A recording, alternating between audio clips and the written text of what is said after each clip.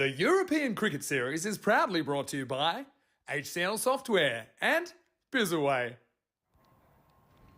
Well, good morning and welcome to Prague for this European Cricket Series from Czechia. And match number 42 between Prague Spartans and Prague Barbarians. And should be a very, very good game. We're going to have a look at what happened yesterday before we get any further. There's beautiful conditions here in Prague again. Slight breeze just to cool things down, not too warm. Yeah, bit of high cloud, but fantastic conditions for cricket. I was talking about good cricket yesterday. It was fantastic. We had some big hitting towards the end of the day and a couple of very close games. And I'm sure we'll have much the same today. Prague Barbarians against Spartans is the first game up. and we'll see the coin toss in a few minutes' time after the recap of yesterday's play.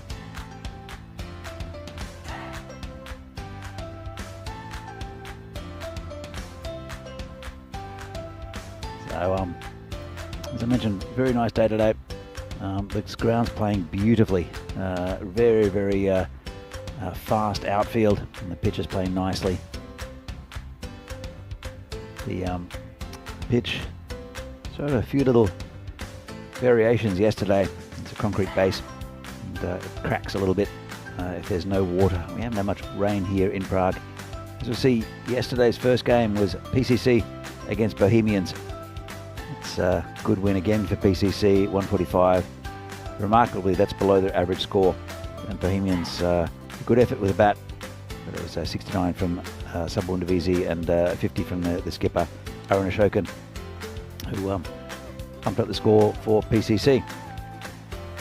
And afterwards, we had Tigers and Bohemians. Bohemians with a good win. They're well in contention for that one of those top 4 spots. Tigers are right down the bottom of the table, just hanging in there by their claws to the chances of getting that top 4. It'll be for finals Friday, this Friday. Not too long to go. So in match number 39, Prague Tigers against PCC, and pretty one-sided again. 87 reached the Tigers, and Himmler Rongdi with nice 28, and then good score from Vikramasengas and Divisi Tomar also contributing. They got the runs in just over 6 overs. And Barbarians Bohemians, another really good game. Bohemians with a comfortable victory in the end, with some good batting from Sahid Mahmood and Sazi Buyan.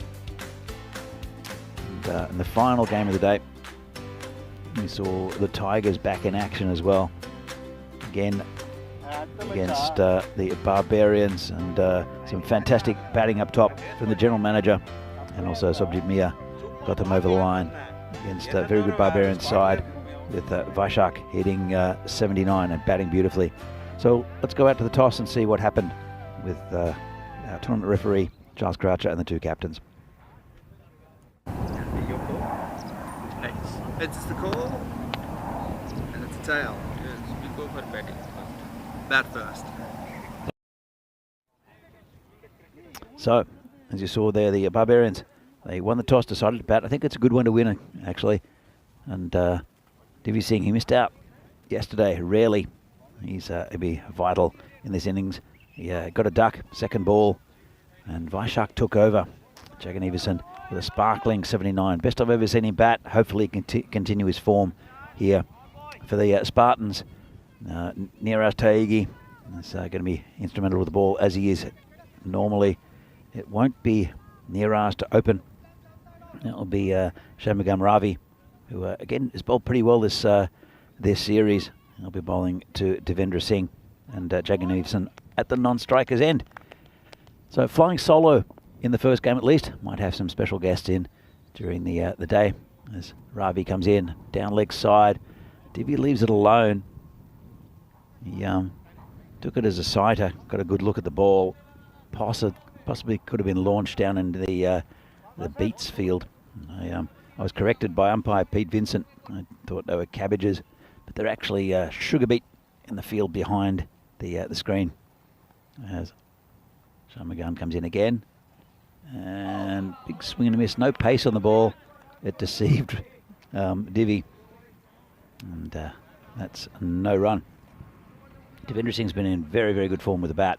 It is a 2-week tournament, so sometimes form fluctuates, and so we'll see how he comes out today.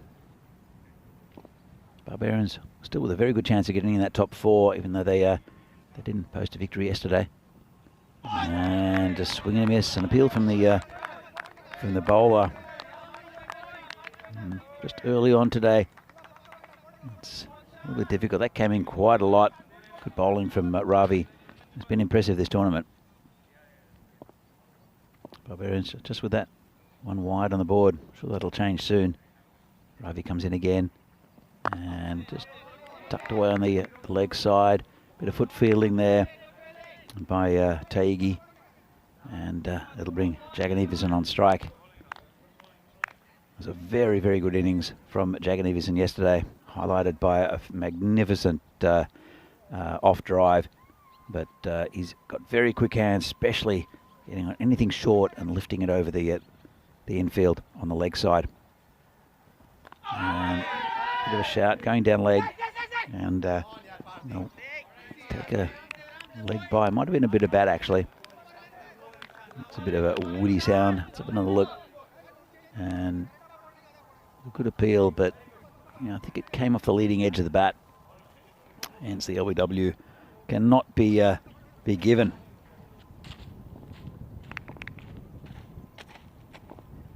With still a couple of balls left in this over. Been a good one. And hit out into the covers. No run. Again, nice and tight there from Ravi. Hi to folks in the chat. Hi to Nick Devonshire. So Twilight and Wayne. Good to see you here early in the morning here in Prague.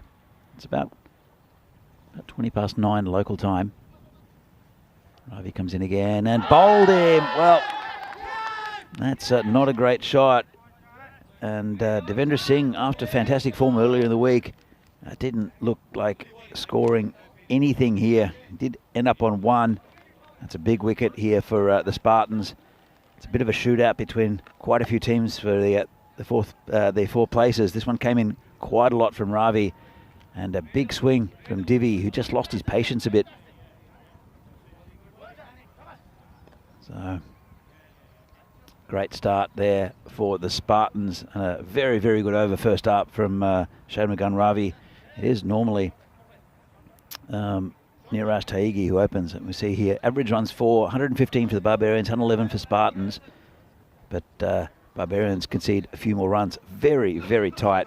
The expected score, you can disregard that somewhat because it does take in past tournaments. And that's not very relevant in these in this one, with the outfield being so quick and so much faster than it has been here in Prague in previous years. The new bowler will be Prasad Ramachandran, who is again going to keep the pace off. This has been at the point for no run.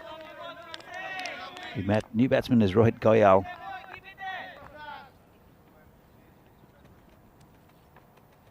Barbarians, they'll want to win, but I think Jagan Everson's the key here now, with Devendra Singh back in the sheds.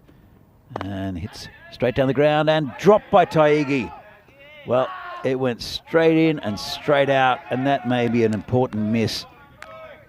He scored 79 yesterday, and that one, he just hit the half volley straight to Taigi. Couldn't hang on to it. It's a lovely shot into the covers, but he's hitting fielders at the moment. Well, chance for a run out. He'll be gone. Goyal just not responding. Jagan Everson taking off for the run and just jogging it. Made it easily. There's no communication with Goyal, and he's gone for, I think, a diamond duck. Have another look. Don't think, Goyal might have faced one in this over, I think. Let's have a quick look at it, but disastrous running. Hits it nicely. Goyal just ball watching. Jagan Everson, he's jogged it down to the other end. Goyal would have made it easily. And that's another wicket and a bit of a disaster for the Barbarians. So we've lost the scoreboard temporarily. But Barbarians, there's not a great start for them this morning. They are 3 for 2. And we're into the second over. So the run rate's terrible. And the fact that they've lost 2 early wickets, including Devendra Singh, is even worse. Bowler comes in again to the new batsman. It's the captain, Vamshi Madashetty. And that might have been close as well. They're finding fielders at the moment of the Barbarians. Let's have a look at this. And if it hit, would have been gone. If the keeper would have taken it, it would have been gone.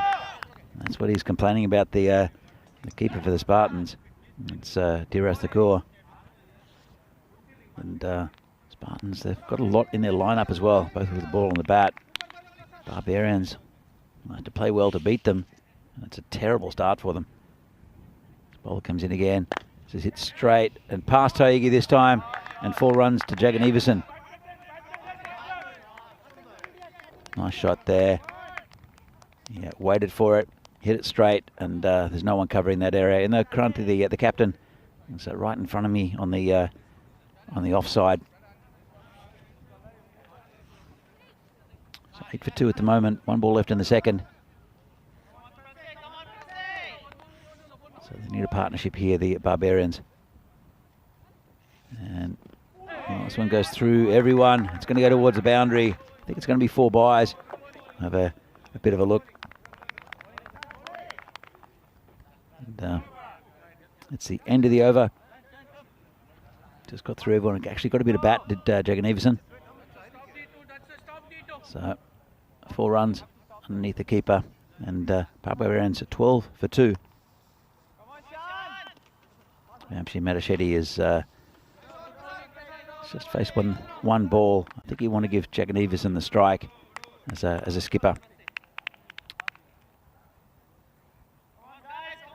So the Barbarians decided to bat, and I think logically it would have been a good way to go in this game, but it's just not been a good start. That run out from of Rohit Goyal of his own making, just ball watching instead of listening to his partner. This one's off the pad, down the leg side. Would have been a wide. Just put the outside of the pad and no run.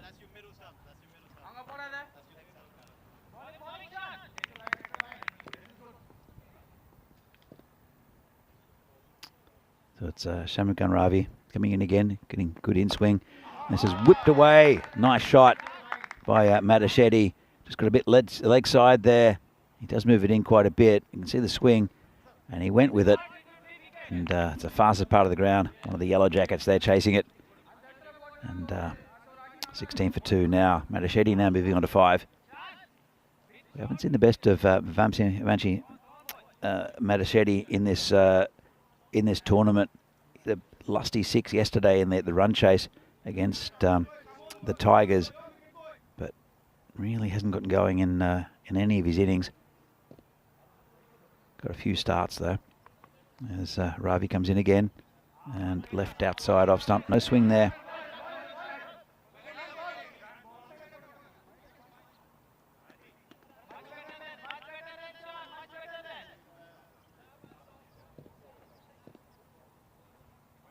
Matachetti comes in again, and again I think he's lost that swing. And another wide there, outside off stump. So these balls tend to swing quite a bit, and especially early on. Normally there's a bit of a breeze that comes from left to right here. It does vary in Prague. So Vinny Sandhu's in the chat. Let's have a look at this. This is high in the air. Player coming around and takes a catch. Well, Matachetti, he got that boundary, but then lost his wicket. There's only 2 men out because of the power play. He managed to pick one out. It's a really good catch out there. And it's Sandeep Kumar. He made a lot of ground and took it comfortably in there and did all the hard work. And as you can see, really comfortable catch in the end after making the ground, got really steady with it. And Barbarians have lost another wicket. To my friend Vinny Sandhu in the chat. And we had a dumplings night last night, which was pretty great. Vinny Sandhu eating a couple of hundred dumplings, it seems. Just kept on ordering them, and just loves it. And it was pretty good, though, I've got to say. Went out with some of the team. And, it was a very pleasant night out. As Ravi takes another wicket. It's been a really good opening spell here from Shanmugam Ravi. He's taken 2 for 9. He's got 3 balls left. 3 balls left to the power play. And Michel Manet is the new batsman. And he's batted pretty well throughout this tournament. He'll want to go on with a bigger score there. And again, they need a partnership. Ravi comes in again and just poked down through the to the third man area. It's going towards the boundary. Might even get there, you know, had it, and it has. Just a little prod. Shows you how quick this ground is. Just pushes it. And the chase was on. Sagar, he's not the slowest on the field, is Sagar, and he couldn't catch up with it.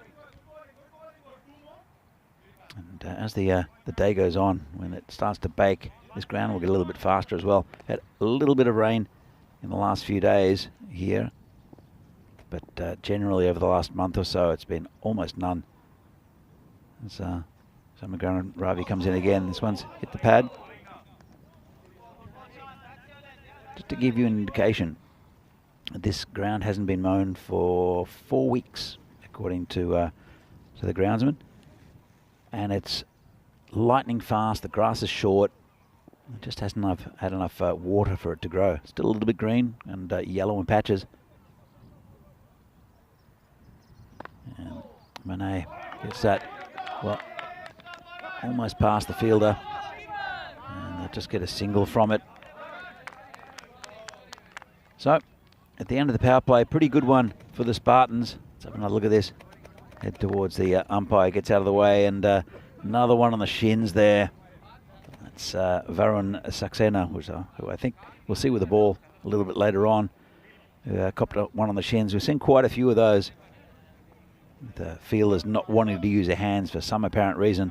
As we see here, 3 off the first, and 9 off the second, 11 off the third. But have a look at those wickets. 1 wicket in the first, 1 in the second, 1 in the third. So they're getting pretty consistent wickets. The Spartans. And they'll continue with spin with Prasad Ramachandran. But a really good opening spell there from Shamagan Ravi. 2 for 14 off his 2 big wickets as well. And that's called a wide. There's been a few wides actually creeping in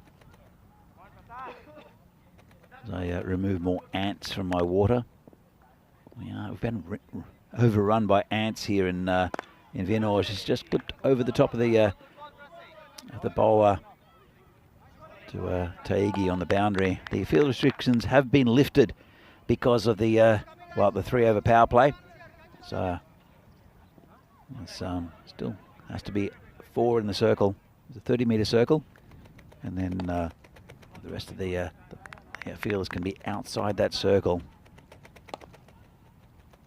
There's a bowler again. Full toss there, and finds a fielder.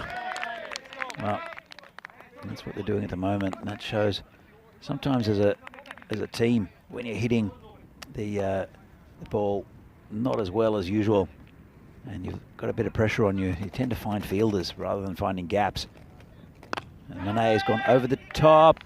Well, no gap needed there. He's just blasted over the long on region for 6. Nice shot by Monet. You can see he's got good power. Safe shot too.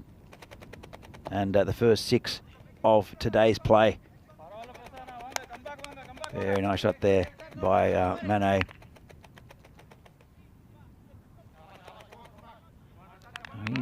He's had good starts as Monet, and he's scored at a very good strike rate. Just hasn't quite gone on with it. And it's a good ball. Swing and a miss.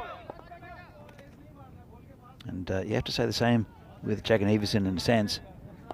Until yesterday's innings of 79. It was brilliant from him in the final game of yesterday's play.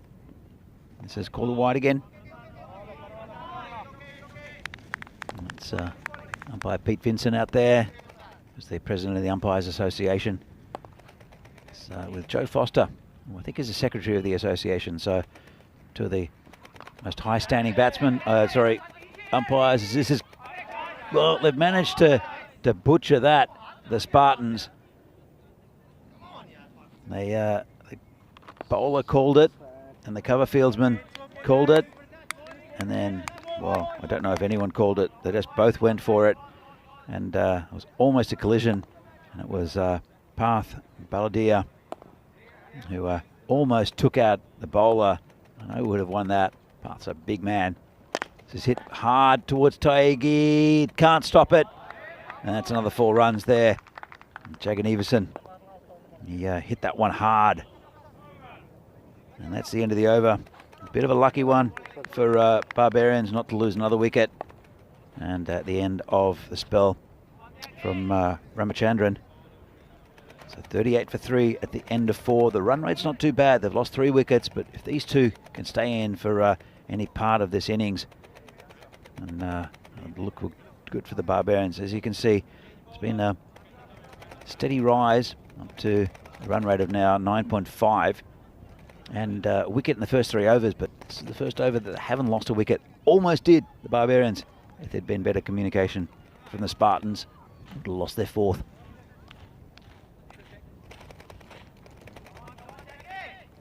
So Taegi is going to be the new bowler.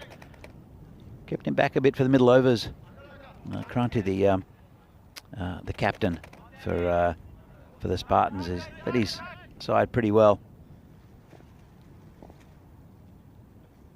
Taegi comes in, and this is hit over the top by Mane. There's a man out there, won't reach it. One bounce over the rope, and that's 4 runs.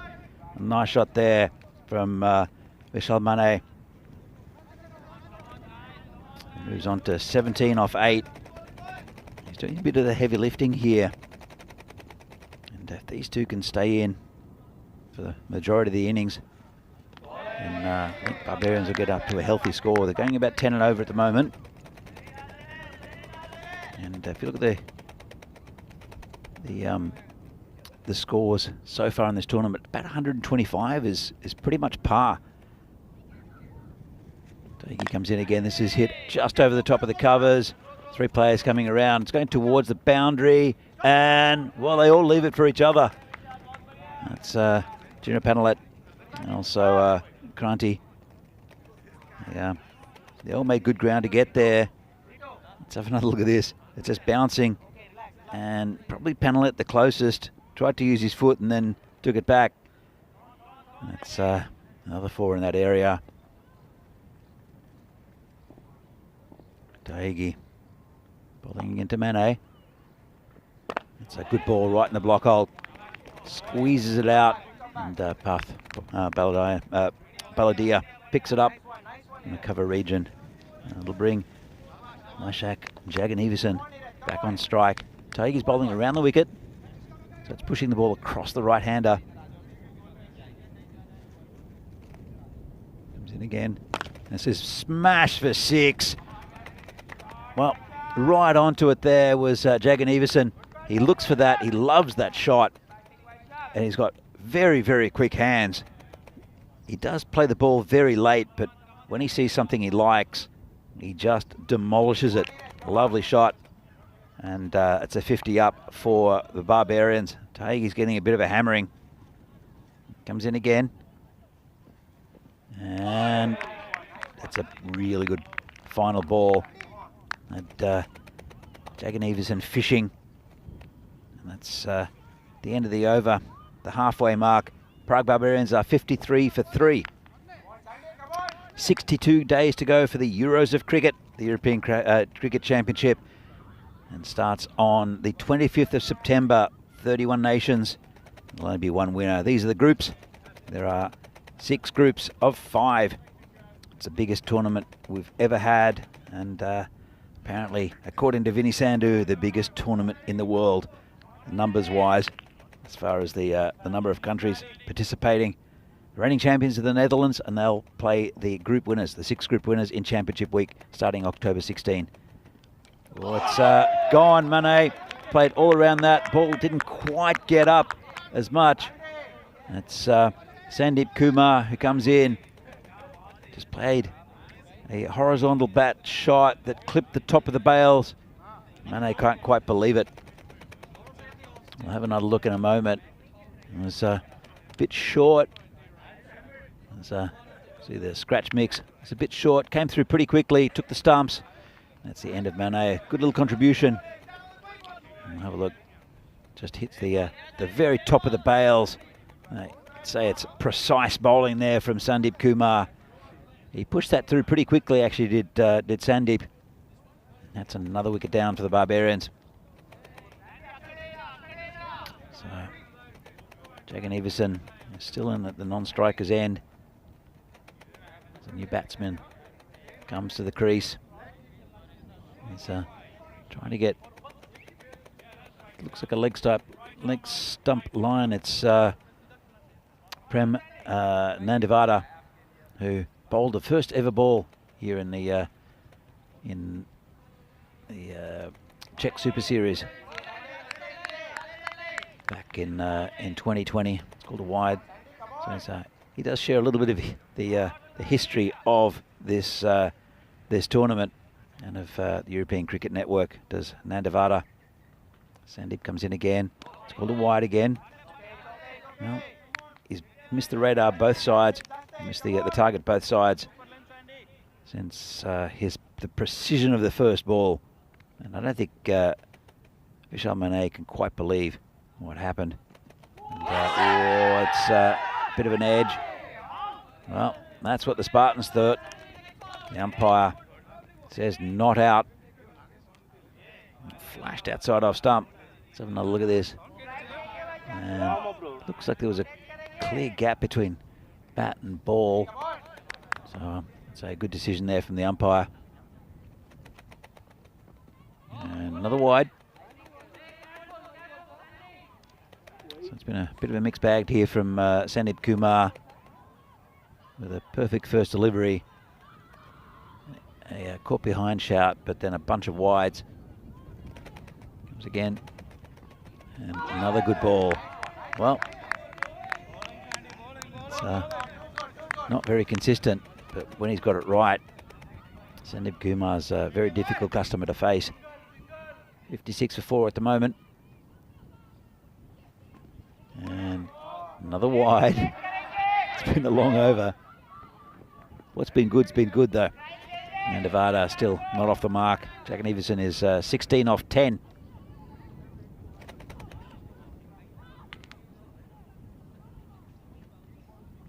See, still 3 balls left in this over. Seems like it's been going for a while. This is just over the top of the man at fly slip. And that's 4 runs for Nandivada. Let's have a look. Just off the toe end of the bat. No chance for that the fielder. Nandivada gets his first boundary. Travelling okay. Lost 4 wickets have the Barbarians. But again, a little partnership here. Give Jagan Everson the strike. He's only faced 10 balls. Sandeep Kumar. It's been a strange old over. It's either been brilliant or a wide. That one got a bit lucky as well. Could have gone to the man at fly slip. Seen that position put into play quite a lot. This could be gone. Umpire says no. I think it was going down leg. Very quick decision from the umpire. Let's have another look. And came in a bit. Probably hit him in line, but was going down leg. Good decision from umpire Pete Vincent. And this one's right in the block hole. Again, a really nice delivery to end up this over. It was just a bit of a mixed bag. With some loose bowling, but also with a very good wicket of Vishal Mane right up top. So after 6, Prague Barbarians are 64 for 4. Going about 10 and over. I want to increase that. As you see the scorecard with Devendra Singh going for 1. Vishal Mane, good contribution, 22 off 12. Jagan Everson's still there, 16 off 10. It's been 13 extras already, including 9 wides. So it's not been very disciplined from the Spartans and has pumped up that score a little bit. Maybe Jagan Everson will be facing against Varun Saxena, who's had good patches with the ball. He has been spanked by a couple of teams though. So we'll have to see what Jagan Everson does. He's in a position where he's got 4 overs left. He doesn't need to take too many risks. He can still get this score up to about the 120 mark. But he'll have to bat well. But Saxena, you won't want to drop it too short. You won't want to get it too straight. And let's hit the pad. outside leg stump. No appeal from the keeper or the bowler. I think there was an appeal from long off. Jagan Everson, well, that one is not out. They get a leg by. He's missed out again, I think, as Jagan Everson. He waited on it. Let's have another look.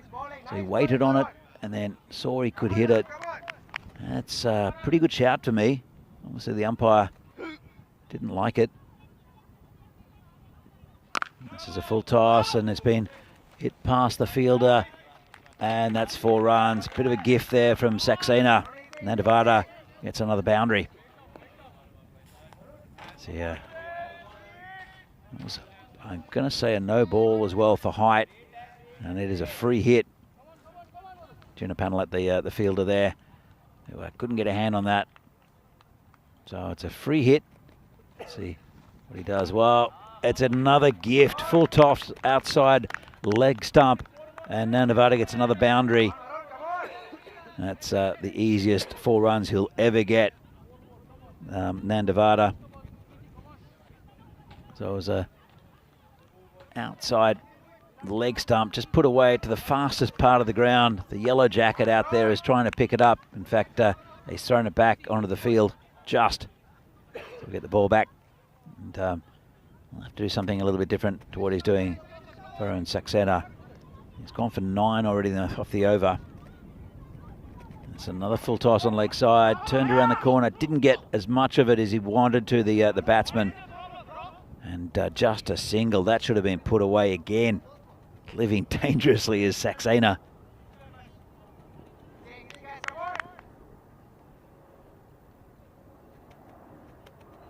Comes in again and charged a bit there. Didn't get hold of it, did Jagan Everson.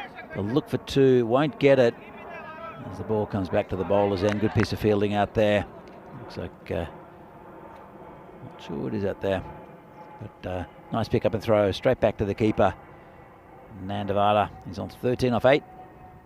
And another one down leg side. Called a wide. He's got away with a little bit, Saxena, though, in this over. It's been a bit scrappy. We'll probably get a wicket here, though. Tends to be what happens. And when you get overs like this, it'll be a rare good ball. I got away with it there with a dodgy inside edge, the batsman. And they come through for a single. So that run rate, they keep on hovering about that 10 and over. That was 13 off that one, but Prague Barbarians after 7 are 75 for 4. As we see here, this is the squads for the ECI Czechia coming up this weekend, starting on the 29th. And there's some good players for all teams there. Czechia, Cyprus and Greece. And I see some favourites from the Cyprus and Greece series coming up. But Czechia, they've named a very, very big squad. And they'll narrow it down, obviously, towards the end of the tournament. One name that won't be there is Venki Margashayam, who injured his hand fielding a couple of days ago. As Madaretti is the new bowler. He's pretty reliable. That one got a bit leg side, though. And Nandavada's hit another boundary. And the bowlers, Margaretti, Sagar is he's just put it on leg side. Too easy for Nandavada, who's mounting a good little innings here. Sagar have to correct this a bit. He's been a very good bowler for quite a few clubs during the years, has Sagar. Very experienced player. And again turned away on the leg side. That's another 4 for Nandavada. Likes that area. And Sagar, he's swinging it in. He's angling it in. And he's got very little protection on that side.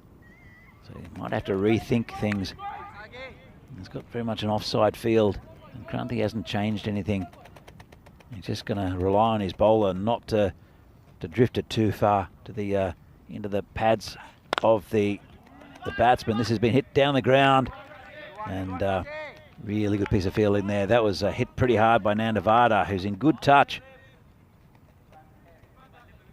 It was Kasi Balakrishnan, who we'll see with the bat a little bit later. He's had a good tournament. As Kasi Sagar comes in again. And a big swing and a miss there from Jagan Everson. That's a better line and length there from Matt already.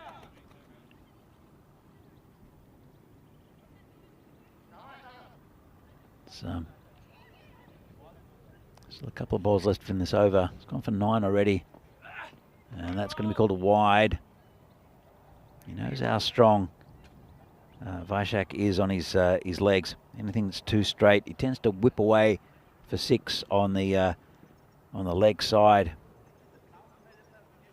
It's 14 or 17, not as fluid as what we saw him yesterday. But that's a nice shot over the top, and that's going to be 4 runs. Nice cut shot, just a bit short and wide there from Sagar. And right onto it with Jagan Everson. Nice shot. Another 4 runs to the total. And a bit of foot fielding finally from the men in yellow. We thought they'd stamp that out. They've gotten much better. The men in yellow doing a good job retrieving balls. This one's hit down to third man. Oh, it's gone straight through him. Well, that's a bit scrappy there from Shanmugan Ravi. He got right down to it. Let's have a look at this. Just prodded down, right behind it, and straight through that long barrier. Well, it's been an expensive one from Matt already. He's gone for 18. Prague Barbarians now 93 for 4. They're mounting a good score on the back of some nice little partnerships. Vaishak has really anchored this innings. But good contributions from Nandavada here and also from Vishal Mane.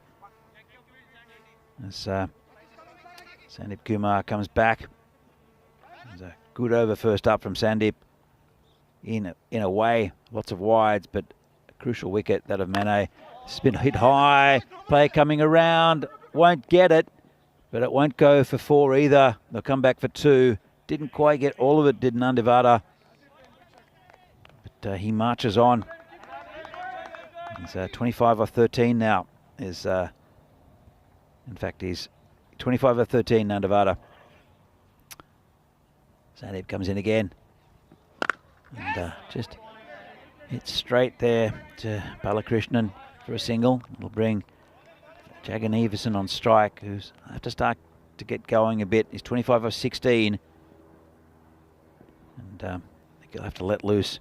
It is the 9th over. It does all happen in the 9th. And this is a bit of rubbish there from the bowler. Kumar, full toss, just 4 runs. But too easy there for a batsman of this class. Smashes it onto the leg side as the man in yellow walks another 50 metres to fetch that one.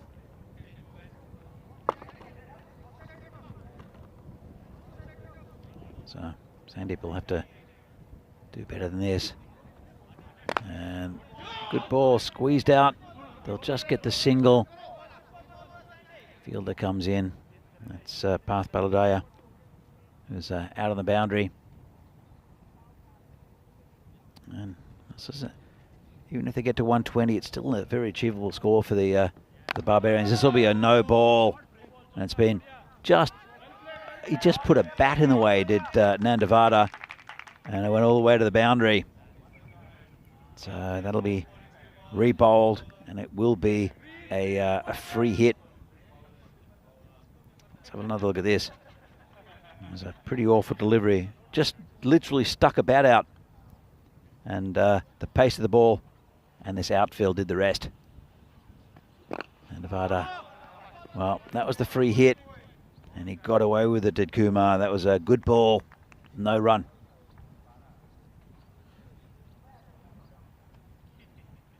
Comes Kumar with his final delivery.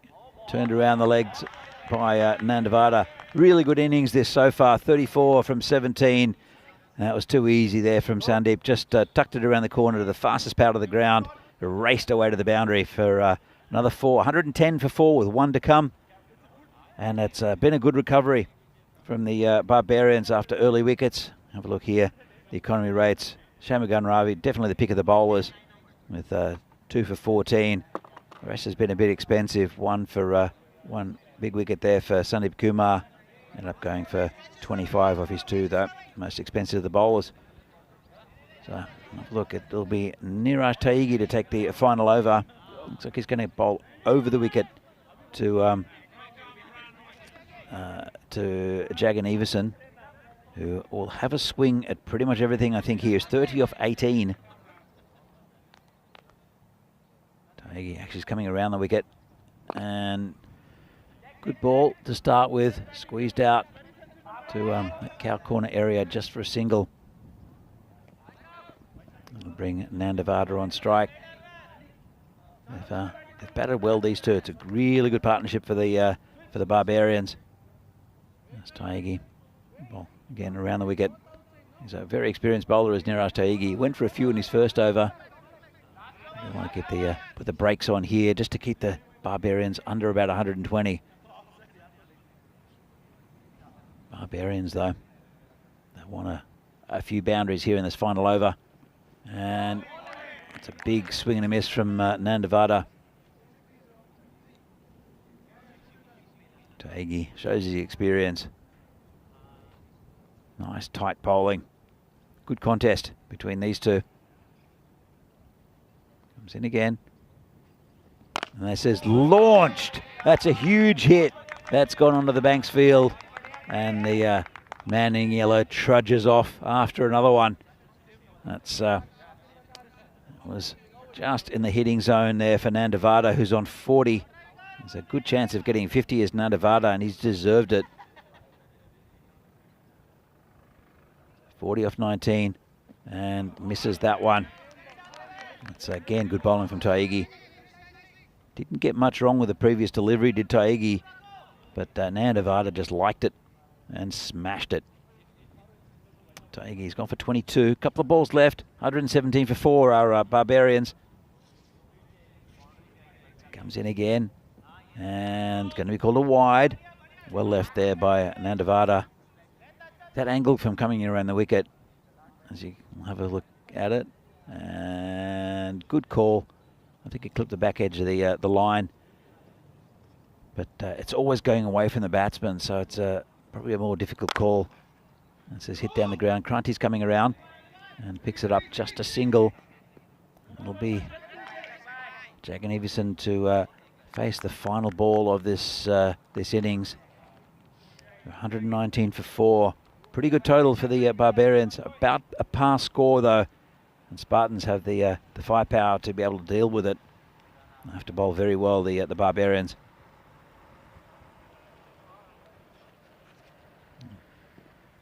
Taigi, he'll come. No, he will come around the wicket still. Final ball to Jagan Everson, who would like to try to smash him on the leg side for 6. Let's have a look what happens. Well, it's a good ball from Taigi right in the block hole. They'll look for 2, I think. And they probably get it. And they do comfortably in the end with their throw rolling low. And that's a pretty good total of 121. Losing 4 wickets there, the Barbarians. They lost a couple early, including their main batsman, Devendra Singh. But good contributions along the way. Vaishak, he batted through the innings and held it all together. And it allowed Vishal Mane and also Prem Nandavada to build innings around him. So, let's have a look at this. That was really good bowling there. Straight up from Shanmugan Ravi, and the big wicket, that of Divi Singh. And that was a costly drop. That was Jagan Everson, who was out. This was the quite comical run out.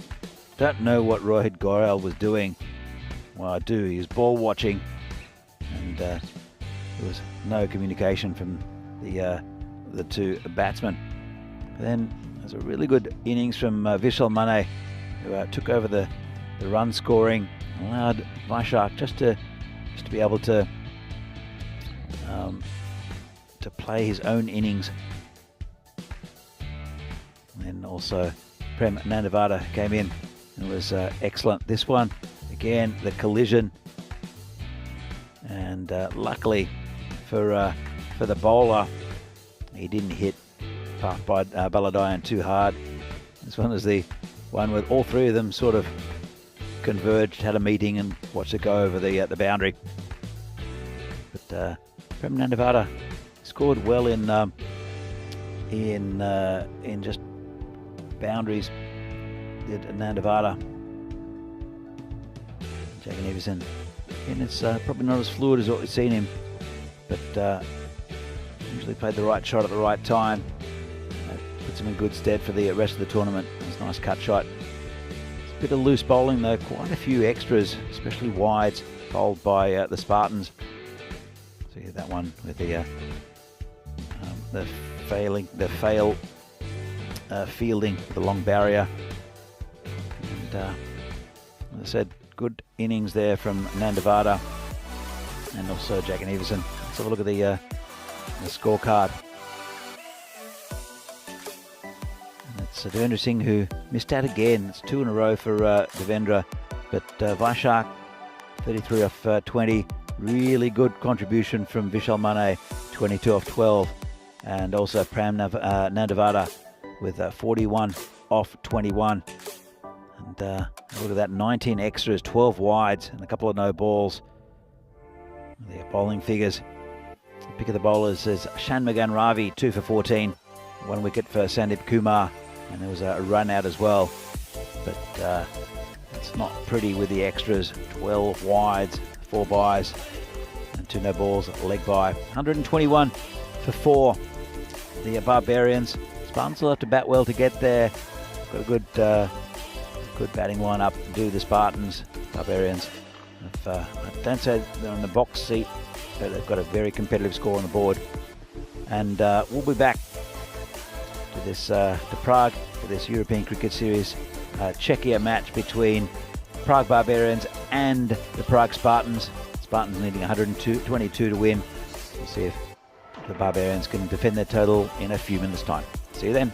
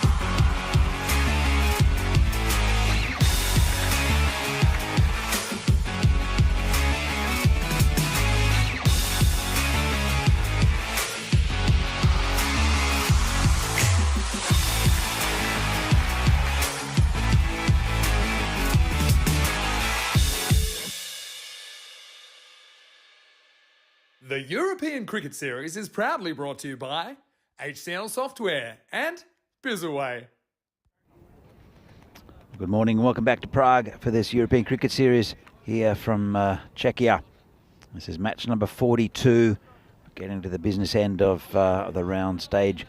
A match between Prague Barbarians and Prague Spartans. Very important for both these teams to get a win, to continue their hopes for the top four. So it's the two batsmen who'll be facing for the Spartans. We'll find out in a moment. It will be Kranti, the skipper for the Spartans, who'll open the batting. It's in the non-strikers end. Looks like their keeper Diras Thakur, who's batted pretty well earlier in the week. Very tall figure of Diraj will be facing the first ball. It will be also Tripurari Kanyalal will be bowling the first ball. Had a bit of a shocker yesterday against the Tigers. Got taken out by the general manager. 43 from his 2 overs. And he's a very good bowler, is Tree. So see how well the Tigers went in that game. We'll see the first ball of the second innings of this one. Good ball straight up. And Kranti rushes through for a single. I've been joined by a special guest in the marshmallow for the second innings of this game. Venki Magashayam from Vinaradi is here with me. Hi, Venki.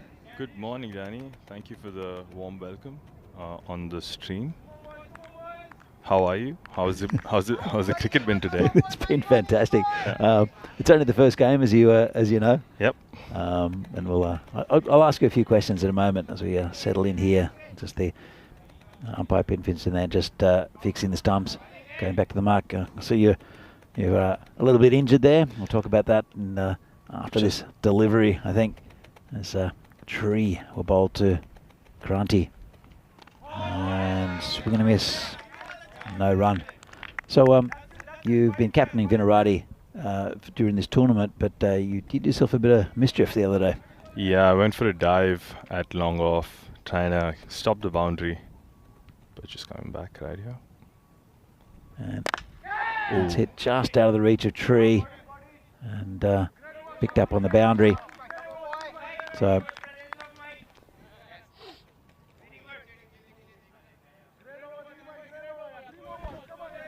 and Tree will now be bowling into Thakur. And that's going to be called a wide. Close call that, Danny. Yeah, I think so. He does tempt that line sometimes, does Kanyalal. So what did you do to your arm? Yeah, just coming back. Well, Divi likes it. It's going to go back to a replay. We'll have a look at the replay in just a moment. But Devinder Singh likes this. Let's have a look at Thakur. So he's moved slightly out and he's moving back and he's just inside. Just in. Wow. Just rolled his foot back. Good work there from Devendra Singh behind the stumps. But not out. Also really good work by Dheeraj there to quickly get his foot back into the crease, aware that there's that stumping coming in. Absolutely. There wasn't much to play with either. He just rolled his foot back.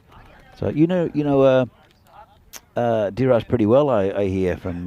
Yeah, absolutely. He and I go back to film school. He was there a year after, I think, after I finished, or maybe a year when I was there, like a year lower. And we spent a lot of time together on projects and worked together on different crews. So he's hit nicely. Nice shot that. Very nice shot through the covers, 4 runs. Let's just pick that gap. Really nice shot there from Dheeraj. Yeah, so you worked in film projects with him. Yeah, like we were in school together. We were students and we had to be on crew for each other. Three coming back here. Ooh. Just pushed out to, well, a bit of a overthrow, but good backing up there by the Barbarian fielder there. He's about 10 metres away from from Divi Singh, and he launched it over him by quite a while. Did Pram Nandavada, who I think batted very well for the Barbarians.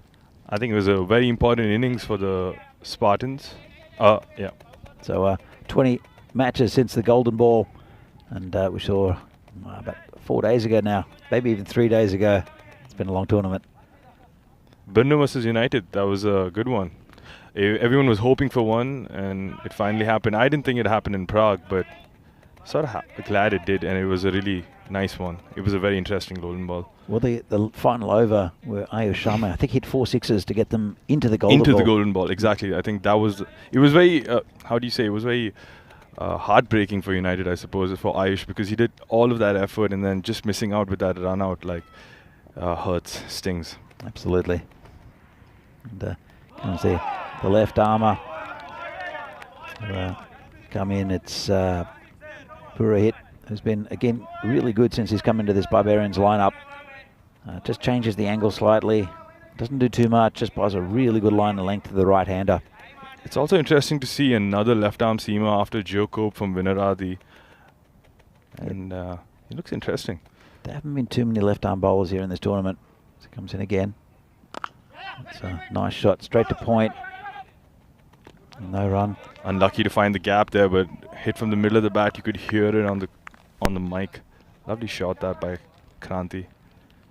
So Kranti's a very good batsman. I love watching him bat when he's in full flight. Haven't seen the best of him in this tournament yet, though. But it's the right time for him to star. It's called a wide. So Venki, you've been doing quite a bit of work around the ground to prepare this facility. What's your schedule? What do you do? Well, it really depends. I mean, it's been like a lot of lead up to this event, and we've been taking it in phases, and always, it's like almost like a 3 or a 4 week phase where... Oh, this is smashed on the leg side. It's high in the air. Should be 6. It is 6. Yeah. Lovely shot there by Kranti. Completely swinging it and getting it for a maximo. Yeah, it's he's very fluid. He very rarely looks like he's working overtime, does Kranti. His shots, he uses just good economy with his shots. Doesn't overhit anything. And that was a nice shot for 6. I actually have heard that. I've heard you say that before in the comms, and it's really true, Danny. I think there is that. It's like he's not putting any effort at all, but it's still going all the way for 6. It's very fluid to watch. It's very nice. He's one of my favourite batsmen to watch when he's really going. Is Kranti. It's another nice shot. That's when he finds a fielder. Once again in the over, gets it off the middle of the bat, but unlucky to not get 4 runs for that. When he's in form, like when he's really batting well, he must be really hard to bowl to, because he can hit to all parts of the ground. He's got really good technique. And so, I mean, he's 7 off 6 at the moment. So you can see things that are not quite there yet. And that's a nice ball. Again, hit down the ground, back to the bowler. So coming back to the ground and the prep for it, so I think in the 2 weeks prior to the event starting on 17th July, we got a lot of the work done in the second last week, where it was just like making sure that the ropes are in. We have all the equipment. Purohit coming in here. Last ball. It's a good one too. So at the end of the over, it's been a really good over by Purohit here. A really good over. Yeah. He's been, as I said, I think he came in the last few days of this tournament. He was not here for the first couple of days. As we see the standings at the moment, and 5th and 6th at the moment, Barbarians and Spartans, but Barbarians have only played 9, fewer than any other team. So they've got a good chance of getting to that 4th spot. It's very competitive between Brno United, Barbarians, Spartans and Vinaradi look like they're on the cusp. Same with Tigers. So, and I'm sure I'm missing out Bohemians as well. But Prague PCC have really cemented their top spot. I'll see them up against United in the next game, which would be a really good matchup. Yeah, absolutely. Like The ground, I mean, again, Danny, just the ground. It's been a lot of team effort, I have to say. It's just not been a solo effort by me. There's been Dan, Phil, me, Joe, all of us who've been involved and trying to get the ground ready for this event. This tree coming in. Trying to use his feet well and get 4 runs. over the top. 4 runs. That's a nice shot. Just moves across, changes the angle, and that's a really nice shot by Kranti. Yeah. So the what's involved in preparing the ground? Well, you need to make sure you have all the materials for the event, and for example, paint, spray paint, ropes, a bunch of random stuff sometimes because you can't predict what could go wrong when. Three coming back in here for the 3rd ball. Kranti again moving across the crease. Tree saw him coming. Just a single. Quick single that. They know that the fielders are on the 30-yard circle, so they can easily sneak it in. So good stuff here, getting the boundary and the singles in the over. Yeah, good awareness here from the Spartans. They're a talented side, the Spartans, and this is hit well by Diraj. That'll be 4 runs on the leg side. Again, just to use his feet well. Moved across, and maybe a little bit over pitch. Not too much wrong with the delivery. That's a really nice shot there from Diraj, who looked good early in the week. He hit, I think, a 42 odd, and looked very good. Nice flick of the wrist that by Diraj. Getting 4 runs for it. They need about 13 and over. They're a little bit behind that rate at the moment, but they still haven't lost any wickets. These two are looking pretty good. I'm saying that was slightly missed time there from Diraj. Kranti looking for the second, but it's not on. So there's a lot of preparation going into tournaments like this, especially with the ECN coming to town. And you always have the issue of cutting the grass, but fortunately, or you could say rather unfortunately, this is just bunted back to the bowler for no run. Yeah, so unfortunately here in Prague, we've not had that much rain as we would have liked, and that's always the case during the summer. But even last summer, there had been quite a bit of rain, so it was still a little more plush, and we had a lot more grass cover. And you could say that the runs weren't as much on this. The run rate was a little low, and you could see that from the stats provided by the ECS crew, and that's one of the things. So if you got to know when to cut, when not to cut, and unfortunately we didn't have that. So that's one of the other problems we always have, Danny. So with not having that much rain, I guess that's out of the way. And then it just generally comes down to having the lines ready, having the 30-yard circle marked, having the boundaries correctly spaced out, making sure they're evenly 50 all around the park. Well, this is a fairly new ground as well. I remember that the very first ECN we played here, it was just almost completed when we started play. As Purohit starts again. This is hit over the top. Player going back and takes a catch. That's the end of Diraj. It's a pretty good innings, but Purohit strikes and caught at 3rd man there. Purohit deservedly getting one for his efforts here. Slightly wide of the off stump. Diraj goes for a slice, you could say, or for a slash, trying to get it a little off from the fielder, but gets it straight into hands. Good catch there on the boundary. I think that was Kunal, if I'm correct. Yeah. It's he's got lots of tape on his fingers there, the fielder, but a nice catch taken, and the first wicket down. That's needed by the Barbarians just to break this partnership. And in the power play, Danny, so important one, they just broke, just when they were sort of getting a momentum in their favor, they just broke that partnership, rightfully said. Yeah, so just, well, I think it was the first ball after the power play, Venky. Yeah. Oh, sorry, my bad. No, that just relaxes the field a little bit, but they got through the power play, and but probably wouldn't have had a player back there if it were the power play. So it's also a very interesting plan or a line he's bowling at, and the length. It's a little bit of a back length away from the batter, so there's always that fielder coming in play for that catch. But just coming right back to the ground prep, Danny, there's also the other things you see, like the camera tower, and you have the tents put up, and you have the the fences and the branding. So that's all sort of, you need equipment and you need to rent that. So shout out to Dan Casey, who sort of helped us out there with a lot of the planning much earlier, which is also part of the ground staff work, where you can't just expect to rock up a week before, 2 weeks before, and expect these things to sort of fall in place.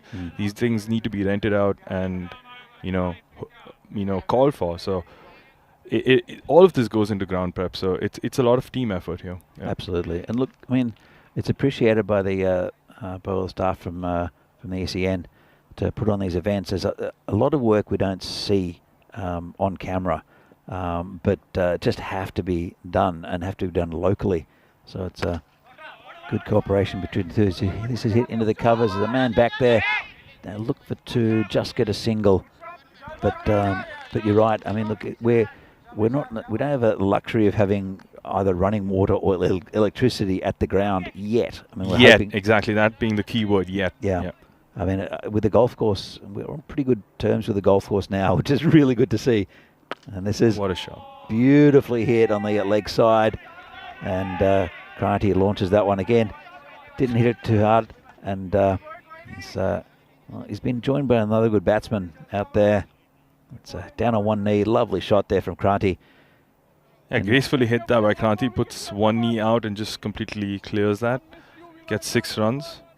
It's just so natural for him. He's just as I said, he's a fantastic batsman to watch when he's in full flight. And I don't think we've seen the best of him quite yet in this tournament. This will be if he bats well, I think cool. I think it'll be a captain's knock today for Kranti. Hopefully. And, to get his team across today will be very important in that qualification scenario, which will be coming up very soon. Because we still have some games left on Wednesday and Thursday where Vinaradi come in and play 4 games, 2 games. So if they manage to get a couple of wins, that could be a little bit of a twist. Let's brew it again. It's a good ball outside off stump, left by Kranti. He's a little unhappy with himself. Balakrishnan is 1 from 1 at the. I think he's got a 1 ball left. The batsman having a bit of a chat. Yeah, Vinaradi have had a bit of an up and down tournament. The first games in the mornings have been absolutely brilliant. Sort of sparkling knock from Sean Dalton with 82, and then the games later in the day have been a little bit rough. This is lifted into the car park. Beautiful shot, right onto it. It was leg side, and just got it wrong. The bowler Kranti straight onto it. And 6 runs. Kranti really capitalizing on that on the second last and the previous ball as well, getting 6 in both cases and just putting Purohit off his line and length. Purohit had really good figures before those 2 shots, and unfortunately not a bad effort, but just hurting his economy here. Getting smashed into the car park doesn't help your economy at all. This is down leg side, caught wide. Kranti putting a lot of pressure here back on Purohit, making sure that he can sort of get more runs out of this over. 6 wide, 1 more ball coming up. What can Kranti do? Keeping them in the game here, Danny, with these 6s, making sure that the run rate's almost there every over. And it's something even Vinny mentioned on comms the other day. Despite wickets being taken for the Spartans, they always manage to keep up with the run rate and make sure they're in the game. Got a lot of talented batsmen. That's a beautiful shot again. That's just leant back on it. And just eased it through that point area.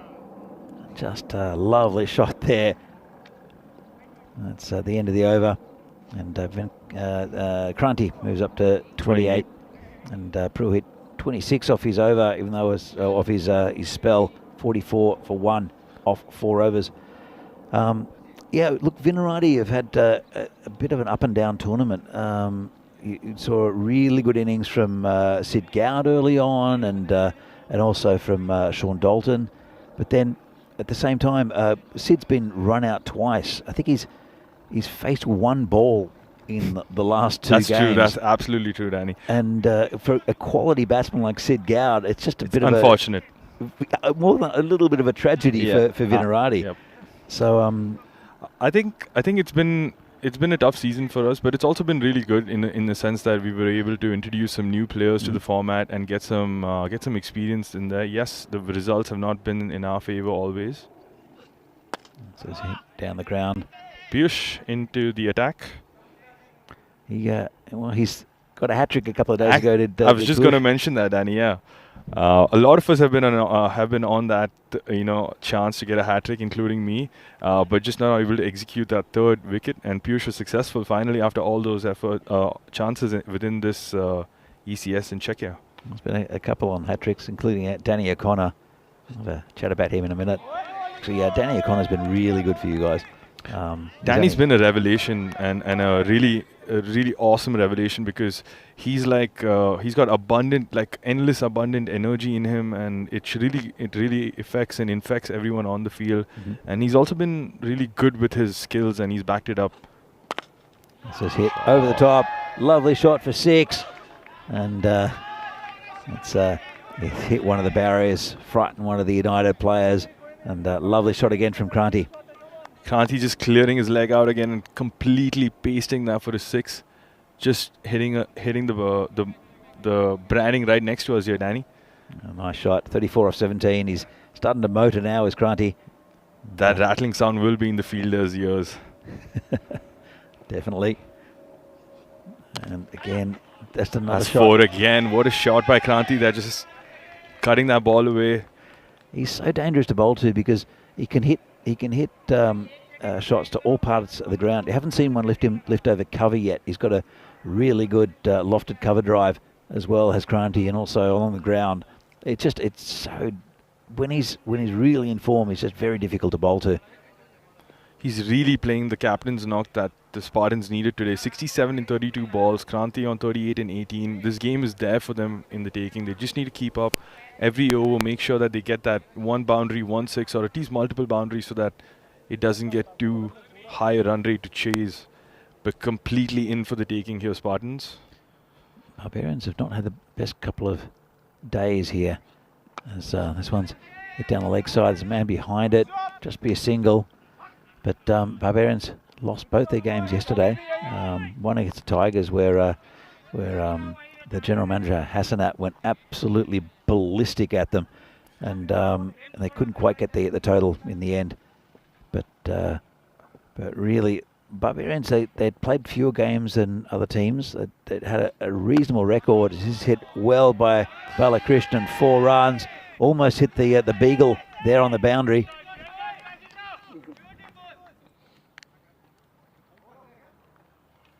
It's Lons with his beagle and his kids. So what's his role now in Czech cricket? Is he president of the association? We'll come back to that in a moment. So tonight in Portugal, Marlow against Friendship CC, double header, and that'll be brought to you from 6:30 here local time. Corey Rutgers with his first night of Portuguese action. A big thanks to Rico Fool for his wonderful work there in Portugal, bringing you that night series. It's been great to watch. So Lons is president at the moment. President of the CHMKS. Sorry, no, he's the chairman, and president is Prakash. My bad. That's a flip. Yeah. So he's the chairman of the CHMKS, the organising committee, the governing body of Czech cricket. So he's an important guy. You don't want to take him out, Kasi, because that wouldn't be a great thing. Did get closer to his beagle. So I don't know the name of his beagle. Do you know the name of his beagle? I actually don't know the name of his beagle, and I should be a bit disappointed knowing that he's also a club member of mine. But we don't get to see that friend of ours too often. So hopefully I'll make an introduction and find out soon. I think I'll have a chat to him as well. Someone's picked up the point. It's Jagan Everson's there, who's probably one of the best fielders in the country. So I wouldn't take on his arm. It's going to be a very important few overs here for the Barbarians and the Spartans, because they would need... Oh, got away with that, did Mane. Both teams would need to accelerate, and of course, one of them needs to accelerate and one of them needs to make sure the runs don't get away from them. Spartans looking at the more tougher job here. Well, they're right on target at the moment. The halfway mark, as this is lifted over the top, could be gone. And great catch. Well, it's a big wicket. They did really well out there. That's Pruitt, I think. And that's Kranti, who's gone. Didn't quite get all of it. Pruitt very close to the boundary, took one step back, looked at the rope and saw he was inside. So that is a really, really big wicket for the Barbarians and for Vishal Mane. Big wicket of Kranti, finally getting that wicket, and fantastic catch by Purohit there, making sure he first caught the ball and then saw where the rope was and not getting too caught up with where the line was. And most people fumble it or, you know, sort of touch the line in that confusion. But really well executed catch and rightfully getting that big fish wicket of Kranti. It's still a captain's knock in my opinion. I think he's given them that opportunity to stay in the game and go for the chase. I think without that knock it would be a much uphill task for Spartans. So let's see if Kasi can sort of come in and now play that role that he's been playing ever so often in this tournament for the Spartans, where he's just taken them so close to the line, to the finishing line. And even a couple of days back, Kasi played a blinder of an innings against Tigers where he was just 3 short of the last ball. Yeah, he's been really good this tournament, as has Sagar. I think it's going down leg, but Sagar made already hit a 50 against Vinarati in very short time. I think you remember that one. I'd rather forget it. Yeah, he hit me for a couple of sixes, and I remember that one. Continue. This one's called a wide outside of stump. So yeah, just coming back to the groundwork also, just to finish that thread off. But even during the event, there's a lot of active participation on the ground that happens, Danny. This is in the air, same man, can't reach at that time, 6. And, well, Sagar, he has a lot of power, and that loves to hit the ball hard. And that was a really nice shot straight down the ground. Sagar's really strong in that part of the field, and he can absolutely clear the boundary if it's in that hitting arc of his, and you cannot bowl there to Sagar. Oh, it's 4 runs. Another 4 runs. Too easy. He moved across and just swept him down to the fine leg boundary. Despite the wicket in this over off the first ball, Danny, it's just not coming in place for Barbarians. They need to stop the runs here, or they need to get even more wickets, because at this rate they're giving the chase away. 15-25, looking much more easier for the Spartans. Absolutely, and it's a full toss. And that's going to go to the boundary as well. 4 runs. Well, Sagar's come in and does what Sagar does. He's smashing it to all parts. And well, after a big wicket there of Kranti, it was an expensive over there for Mane, and 76 for 2 with a target of 122. 6 overs gone. Pretty even at the moment. They need a couple of wickets to the Barbarians. So we see their scorecard here. Little contribution there from Diraj up top. Kranti with 39 of 21 was really good. And now Sagar's starting to get motoring. Kasi is a good batsman at the other end as well. I think he's the perfect partner to have in this position for the Spartans. He can definitely take, I think you could say, a lion's share of the strike and maybe go for it. But the way Sagar is also playing, I think you want to give him the strike back here. 46 and 24. I'm sure the 2 batters have spoken in between and they know how to go about this. Yeah, absolutely. Rohit coming in.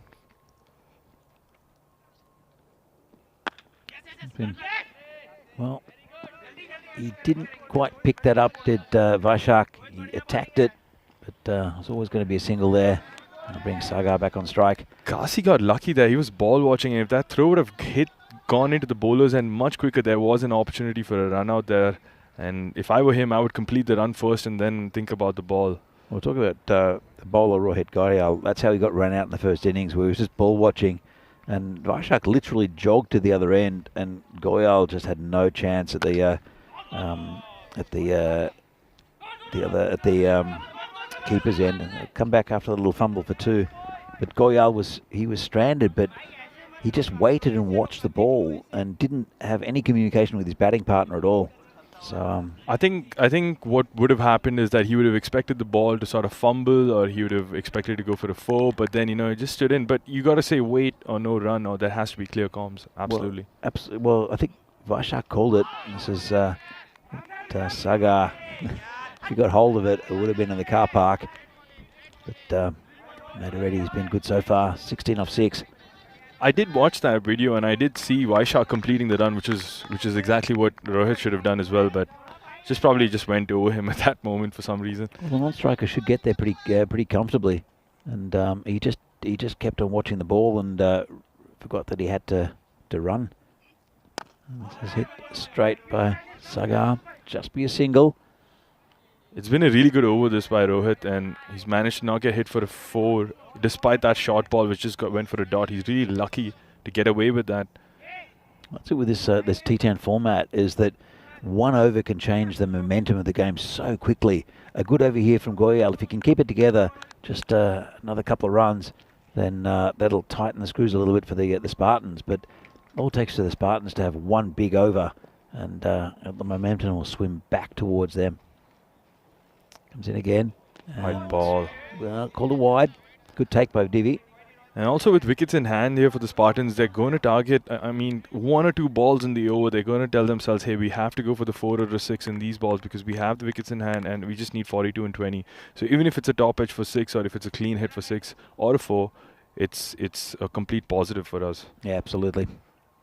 So Goyal held it together pretty well. Still a couple of balls left in this over. Bowling to Balakrishnan. Gets that through the covers. There's a man there. Should be. Oh, they're looking for the second one, and well run in the end by the Spartans. Really good pressure there by Kasi, being loud in the calling, putting that vocal pressure on the fielder, making him fumble possibly because they know that he's going for the batters are going for the double. So good stuff there by the Spartans. Talking about being vocal, you're very vocal on the ground, but in a very encouraging way. And we'll come back to that in a moment. And whoa, pinballing around everywhere then, and a shy at the stumps for no reason by Divi. That's a bit loose by the Barbarians. Bit of frustration maybe, not sure why. They just lost a dot ball to a single, but I still think it's a great over, 8 runs from it. Yeah, well, when you need about 13 and over, let's have a look at this. So it looked like an inside edge. Almost hit the stumps. Onto his foot. Oh, just about. Just pinballed everywhere. And then, well, we'll have another look. So inside edge, and then down onto his leg, off the keeper, and then Divi for some reason had a shy at the stumps. Well, to be fair, Sagar was out, but I think by the time the throw came in, it was just too little too late, and conceded that extra run. And that extra run and all these little runs are going to matter in this run chase at the moment. So here's what's coming up next. PCC, they're 10-0 at the moment, the Machine. They'll be playing United. This should be a really good game. Very talented United side, but up against PCC, who've put Naeem Lala back into the attack, onto the batting. This will be another good game. Still not at full strength, PCC, but still probably good enough against the United. We'll see. United, though, they've really been really good this tournament. As this is hoiked out into the car park. That's a nice shot by Balakrishnan. And Kumar there really just getting a bit leg side. Kasi just, picking up where you left off, just hitting sixes, getting the job done for the Spartans or getting them as close as possible. And with 38, and I guess now it should be 32 to win. Just doing a fantastic job here for the Spartans. Yeah, really good effort. And they have so many batting options. Juno Panalet to come as well. That's true. Bit of movement here for Piyush. Gets a single. The Spartans. There's been a lot of in-swing from bowlers generally, because it's only gentle at the moment, the breeze coming from left to right on screen, and you see a lot of that. But at the same time, with the in-swing, whoa, that's gone through his legs. So with the in-swing, sometimes it's into the batsman's hitting arc, and they'll also be hitting with the wind. So that's why we're seeing a lot of sixes on the leg side. Piyush come out with the perfect delivery there, Danny. I think he'll need 3 more of those to keep his team in this game. Because after that fantastic over from Rohit in the previous one, where he conceded only 8, and you could say 7 if that throw hadn't come in from Divi. Piyush has big shoes. I mean, not big shoes to fill, but he's got to make sure he doesn't concede too much to keep his team in the game. Yeah, absolutely. So 4 runs. It's a dodgy inside edge there from Matareddy. Swung really hard at it. Again, he was aiming for Poland, but he got the fastest part of the ground there, and that's another 4 runs. And well, Still only a couple of overs left. It'll be a tight finish. Could be a golden ball, Venky. How would that be? I mean, that would be insane because it's my first time on comms and it's my first time calming a golden ball situation. Well, it's still a long way to go. A couple of overs, but it's pretty set up for it. Vinny will be gutted. As this, well, that was a bounce that went straight over the fielder's head. Let's have a look at this. It was only one bounce, and there was a slight elevation once it bounced, but I think it was still manageable and just not getting the support from his team here, Piyush. And also a bit unlucky with that inside edge before going down to find leg. And he doesn't have coverage there, despite that in-swing, Danny, which is quite surprising there. It was his skipper too, in Matachetti, as this is going to be cut off down the that deep fine leg. He's pretty square, actually. Yeah, I would say a deep square leg there. Backward square leg. Backward let's square call leg, it backward square leg. Yeah. So, end of another pretty expensive over there from Piyush Kumar. It's very, very tight, this game. Let's have a look at the... well, they've just crept above that run rate.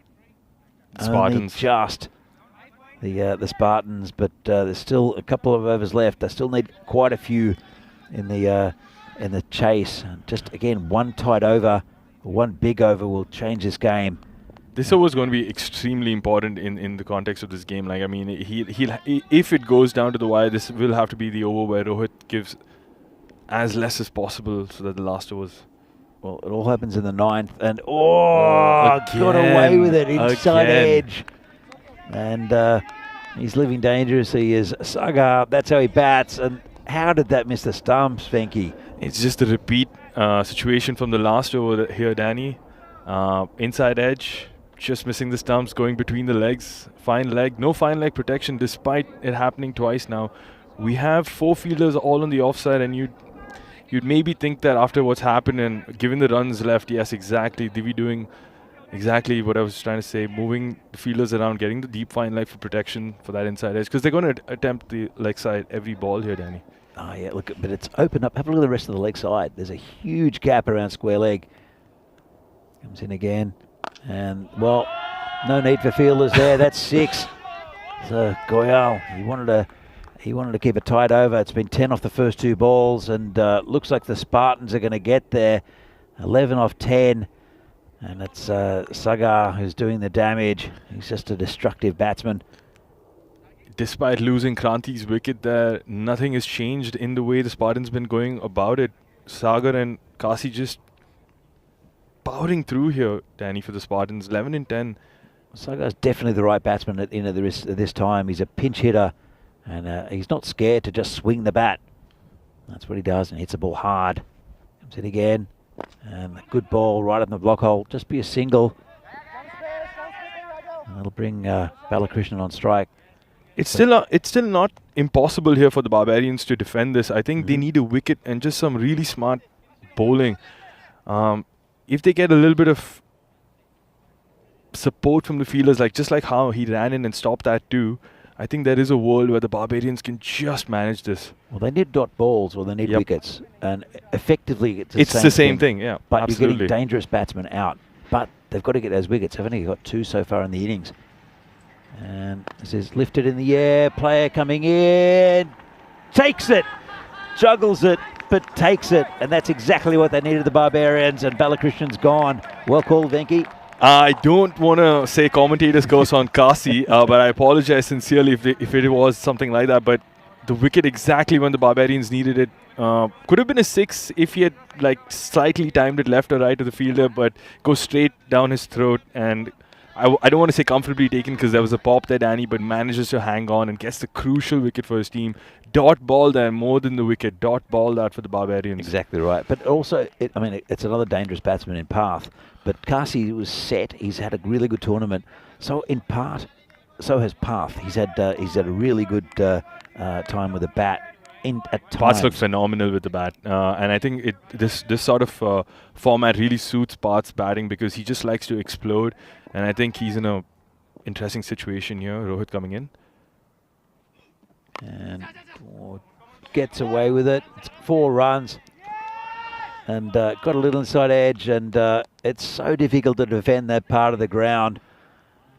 So they've, I think he's a bit fine, that man. This is exactly where it should be. It's tree down there, and that it's a bit too little too late. He's going to go finer again.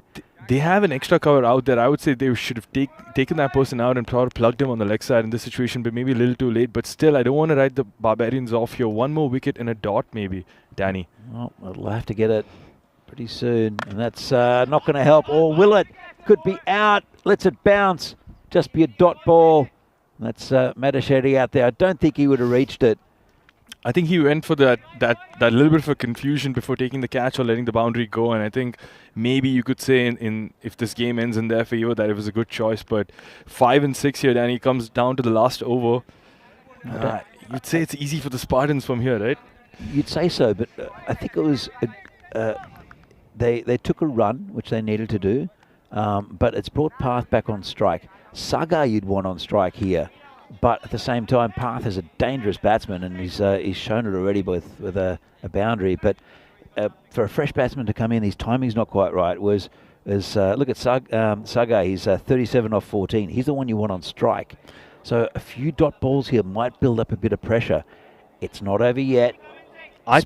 I think you're absolutely right, Danny. But I also think it's not such a situation where you can't trust Path to finish it. He just needs to take a single, get Sagar on strike, which makes it 4 in 5. Agreed. And they can finish it in singles if they need to. They don't need to go aerial. We know how lightning fast this outfield is. We know there are tons of gap, and I think hopefully Path has that in mind while going through this last over. Well, the pressure's on Kunal Mohite, and that's been slammed for 4. Well, a bit too short from the bowler. I think they might have run out of options, the Barbarians. Mohite, we've seen him in the past take the 10th over, and he's gone for a few runs.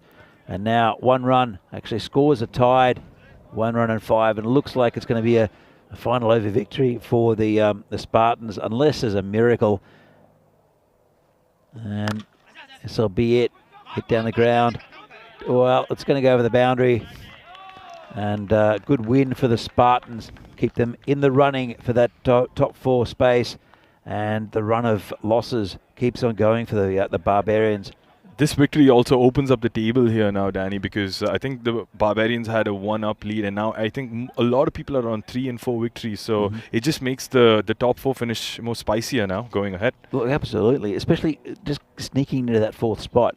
I mean, by the way, United have that 4th spot at the moment, so the next game will also be sort of crucial for the bottom 4 teams to see how it plays out. Well, absolutely. Look, Barbarians haven't lost a game yet.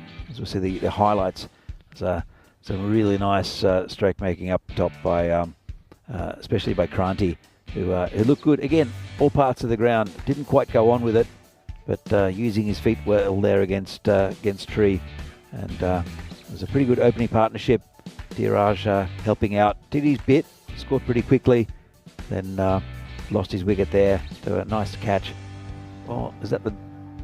That was Purohit's with the bowling, yeah. So we, so I just saw a drop catch there, but I thought that was where he was taken. My eyesight must be going glare off the screen there, Vinky. But good effort from the Barbarians. They were pretty much in check the whole game. Really nice catch out there by Purohit, yeah. And that was the end of Kranti. And at that stage, you think maybe things have changed. But Sagar came in and just, well, does what Sagar does. Yeah, just kept the onslaught going. So let's see, again, just leg side bowling, and you just can't get away with it around that area. And there was really very little cover for that. And I think you got it right. Take someone out from the leg side, as we see another one go down in that area. Probably about 20 runs went down there at least in this innings. And considering how close it was, it's a hole they probably needed to plug. It was an inside edge from I think it was Path, who ended up really hitting the ball nicely towards the end of the innings. This is the final ball, a slight misfield by Purohit. And that was didn't really matter. They'd run 1 already. Big celebrations there, Sagar and Path, and a good victory to the Spartans. So let's have a look at the the scorecard in just a moment. Yeah, it was a really good victory by Spartans, not making sure that the chase didn't get too daunting for them.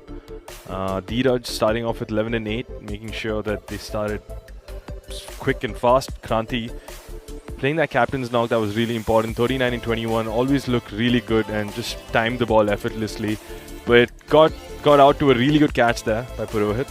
Yeah, look, all batsmen with a good contribution. As you can see, Tree only going for 18 off his 2. Much better effort than yesterday. Yeah, coming back really well from that last 2 games yesterday. But some of the figures there. Piyush Kumar going for 33, and Vishal Mane 16 off his over. It's and Mohite there with, well, it's only the 5 because they took the 1 before the ball went over the boundary. It's also like you said early in the game, Danny. 122 is always going to be a just okay score, and if you can't back it up with the bowling and the fielding, then it's going to be very hard on this field, at least on this outfield. Exactly right. We'll see here Barbarians, really good innings from Nandavada, also Jagannathan with and Mane with good contributions.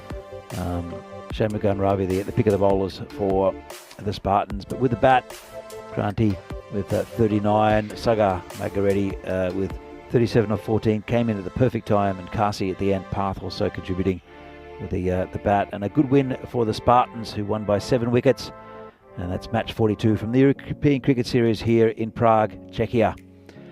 We'll be back in a few minutes' time. There'll be a game which I'm looking forward to between PCC and United. United are such a fighting team. I'm sure they'll fight all the way against the machine of PCC. Back in 20 minutes' time, PCC have won the toss and decided to bat.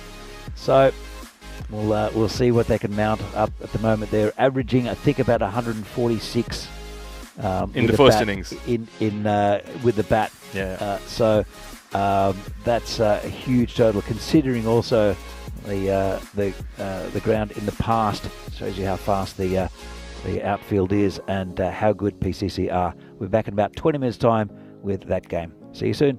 See you.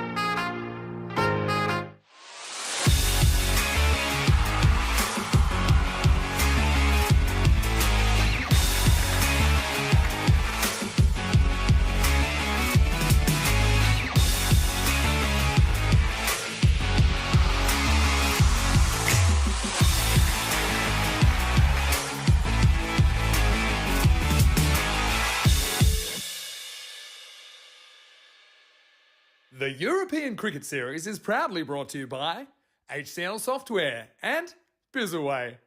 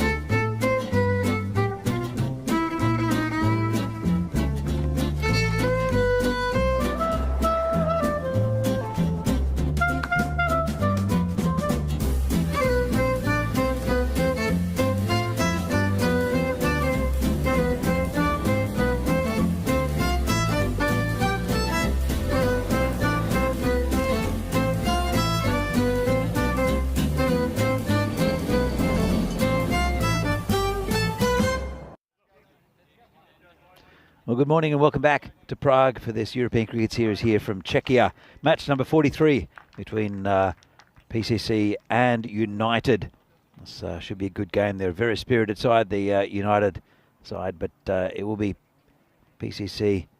We'll have a look at the coin toss in just a moment to see what happened out there with Charles Croucher and with the two captains. Your call. Heads. Heads is the call. And it's a tail. We'll bat first. PCC have won the toss and will bat first. Over to you, Danny. Well, PCC won the toss. It's Kushal Mendon who's out there as a proxy for the skipper Arun Ashokan, who we'll see opening the batting here with Sabun Divisi. Won the toss, decided to bat, and normally that means a lot of runs. So see the line up. It's Daviti and Lala's in for the PCC side. Also Satpal Verma. We'll have a chat about Satpal Verma in as well in a minute. Couple of big outs for United. They do have Ruturaj in the team, but they're missing their talisman in Pramod Bagoli, and also Piyush Bagal is out for them. So it's going to be an interesting game. United, very spirited side, but without their the inspirational leader in Pramod Bagoli. Could be a difficult one. Joined in the commentary at Marshmallow again by Venki Margashayam from Vinarati. Venki, how do you see this game going? Oh, I think it's going to be a stunning game, Danny. I think I pointed that out to you in the previous innings as well when we saw the Spartan, I think both the captains, but coming in here for the first ball, Ali Hassan Sitar. It's being hammered over the offside. Nice cut shot by Sabun Divisi first up. Just a bit short, a bit wide there, and right onto it was Divisi. Not the start he'd wanted. Interesting start to this match, and especially to the first ball to Ali. Ali, being an ex-PCC member, would not take that too kindly or nicely, I guess. And Sabah just saying, "Hi, Ali, welcome back.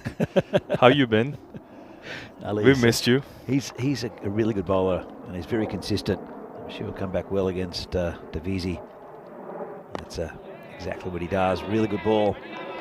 Yeah, Ali's not going to back off from this fight. I think Ali loves the fight. He's a quiet guy. He's a very modest person. Doesn't speak too much, or I think if you sort of know him, but he's a fighter. He doesn't leave anything behind on the pitch, and I think that comeback was a way of saying it. Super consistent with his bowling generally. Comes in again and has been prodded down through the gap. There is a man there. It's actually a pretty good field set for Divisi, especially early on, especially if Ali can keep it outside off stump. Arun on strike here. Arun's also been doing pretty well in this tournament. He's been hitting runs and hitting them cleanly. Also playing a lot of a supporting role initially when Saba's in there. I've noticed him just sort of dabbing the ball away to third man or within the 30-yard circle and giving a lot of the line share of strike to Saba. I guess with the ECI coming up this weekend, probably wants Saba to get more into the runs, I suppose. Saba's been good. I don't think he's been hitting the ball as hard as what he. It's timing the ball. Yeah. He's timing the ball, which is Saba at his best, and I think it's really good. Especially, I think this the surface helps him, and also this outfield as well. Here comes Sitar again, going to Ashokan. Good ball, nice and tight. Arun would have played Ali a million times in the nets, Mm. so would exactly know how Ali would be approaching this. He's not going to take Ali lightly, even for a single second, and make sure to play him off. And but Arun's but not a person to also not put the bad ball away. If he sees one, he's going to take full opportunity to put that for a 6 or a 4. He's so strong, is Arun Ashokan, especially straight down the ground. And this is A little full tossed up and put away for 4. lovely shot. And just, you can't get away with that. It was, tried the Yorker, it was a bit wide, and it was just a half volley. And Ashokan just leant on it. Bread and butter for Arun. Absolutely bread and butter. He does quite often show the full face of the bat. He's a pretty correct batsman. I love when he hits straight as well. And it's just such a safe shot. Sitar comes in again. Just turns it around the corner just for a single. Smart cricket this from Arun. Knows that he has the boundary in the first over. In fact, there's 2 boundaries in this over and now a single, so 10 runs. Yep. Sorry, go on. No. Good start from the from PCC. As just 10 from the first over. Not a bad over from Sitar. Didn't get much wrong, but what he did get wrong cost them. Don't worry about the expected score. That's what the average runs for. 146 against 114, and average runs against 96. So it looks like a very comfortable victory on paper for UCC, Venki. It's all. I mean, not only that, Danny. Just because the stats come up, a lot of the teams who are playing against PCC, and if they happen to be put to ball first, they're always thinking about how low can they keep PCC down to, because it comes down to that run rate at the end of the day, where how can you get as close to that total, because most likely they're putting up 120, 130 plus. So it's going to be tough for United today. It's going to be about how much they can defend. He's a good bowler though. And, wow. There's a big appeal.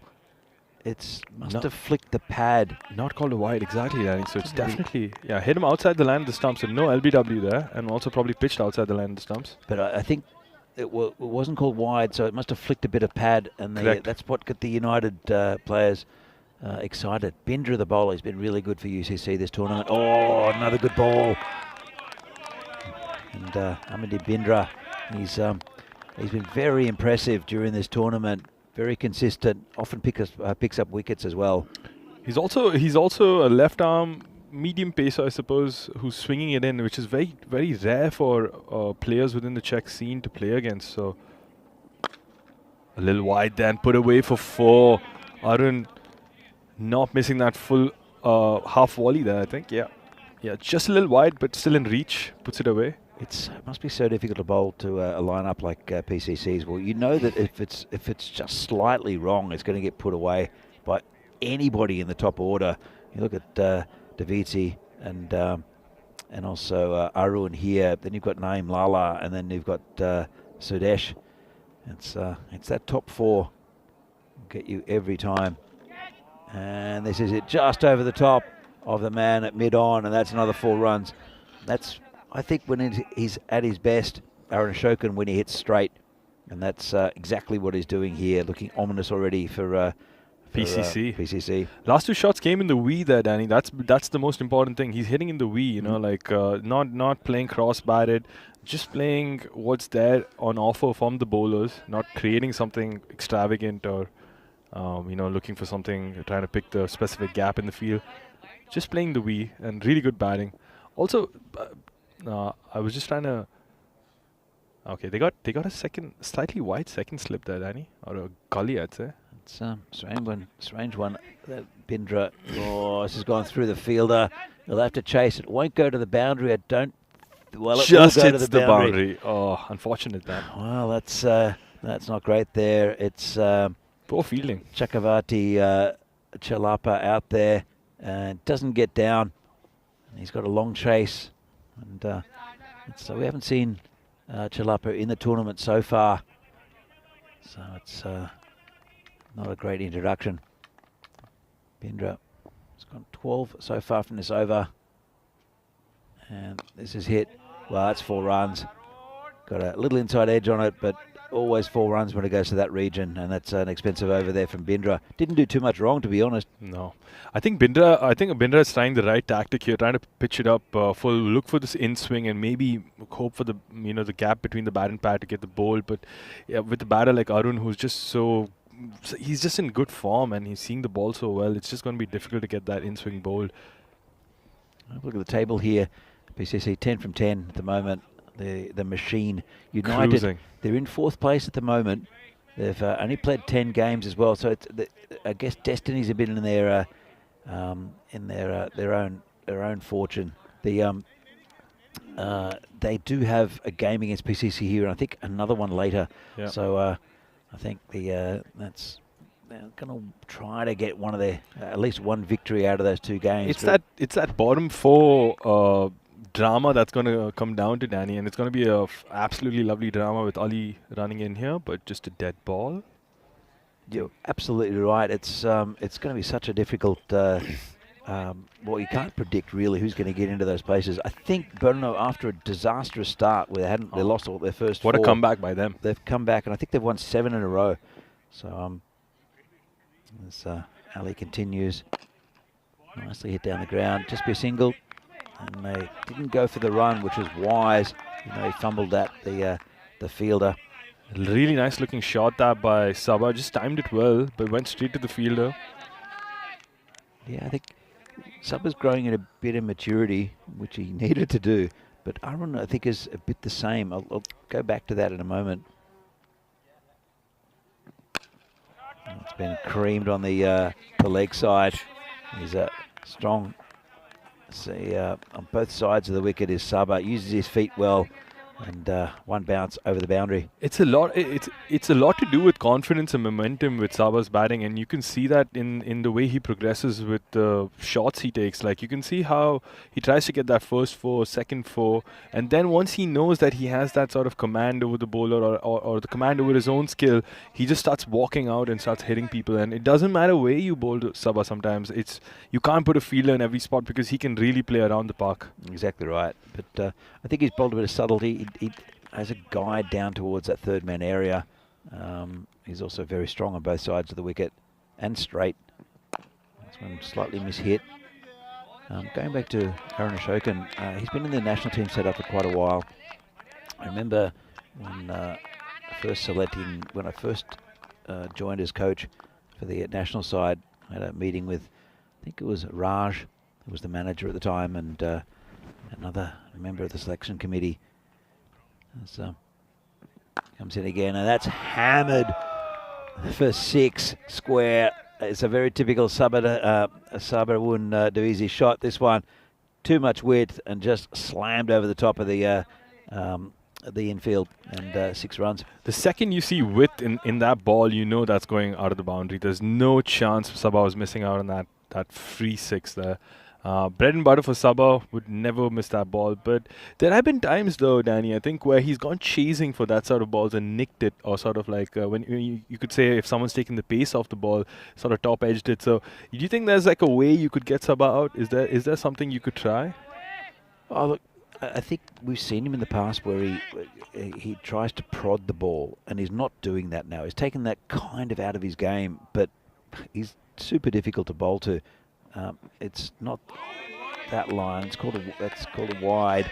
Chased that a bit, but just sort of closer to his body, and a little bit shorter. But I mean, it's fine margins really, because you're as likely to get his wicket as to actually getting slammed over the boundary for 6. Because every team playing against PCC would be thinking, how can I get the top 5 out quickly or cheaply? Because there's no way you can sort of control them in the power play, because no matter what they do, they're going to hit the ball. Well, that's part of the problem, is they're all unique players. I mean, Devisi and Arun are completely different styles of players. They can all hit the ball hard. Then you've got Naeem Lala, right? Who's a fantastic timer, but he can time it out of the park for 6. Absolutely. Yeah. You've also you have Sudesh coming after that, maybe. Sudesh coming in. Then you have Ritik. You have Ritik. You have Aditya Katiwala as well.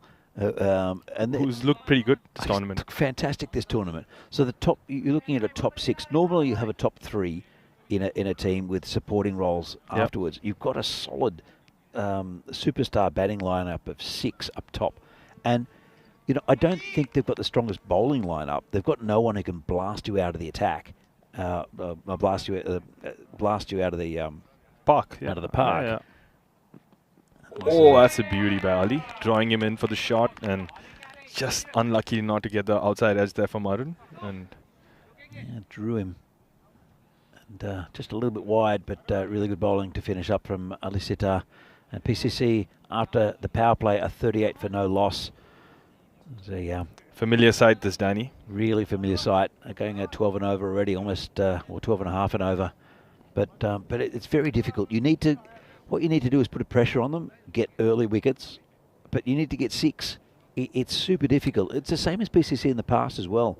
I remember playing for Barbarians years ago and getting them 6 down for not many, and then they're bringing national team players like Roy or Rohit to sort of wrap up the innings. It has always been frustrating. They've always had the depth, but I've never seen the batting lineup as deep as what it is in this tournament. It's something interesting that happened when we were playing. Pindra coming in here for the 4th over. Yeah. And that's whipped away for a 4 there by Sabah. Yeah, very nonchalantly also, Danny. Yeah, he just flicked it. Nice shot. And he's looking good for this this ECI tournament as well at the end of the week as Sabah.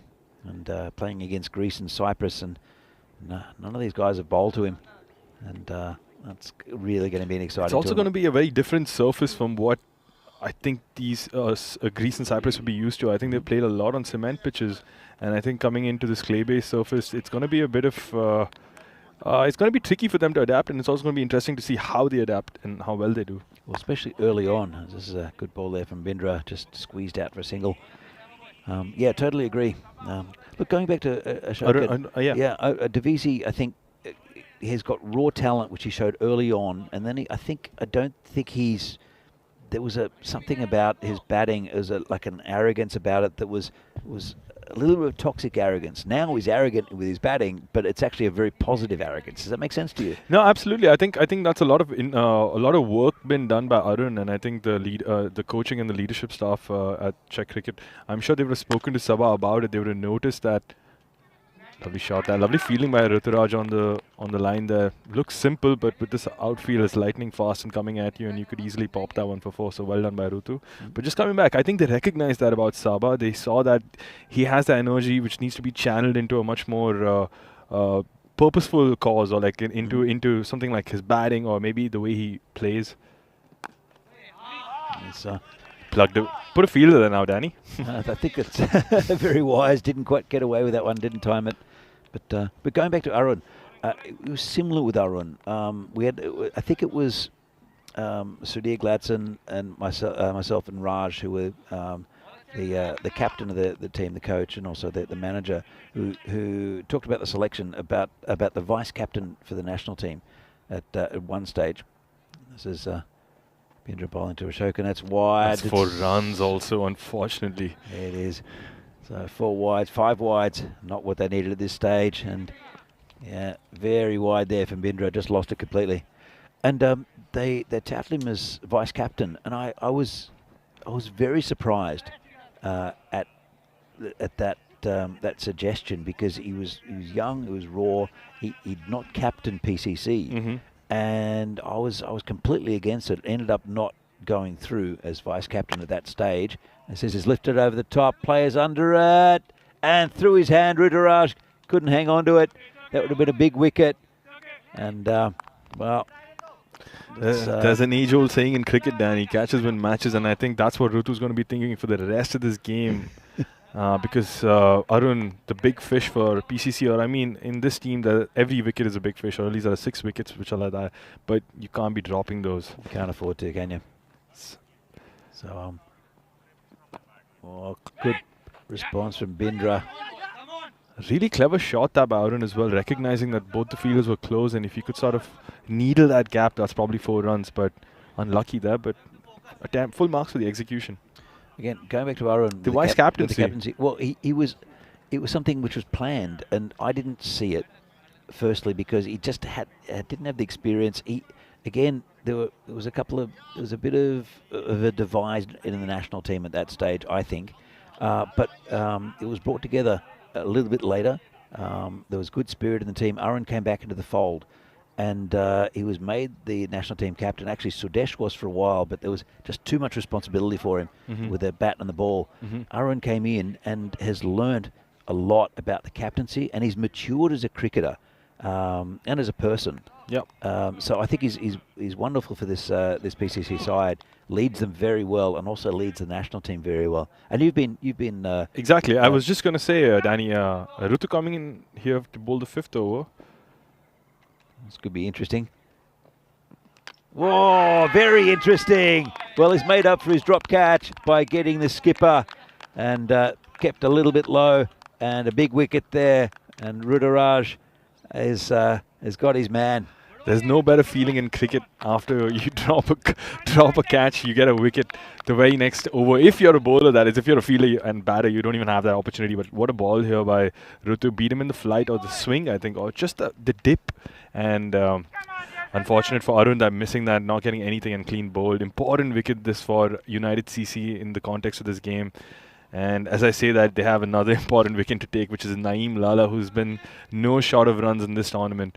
Just looking absolutely mental here. Yeah, Lala's he's opened the batting generally. A good little innings there from Arun, but Lala is a very difficult batsman to play against. And normally he starts scoring from the first ball, does Lala. But there is this, I guess Bindra's overs are over, because there is a little bit of times where I've noticed that against Joe Cope from Vinara, the CC, Naeem Lala does struggle a bit with the ball that comes in and goes away. But unfortunately with Bindra running out with his overs, they don't have that option to play with. Well, Ruturaj has got 1 from 1. See what he can do to Lala. It leaves it outside of stump. Really good first 2 balls here by Ruturaj, getting the wicket, important wicket of Arun, and now the dot ball. They'll have to look for dots here, Danny, to sort of decrease the run rate at which PCC are going at. I think they'll need wickets. I mean, they need to get Lala, Davitsi, and also Sudesh. Afterwards, there's a bit of batting to come, but it's not the same quality as what you see here. As his hit down the ground. Don't know if it was a chance there for Ruturaj. And Sharma who picks up the ball. You got to keep these batters quiet and keep them considerably quiet. It's not even like you can allow them to hit a 4, because you give them a 4, then it's just like, okay, when's the next 4? When's the next 6 coming? But it's difficult to keep them quiet, because anything that's not right, margin of error. That's it. Yeah, it's so small, the margin of error with these teams. Yeah, but anyway, with Arun, like I just wanted to say, I have not been part of the national setup, and I've only recently been privileged to sort of be a part of it and get selected, and really it is a privilege, because you think you can just make your way into the national team, but it's not that easy. There is a lot of competition ahead of you, and to get picked is truly an honor. But coming after that, you realize straight away that when you're in the team practice, or when you're in the sort of like when we're practicing at Vinoj, Rutu coming in here for the 4th ball. Oh. Good. Swinging in across the line here, Lala, looking for trouble. Yeah, indeed. Really good over so far from Magare. Keeping his team in the game here, making sure that PCC don't run away. But yeah, like Arun has that influence over his players. I think it's a good sort of influence. It's an influence where people can sort of trust him, and they allow him to sort of let them be influenced. I think he's definitely got the respect, as this is hit nicely to the covers for 4 by Lala. Let's have another look at this. It's a beautiful shot, this by Lala. Over pitch, slightly drifting in late, but still picks it so well and gets 4 runs for it. We just get such good value for shots on this ground this year. Yep. And so he just, there was one earlier last week where he literally prodded it forward and went for 4. As you see, 62 days to go. The countdown continues for the Euros of Cricket, the European Cricket Championship. And it stays at the Kaatama Oval recently. Yeah, it's a fantastic facility. Which is awesome for the ECN. So 6 groups there, 5 teams in each group. Hopefully you'll get a ticket if your hand gets better there. Yeah, that's the idea, to work towards that. I mean, to work towards every playing opportunity, because we get very few in Europe, Danny. So we've got to make the most of the season. Well, this is a fantastic tournament. The ECIs as well have been a great innovation from the ECN as well from your cricket network. And Ayush Sharma is the new bowler. 6 runs. Well, yep, not much wrong with that delivery apart from the fact that it's right in Saba's hitting zone. And look at this. Cannot ball in that arc to Saba. It's just begging to be hit for 6, and Saba rightfully putting it away. And Saba's just quietly moved on to 29 from 13 here, just not breaking a sweat, Danny. And this is what Saba's just been up to in this tournament, just playing really good cricket. But coming back to Arun and his respect and influence, I think I think you feel it, and I think it's a good thing because you want that sort of communication from the captain and from the coach, because otherwise you don't know where you sort of lie. So this is hit beautifully square. There's a man back there. Yep. Look, there's a lot more strength in Czech cricket now. Yeah. Remember a few years ago when Sudesh was just, everyone relied on Sudesh to get all the runs. Arun played support roles. But now it's just, there's a lot more depth. Saba coming into the team, Ritik coming into the team as well. Gives a pretty solid top 4. And then you've got a lot of other batting to come after that. Dylan Stain, not to forget at all. I know. He's very, very handy. Missing leg stump there. I don't think he's available for this tournament, is Dylan, unfortunately. Unfortunately, yes. I think that might be true, but I'm still not completely sure of that, but you're probably right there, Danny. I think Dylan probably prefers the 20-over games, and he's really good. He holds a world record, does Dylan Stain, as well as does Sabu and Davisi and Sudesh Vikramasekara. So it's we're playing at a level below, well, a few levels below a lot of the other countries, as we're seeing with the qualifiers in Scotland at the moment, with especially Austria struggling, but Germany and Italy been fairly competitive, but playing on turf is a very different thing, as we're seeing. Flicked away by Saba. Fielded there, Danny, and I think you're right, Danny, especially with the conversation about how the over-reliance on Sudesh has been very evident, and I think that it's not that the Czech team does not recognize that or the players don't feel it. They are very aware, in my opinion, that they know that, okay, this can't happen, this cannot go forward, we need to contribute, we need to be able to, because there's only so much you can rely on a person. And I think that culture, that idea of the one player only being the savior or messiah. What a shot by Naeem. Freebie there, a wide full toss by Ayush, and gets spanked for 4. Yeah, that's not a good delivery, and got exactly what it deserved. But you're right, and I think that, Sudesh has slowed down with his bowling. You don't see him bowling as often. He was lightning when he first came into the league. As I've heard, yeah. But he's slowed down a bit. Still a handy bowler if you need him, but if you don't need him, you shouldn't necessarily go to him. Absolutely, I agree with you there. And he's 41 years old now, is the beast. And this is hit straight towards us. Well, protect the equipment, Venki. It comes into the marshmallow. And it's a nice shot there by Lala. And it's dug out of a plastic bag, I think. Thanks, Shamal. So really nice shot by Naeem there. Hits it straight to long off. Just such a clean hit. Looks really good while batting also, Naeem, I have to say. Just moving the score here really well here. Yeah, so going back, this could be out, Got him! Well, really good ball and a bit of revenge there from Sharma, who's taken a bit of stick in this innings, and that's another big wicket. And finally, the one that he goes across the line for, but just a little too much there, and he gets hit probably middle and leg there. Yeah, he tried to hit it down the leg side, and let's have another look at this. It's a good ball, and not much wrong with that decision either. That was a very easy decision there for Farouk, the umpire. Yeah, made his mind up quickly there. So but I think that was a good one. I think, yeah, it was pretty straightforward. Yeah, I think so. I mean, it was pitched in line. Actually, talking about the beast, here he is. And again, he doesn't use his feet like he used to. He's still, when it's in his hitting arc, it normally gets dispatched a long way. But as we see here, all batsmen getting a bit of a start. Sabawan's still there, dangerous, but Ashokan and Lala gone. And Sudesh in next. And Satpal as there for for PCC, a player you know very well. Yeah, Satpal, who was an ex-Vinaradi CC player, and unfortunately he sort of made his own terms and moved across party lines and went to PCC. Not something Asbino's flicked away for 4 there by Sabawoon. Yeah, that's just leg side. You can't afford it. Rudraj is the bowler, just taken off his pads, and nice shot there by Sabah.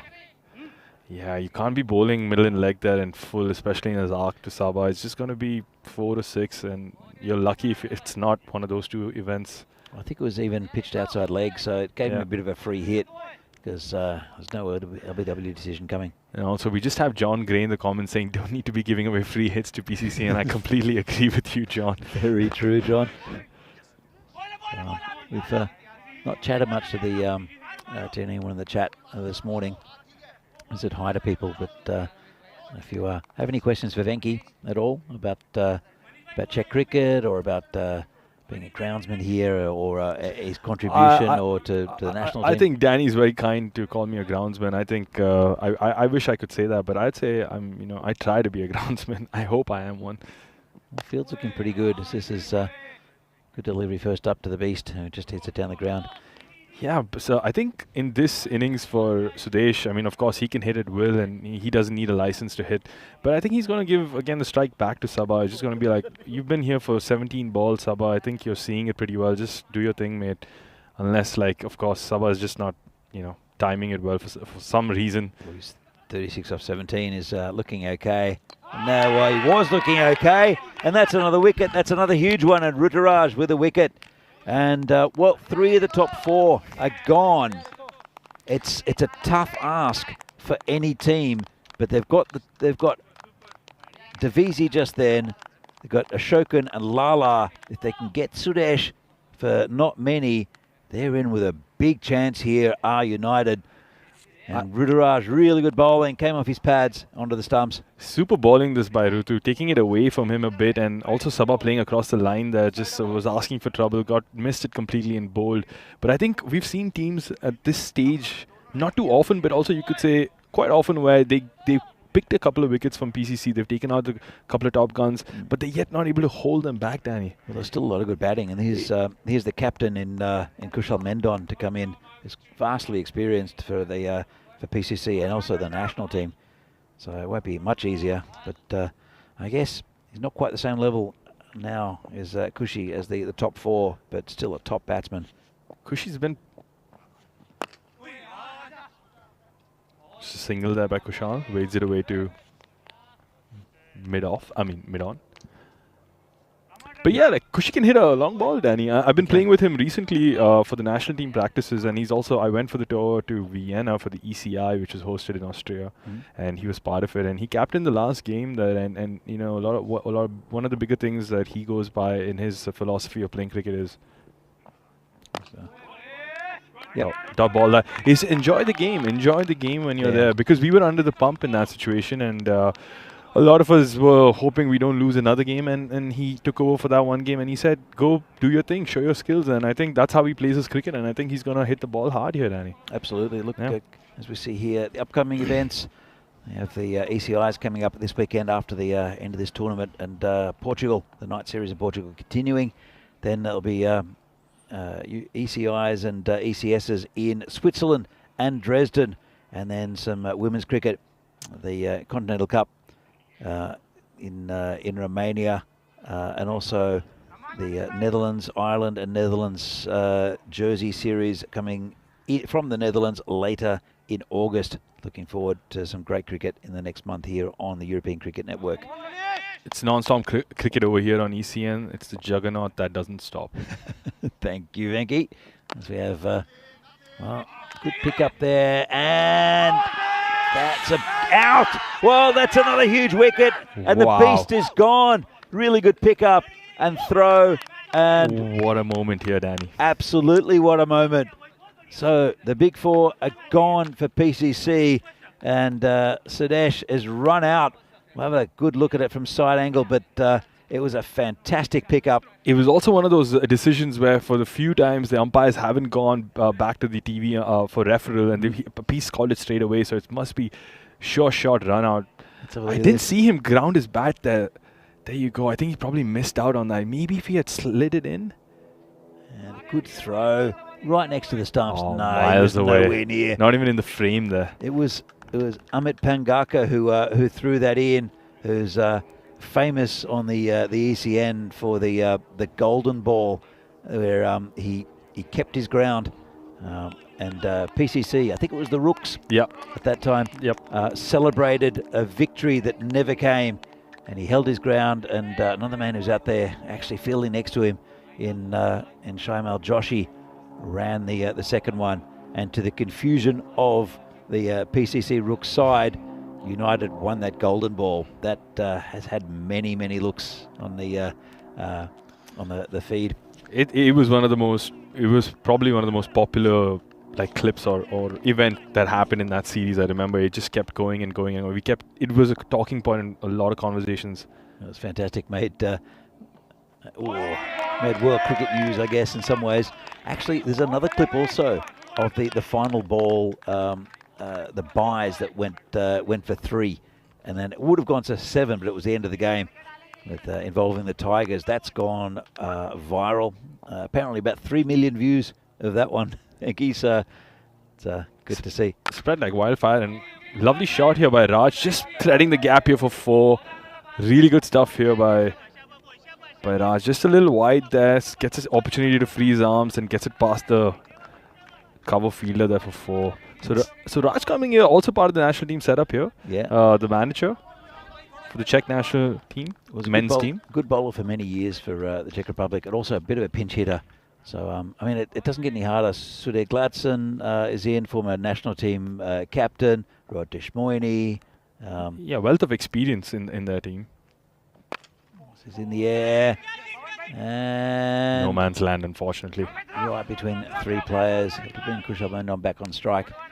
Possibly could have made a catch out of that if they had run backwards and judged it, but always a tough one. It's yeah, it is very difficult on this ground, and well, it's been a pretty good over so far. The bowler is Manish Jungid.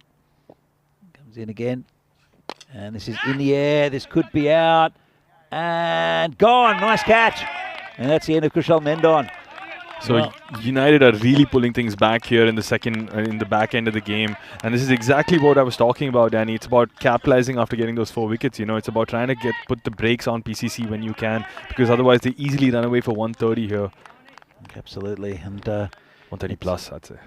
That's you put pressure on any team, and you can get them tumbling, and that's what's happening at the moment for PCC. We haven't seen this during any of the games this week, and United, they're that kind of team. When they get ahead like this, they'll get a bit of a roll on, and fantastic. Really good catch there by Pawan Kukreja. It's always easy to look. It always probably looks easy on the telly, but it's much harder when you're out there trying to actually catch the ball. And there's a lot of things to play with, the wind, where you are.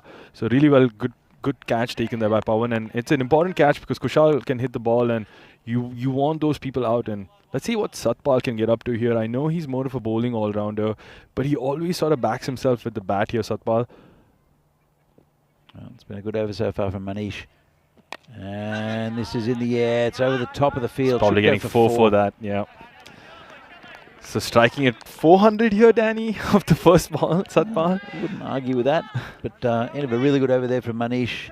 And an important one. There was a run out and also a catch. 1 for 9 off his over, but also that run out. As we see here, just a steady flow of wickets. No wickets lost until the 5th over, and then 5 down now.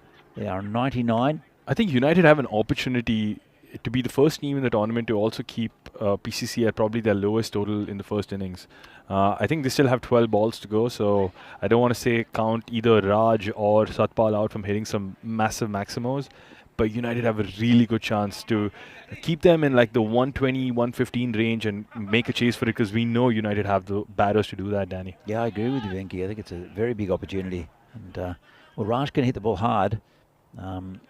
He's more a bowler, but because of he had a knee injury quite a few years ago, and he stepped out of the national team for quite a while. He's now the manager of the Czech national side. Comes in and, it's a good ball. Hits straight and 6. Well, it didn't look like he got much of it. Let's have a look at this. He kind of squeezed it out. It was a low full toss. And good power, 6 runs. Just missed with that low full toss. Absolutely dug a 6 out there, Raj. From a low full toss, which would probably, you can say, is a really good ball at this point in the stage by Ayush, but still Raj just made 6 out of it. Just goes to show you the kind of experience he comes with and the kind of hitting power, I suppose. Exactly right. It's a good comeback from Ayush. I think it'll be important with the bat. Wild swing that though by Raj. Ayush Sharma featured a few days ago when United needed some big hitting in the final over. So a question for Venki. What would you say if actually I'll come back to that in a moment with Sharma bowling. And bowls him! Well, that's the end of Raj. Bit of lusty hitting, but Ayush Sharma bowled a straight one, and that's the end of Raj. Important wicket that for United. Important in the sense that it's a dot ball and takes away the slightly dangerous Raj, who could probably hit anywhere in the park or at least clear the boundary. So again, United in a position where they can probably keep PCC at a low first innings total and get them maybe in the chase. Well, I think everyone in Czech cricket wants United to win, apart from the teams that really want to get into that spot. But just to show a bit of a chink in the armour that they are beatable. So Samira Madaranga is the new batsman. I think in the previous PCC game, or I'm not sure which one it was Samira who went opening. For absolutely no apparent reason. Yeah. I think I keep on telling the story about Ed Knowles, the former captain of their national side, and for Vinarati. Yeah. Who the first man on his in his batting lineup was always Samira. He called him the manager. Said Samira, number 11.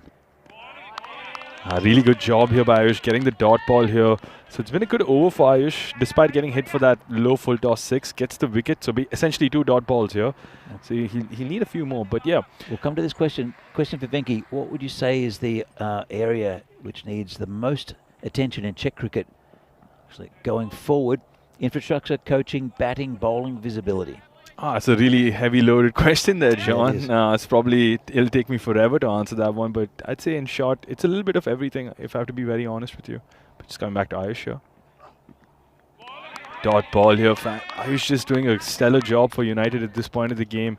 Getting 3 dots basically back to back. But back to the question, I think it's a bit of everything, John. I think we lack a bit of everything, and you'd say a lot of visibility and infrastructure. I'd say get more money. I think just to be very honest with everyone, I think we work with very limited funds. But Ayush here coming in for the last ball.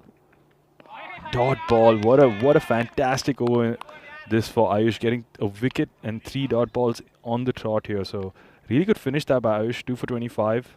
Yeah, really good finish and a big over. It all happens in the 9th, and it just did. I think with a big wicket of Raj there, as we see the bowling figures, and I think it will be Manish Jungid who will end up bowling the final one. Rutu coming in clutch after that drop catch of Arun, just completely showing that okay, I'm not disturbed by that catch. That ghost isn't haunting me at all, and doing really well. But what's a good score here for PCC to finish on? Oh, I don't know. Well, this could be caught as well.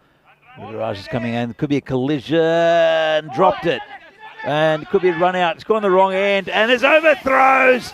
Well, this is a disaster for United. And a bit of fancy footwork. Should have been caught. Probably, definitely been run out at the keeper's end.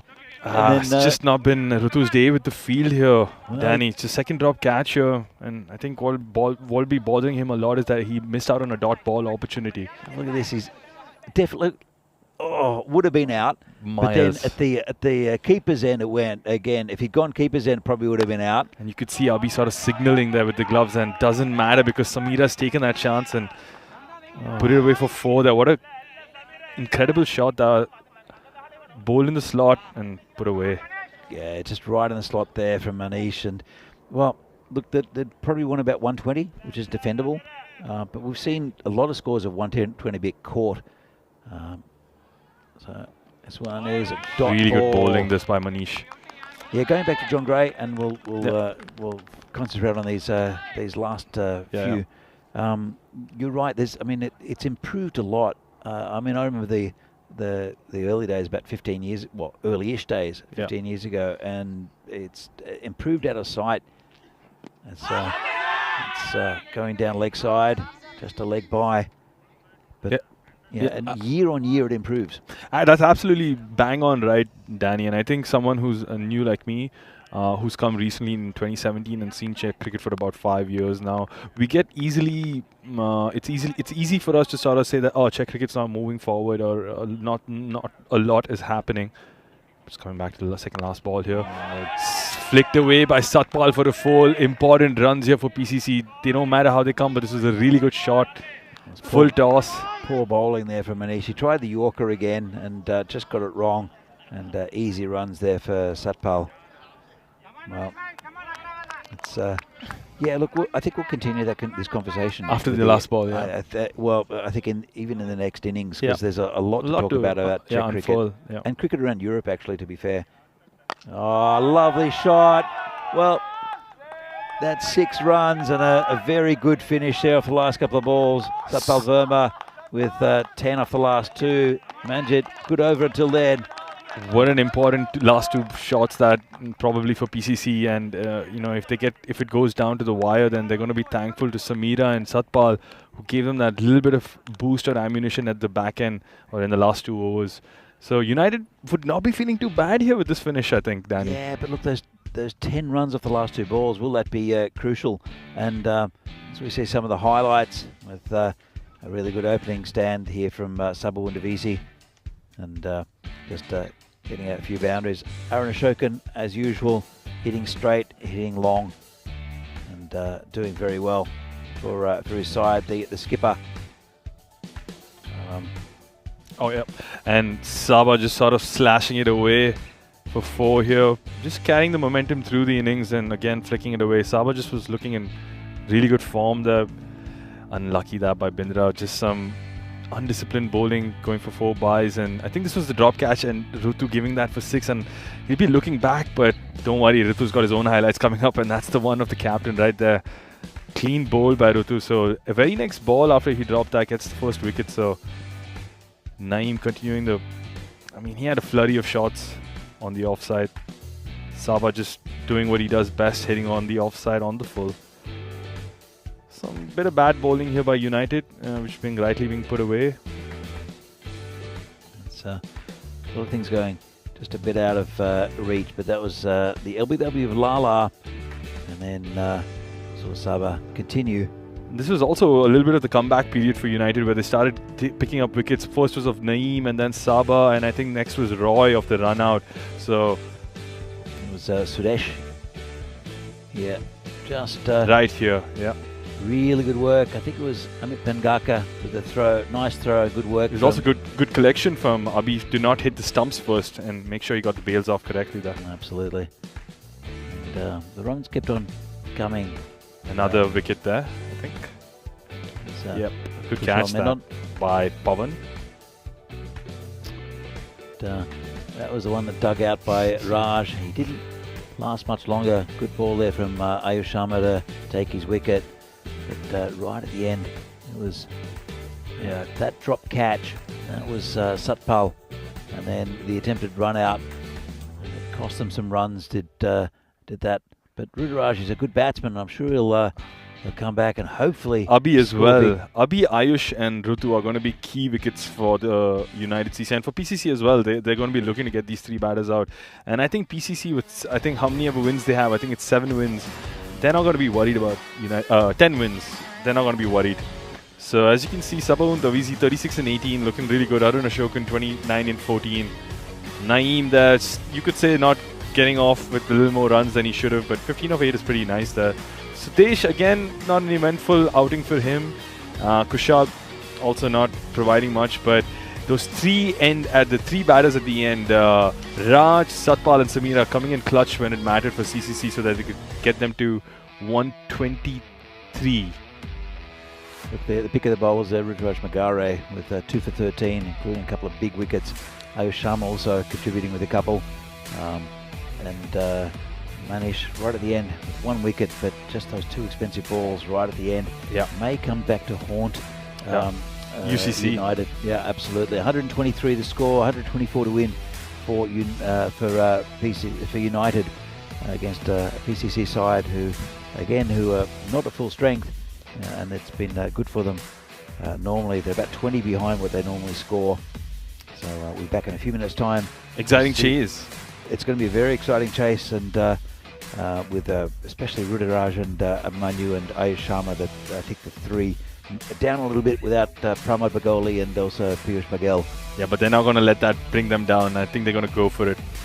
Being the 4th team in the table, I think this win's going to give them that upliftment or that safety that they very much need, Danny. Absolutely. And we're back in a few minutes' time with the second half of this game between PCC and United. See you soon.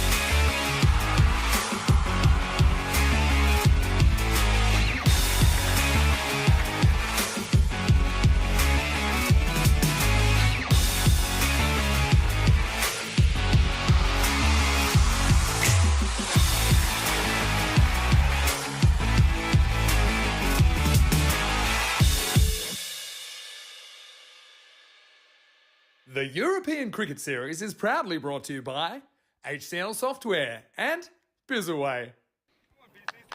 So welcome back to Prague for this European Cricket Series match here from Czechia between PCC, the Prague Cricket Club, and United. And well, it was a really good effort after a positive start by PCC from United to drag them back, getting good wickets, and it's the most wickets that anybody has taken against PCC, and also the lowest score. Thanks to the info in the chat there by Chris Smith. Really appreciate that. That's fantastic information. And well, it'll be Rohit Deshmoini to open the bowling. He's been really good this tournament. In fact, it's Sudesh. So it's an interesting move. Yeah, generally Sudesh always held back for the middle overs and for the end, so probably looking to get wickets here early PCC. Do you think they're worried? I think they're definitely thinking that United could get this. Oh, it's a good start for United. Smash for 6. Well, how's that from Ruturaj? I think he's on a mission. Have a look at this. If there was ever a moment to know what the intent was for UCC, you could see it off this ball, Danny. They're going to go for this chase, and they started off in the perfect way possible. Ruturaj, I think he'll have to bat deep. He's a really good batsman, is Ruturaj. And it's over the top again. That'll be 4. Fantastic start from United. And they're throwing willow at leather here against a very good PCC side. Not the best comeback ball here by Sudesh, giving him a lot of width to free his arms, and we know how Rutu's been playing this whole tournament. He's really been in good touch, so Sudesh will have to sort of think here and keep him quiet here. Not the best start for PCC, but Sudesh is an experienced operator. He is. Let's see what happens with the next one. And that's hit. That, oh, amazing foot feeling by Raj. He'll feel it in a moment, though. I think it's hit him on the ankle. And let's have a look at this. It was smashed by Ruturaj, and yeah, another one on the shins. So, saved his team 3 runs there, and saved Sudesh many blushes amongst his teammates much later on. Back-to-back 4s, otherwise it would have been. Well, Abhimanyu is the batsman now facing up the skipper. White ball. Tried to chase it, but it's been a pretty loose over so far from Sudesh. And they have a lot of options. I'm surprised they didn't start with either Rohit or Samira. Yeah, generally they have Navi opening the proceedings even. Not today. No, it's 4 runs. Delicate inside edge. And this continues, this fantastic first over for United. Let's hope they keep it together. United don't mind the way the runs come as long as they're coming, and it's a perfect example of that. Just try to prod at it, Danny, but gets the inside edge. They're such a great team to watch. I know that they've got fans around the world from just we've seen them grow on in these tournaments, from a team that couldn't win a game to the golden balls. So this goes in again. That was quicker. Oh, Sudesh was pointing out for a wicket there. Did he edge that? But tough to tell us. We didn't hear much noise, but let's just check that on the replay. Oh, there's a bit of a deviation after it goes past the bat, but probably in the air. Nothing off the bat there. But a really good ball there, Danny. Finally, Sudhi coming to the length and line we know him for. As I said, he's lost a bit of pace, but he can still bowl the odd one a bit quicker. And that's another one. Good comeback. A really good start, though, by United. 16 off the first over off the beast. That's it. Very, very good over. Well, it all started with a flourish, didn't it? And United will want to keep it going in the second over. And it will be la-la, but 21 matches since the last golden ball. It was United that was involved against Brno. And if you haven't seen that game, watch the over before as well. And then the golden ball. It was such an interesting finish to the game. And so close, but yet so far for United. It's really unfortunate because it was Abhimanyu Singh, the batter, the non-strikers, and the skipper for United who just hesitated on the second run and was run out in the golden ball. And I'm sure he'd be thinking about that moment for days to come. Well, there's a bit more than hesitation, Venki, because when he put his bat down, he hadn't reached the line, so he went back and put the bat over the line, and that's what caused the delay and for him to get him to the other end. You don't see that in the replay. You missed that little moment. You think that he didn't want to go for the second. No, Lala? he had to go for it. Lala's bowling around the wicket. It's good, good move, bringing the pace off a bit with a bit of spin here from Lala. But have a look at it. He touched down. He hadn't made his ground, and absolutely blistered on the leg side there from Magare, who's in the mood. Lala just straight on the leg stump, and that is launched.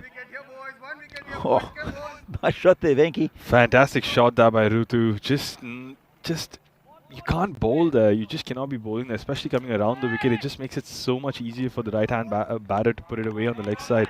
And the form Rutu's in, it's just a free hit. I understand what the tactic here is from Lala, because I've been doing the same, coming around the wicket, taking it away from the batter, but he has to stick consistently because there is that fielder to protect him at deep point. So he needs to put it in the right places for it to work. Comes in again.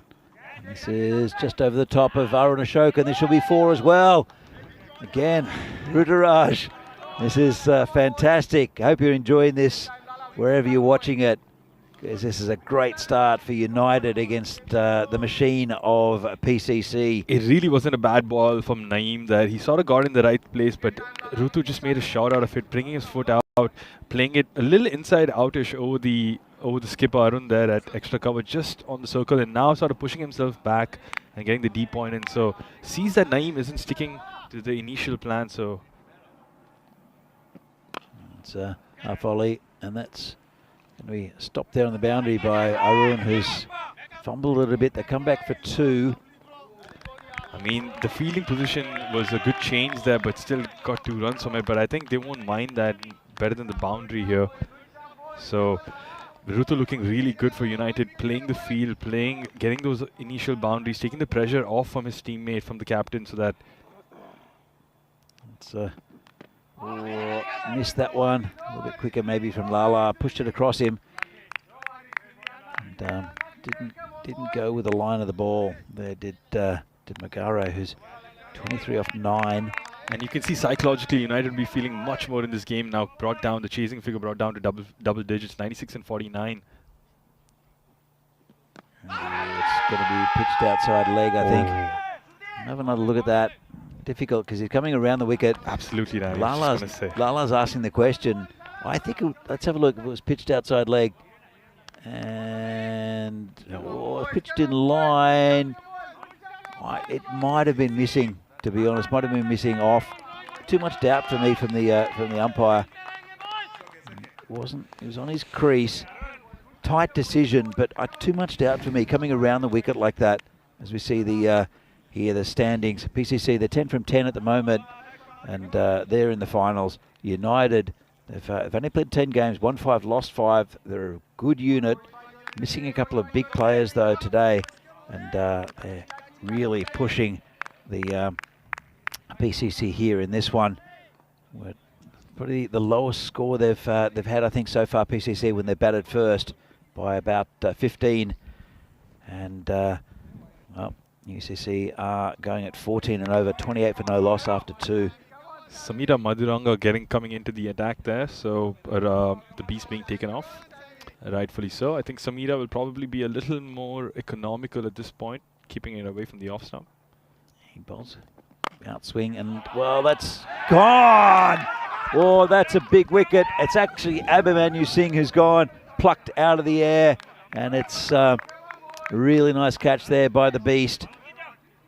I thought that was going for 4, Danny, because he just straight into middle and leg territory, and then he got that flick on, but just picked the fielder there. Unfortunately, Abhimanyu thought he was getting 4 runs for that, but Beast using all his physical attributes to get that catch, leaping in the air or just stretching his hands out and getting that important wicket of the skipper. It was like he's on a pogo stick there, Vinky. Got up really high. He's got a good pair of hands, though, does Sudesh. And that's the first wicket down. It started the skipper, Abhimanyu Singh. And UCC are now 28 for 1. Big wicket there. Mataranga's a good bowler. And just centimetres. Didn't deserve a wicket for that ball, but Sudesh gave him one, and absolutely fantastic stuff. And that's so crucial in this format of the game, Danny. I think we all know that fielding matters and how important these catches are, because I think PCC are well aware that it's not a full strength United, and they have a few wickets to take. And once they get those wickets, they're probably in this game. And one being Abhimanyu. Yeah, definitely. Well, for me, these two, Ruturaj and also Ayush Sharma, they need to build a partnership. They need to continue with the run scoring, but they need to stay in. That's the main thing. And it's just dab down onto the offside for a single. Okay, I don't think PCC are going to be worried about these singles in the 30-yard circle, but yeah, it's gonna be much more work from United if they're gonna need to chase this. And with that wicket, it's gonna be on their minds here, Danny. They're gonna be a little tentative now, knowing that they've lost that important wicket of the skip. They'd want to keep going at the same run rate, but at the same time, it's just so difficult because PCC have such experienced bowlers. They know where to put it at the right place. You're right, and this is a very experienced bowler that just gets absolutely hammered. This is the reverse commentator's curse where the batter benefits from whatever they're saying from the bowling. But yeah, what an absolutely great shot by Ruturaj, picking the length quick there. A little slightly short from Samira and puts it away for 6.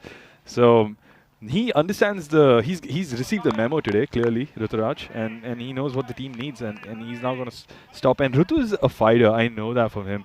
He's got that energy, and it's that energy that you want part of your team, and it spreads, when you have someone so passionate about getting a wicket or taking a catch or even dropping one, for that matter of fact.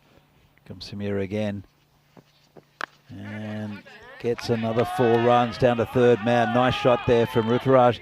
We've seen some fantastic innings in this tournament, and I don't know what it is. There's a mode that some batsmen get into where they just seem invincible, and I mean, touch wood, Ruturaj looks invincible at the moment. It was also a great shot, Danny. If you saw that ball sort of picked up on bounce at the last second and sort of swung in, and yet he made a shot out of it, that just carving his bat towards the third man region where he knew was probably empty. So good shot there by Rutu, adjusting according to what the ball did.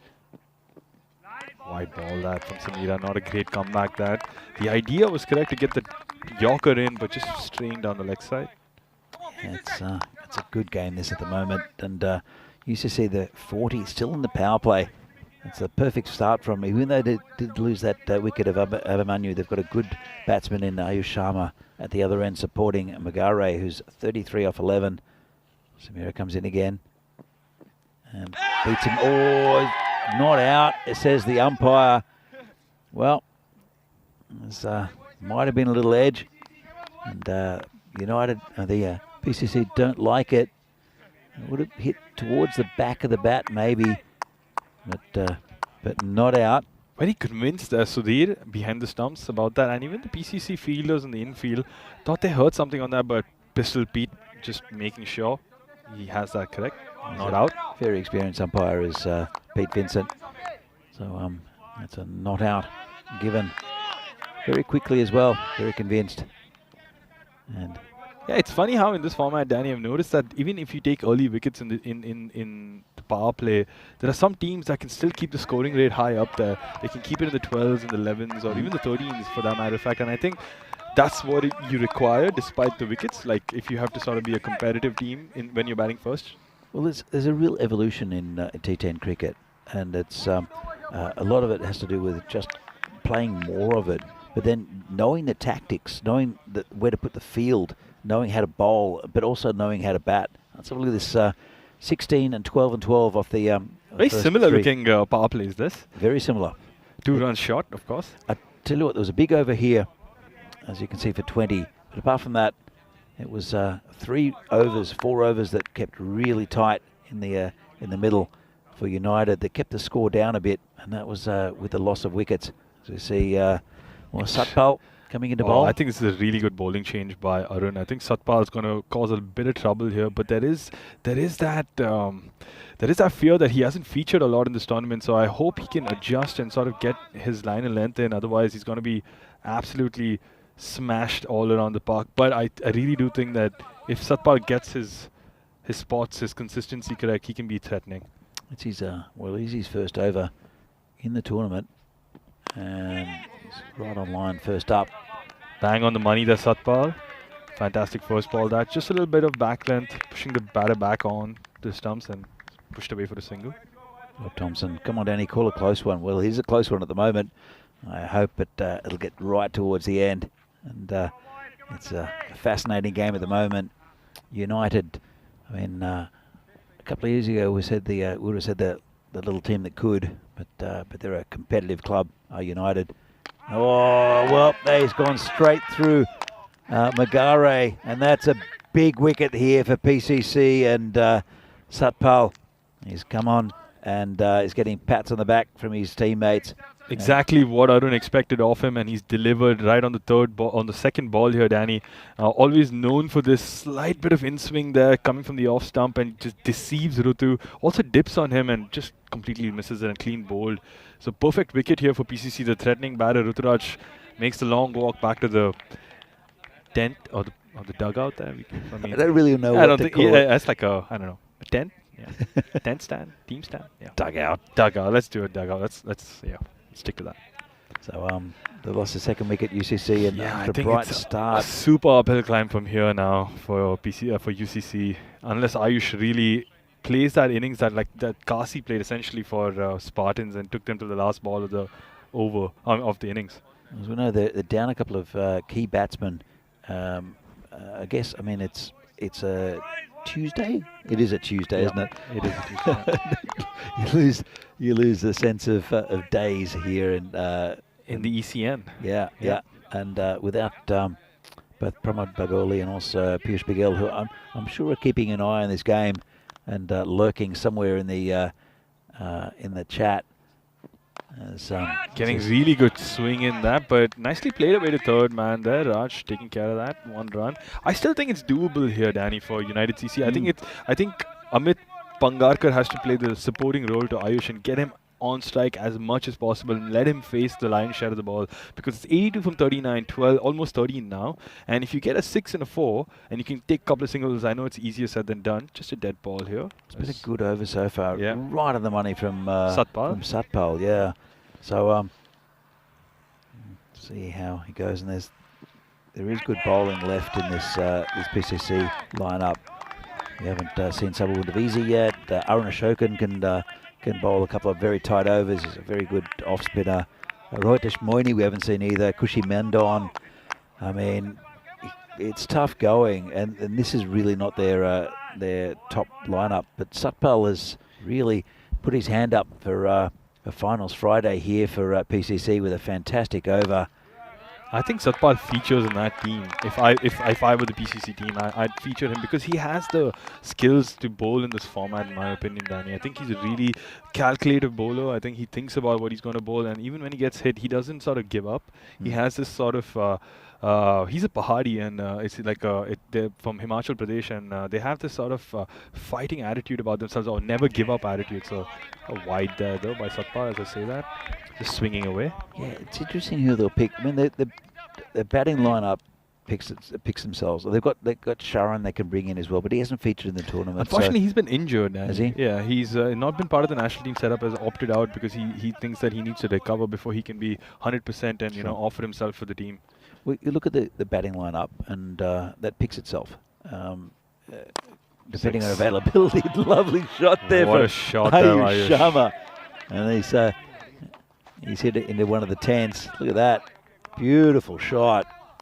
I think that was the first bad ball of the over from Satpal, and rightly gets the treatment it deserved. Ayush Sharma not just still telling PCC that you bowl me bad balls, I'm going to put you away and I'm still going to bring a fight to you. So PCC are aware of this, and I'm sure Arun's tracking Ayush's wicket closely. But well, they're right on the run rate at the moment that's required. As you can see, they had a fantastic start. It's dipped a bit because of the couple of wickets.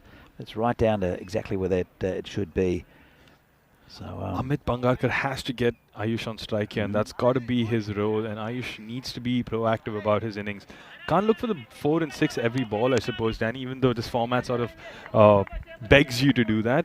But I think here, if he can take the first few runs like off the bat on the floor, and avoid the risk, and maybe on the last 2 balls target it, and then get himself back on strike, that may be the way to go for Ayush. But it's very hard to construct the innings that were in T10. Absolutely. Naeem Lala is opting to go over the wicket.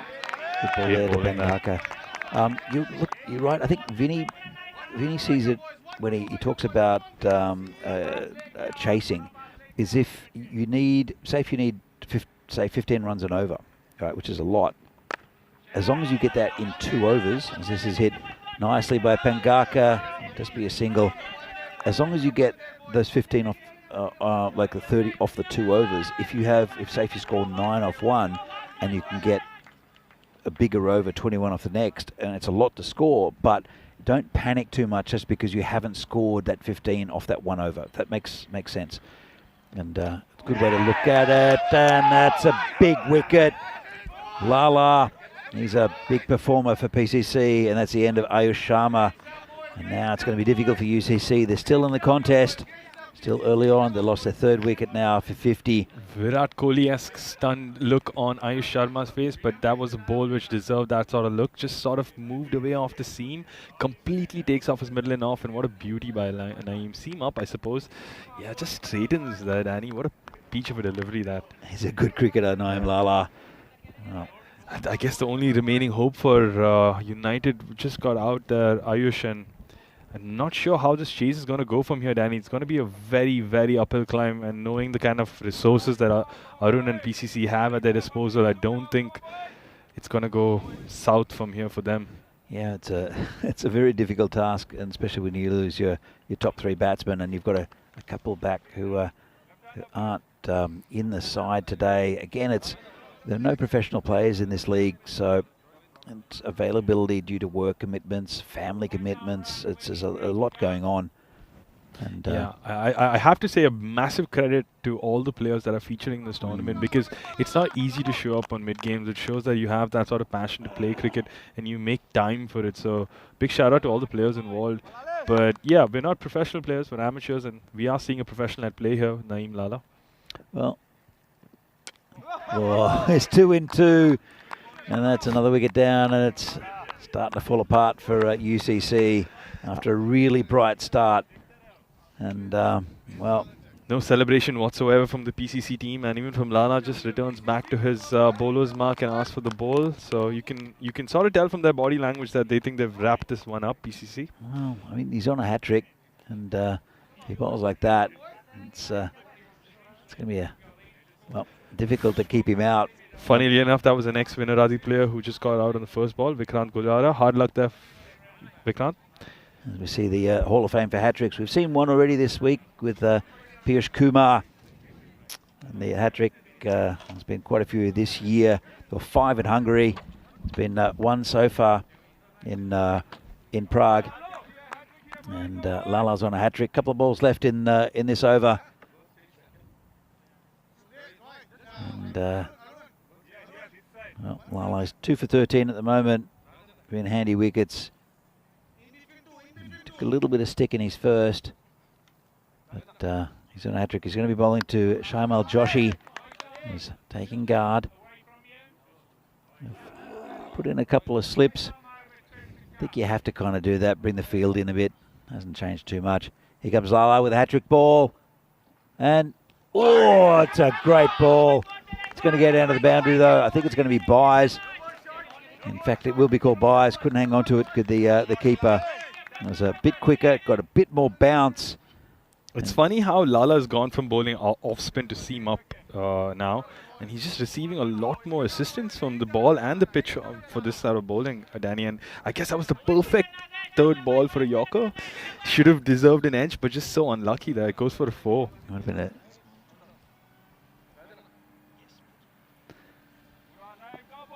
So 1 ball left this over. It's been a great one. Well, until then, Davisi can't reach it. 6 runs, and they continue the fight to UCC. Shaimal Joshi given a bit of a gift there by Lala, and that's 6 runs. So at the end of the 5th, UCC are 60 for 4. They're pretty much on target. So big welcome to Venki. Thanks for coming into the commentary box. No, thank you Venki. for having me, Danny. It's been a pleasure being with you, and you've always been the voice of cricket, and for us at least, or you and Phil, and it's been such a good moment. But we get an opportunity to talk about these really cool-looking hats, which is basically the hats for the Karcher summer program, or you could say the summer outing for the. It's the specific ECS Karcher camp because it's happening when the ECS is going on, and the kids get to sort of see what the big boys do. That and I mean, you saw them playing game of hardball cricket on the other pitch. Yep. So it's fantastic to see everyone from Karcher here. Chris and Renata Pierce doing a great job. Fantastic, absolutely fantastic. So and well, Samira Madaranga will continue.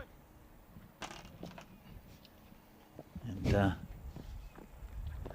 just gets away from the batsman Pangaka. And it's, well, to be honest, they're not far off the run rate. 60 after 5, chasing 124. But they're just going to have to bat well, get a little partnerships, get a bit of luck, and they can get to this target, UCC. But they're... Yeah, it's you'd require Sharmal to go absolutely ballistic and sort of stay till the end with Amit here, but I'd say it's a bit tough here, Danny, just knowing the kind of bowling that PCC have yet to come. But if it's going to go this way, okay, I thought that was going for 4, but just Satpal getting to it. They've covered that gap a bit. I think they've got a backstop. They've definitely got a very fine third man. They've got a very fine leg. It's Sudir Glatson with the gloves. He's a pretty reliable keeper. Generally, for many years he has been for PCC. So they've covered that area pretty well. There's a big gap, though, a little bit wider than that. And, interesting field set here by Arun. They have 3 people at the back. They have a very straight, fine leg. I mean, that's an actual fine leg, and a third man as well who's quite fine. And then they have a slightly wide, deep gully, I suppose, or a deep. Yeah, I think it's a deep gully. Yeah, on the boundary. On the boundary, and then they have 2 people here on deep mid wicket, cow corner, and long on. So I think it's going to be a lot of short stuff or full stuff, and they're sort of protecting the edges that go behind the keeper. I think you're right there, Venki. This one's been pushed into the covers. But yeah, I think they're just protecting runs because they know that these UCC... They're not going to go big. They're not going to get... Bashar Joshi had scored a nice 6 in the previous over, but it was a bit of a gift there from Lala.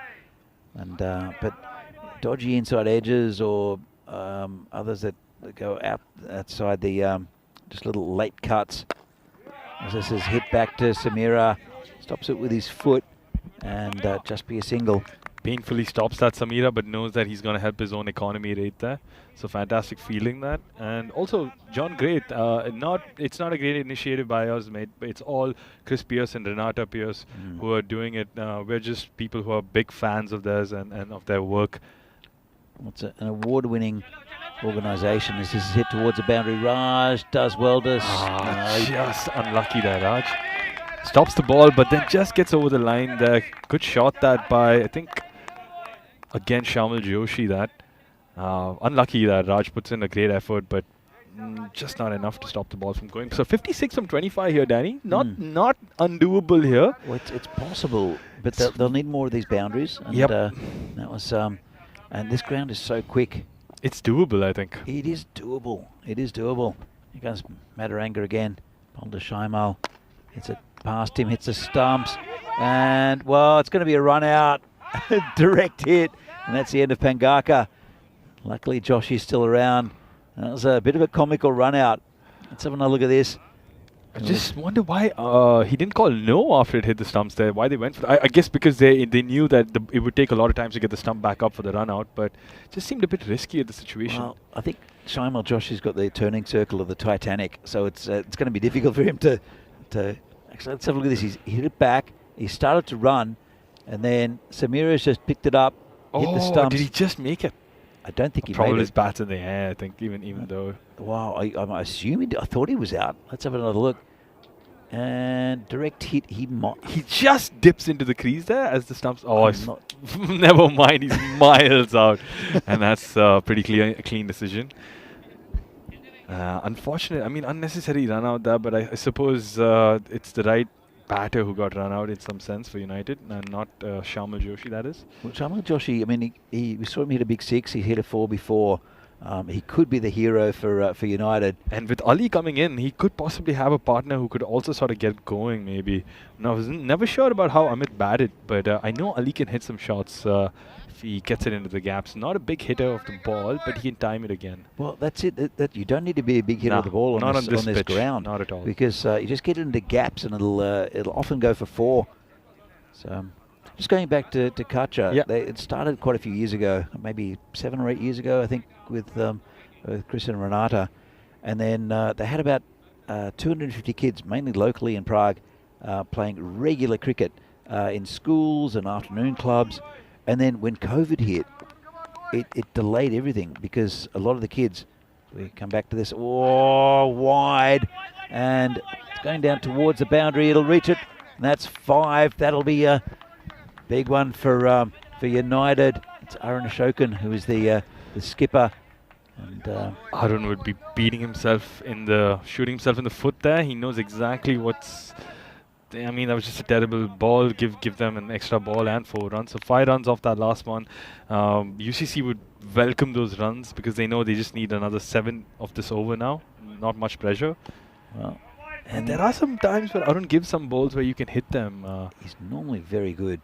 Well, I think he's hit that straight into his head. I think having a look at that, he's just standing. He looks a bit rocked. Gives the thumbs up. Let's have a look at this. Top edge, and right into the grill.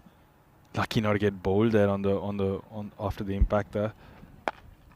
She muscles that onto the leg side. Just should be a single. But yeah, Kacha, they were doing so well, and everything was moving forward.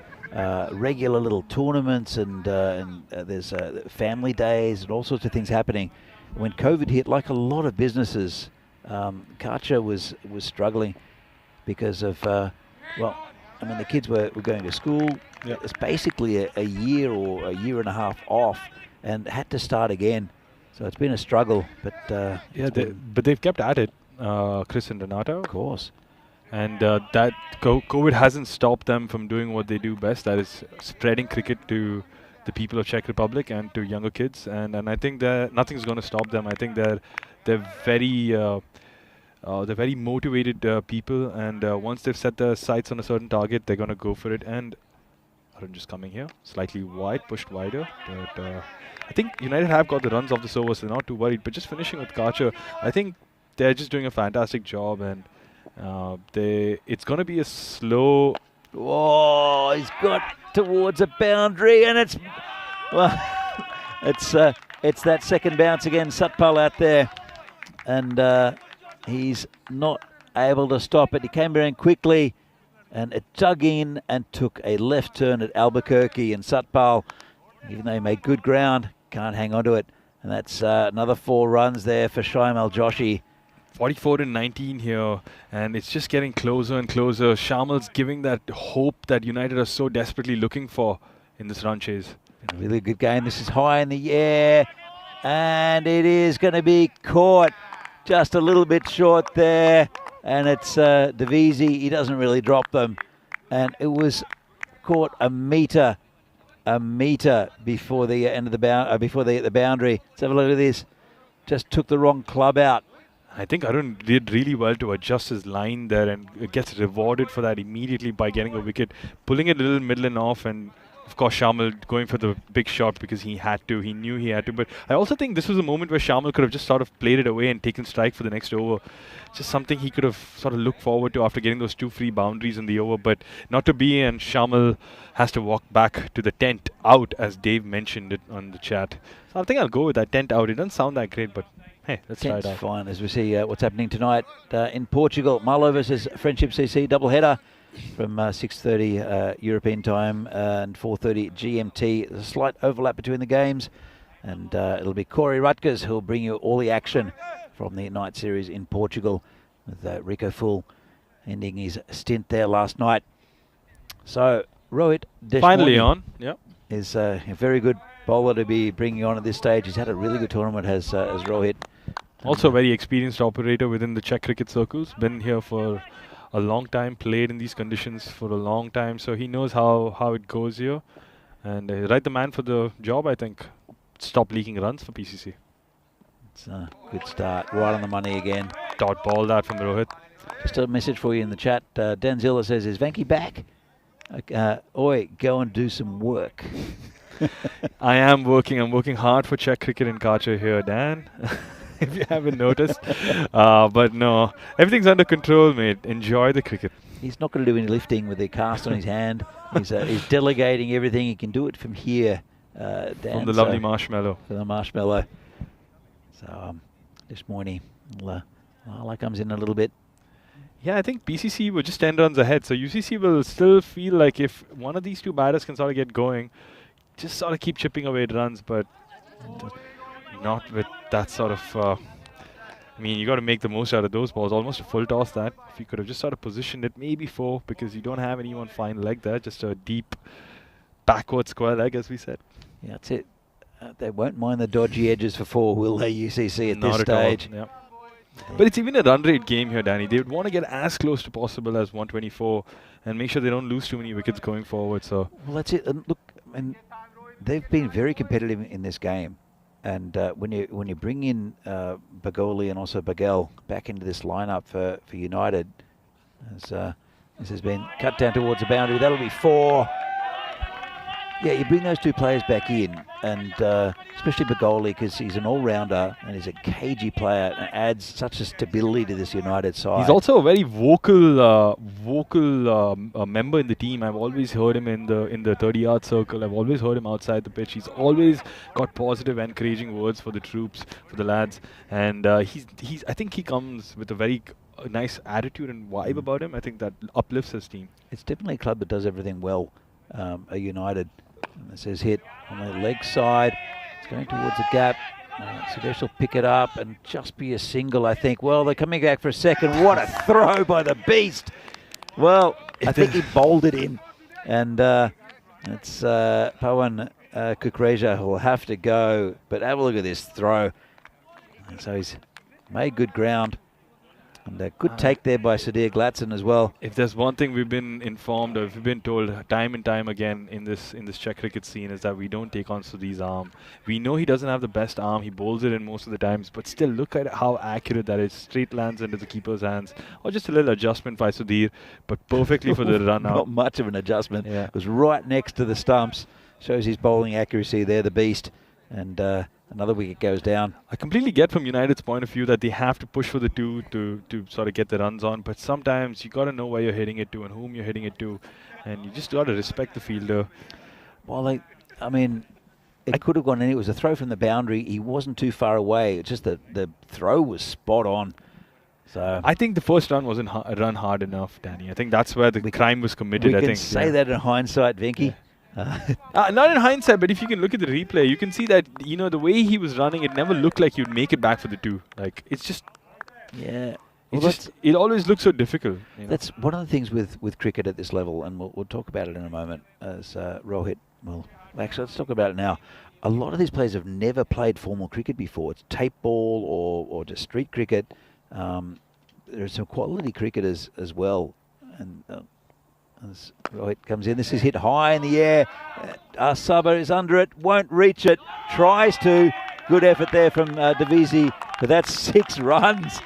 Well, it's Manish Janjid who comes in and hits a 6 first ball.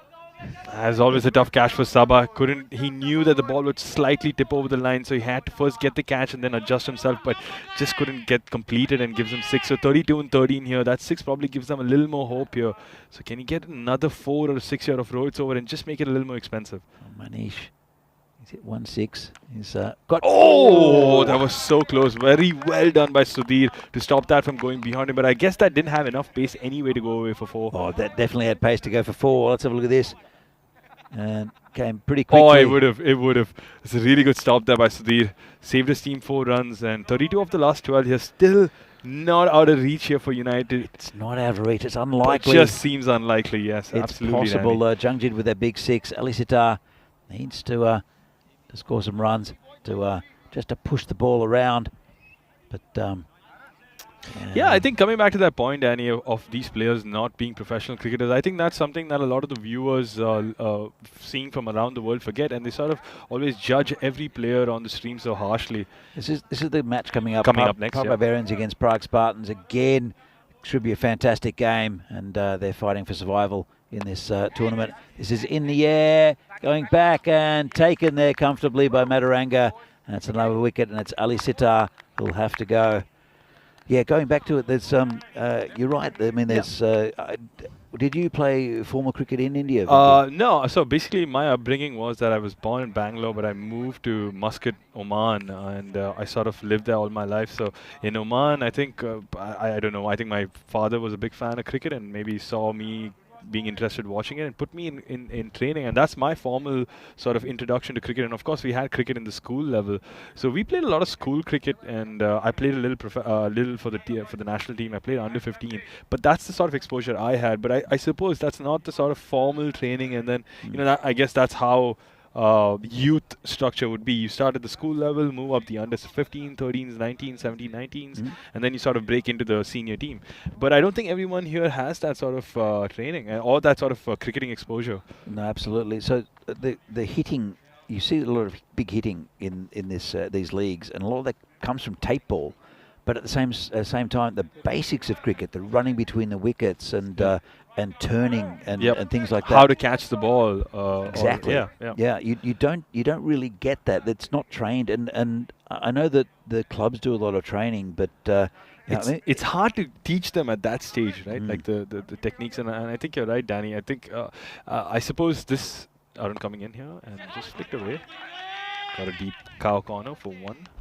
Yeah, it's something which, I mean, you look at Dylan Stain. I think he's a good example because he runs really well between wickets. He's a fantastic fielder. He's got a good concept of cricket. His technique's really good.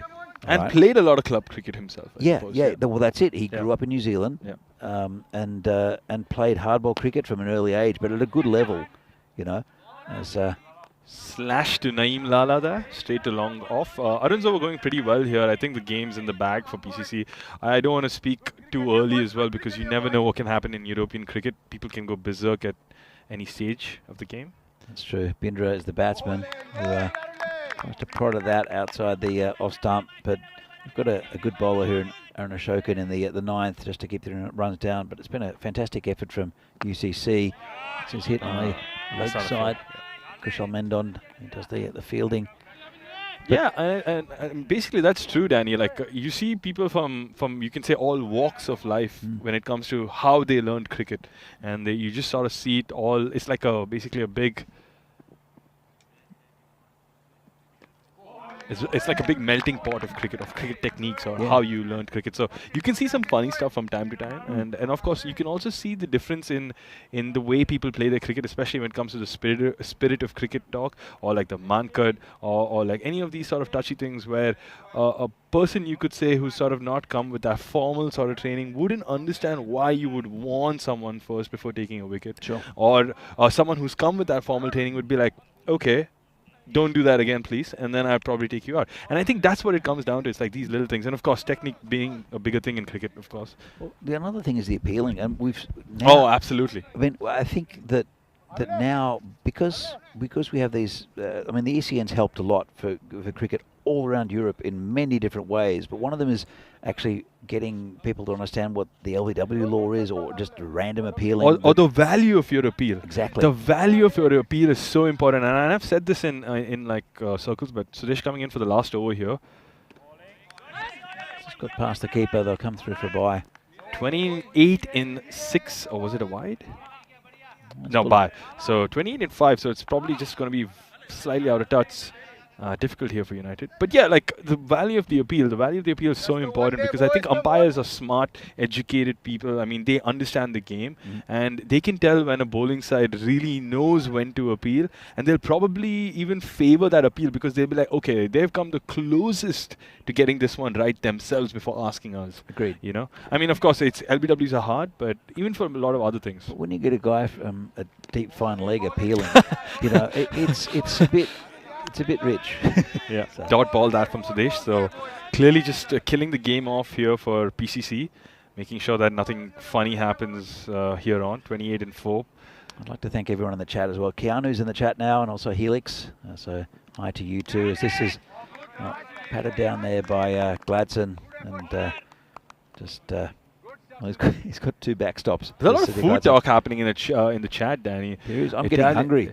Yeah, I mean, I'm sure lunch is here. I just saw Voids around the corner, but Italian cold meats, bruschetta, polenta, none of this matters because I'm vegetarian. Well, I think it's pies.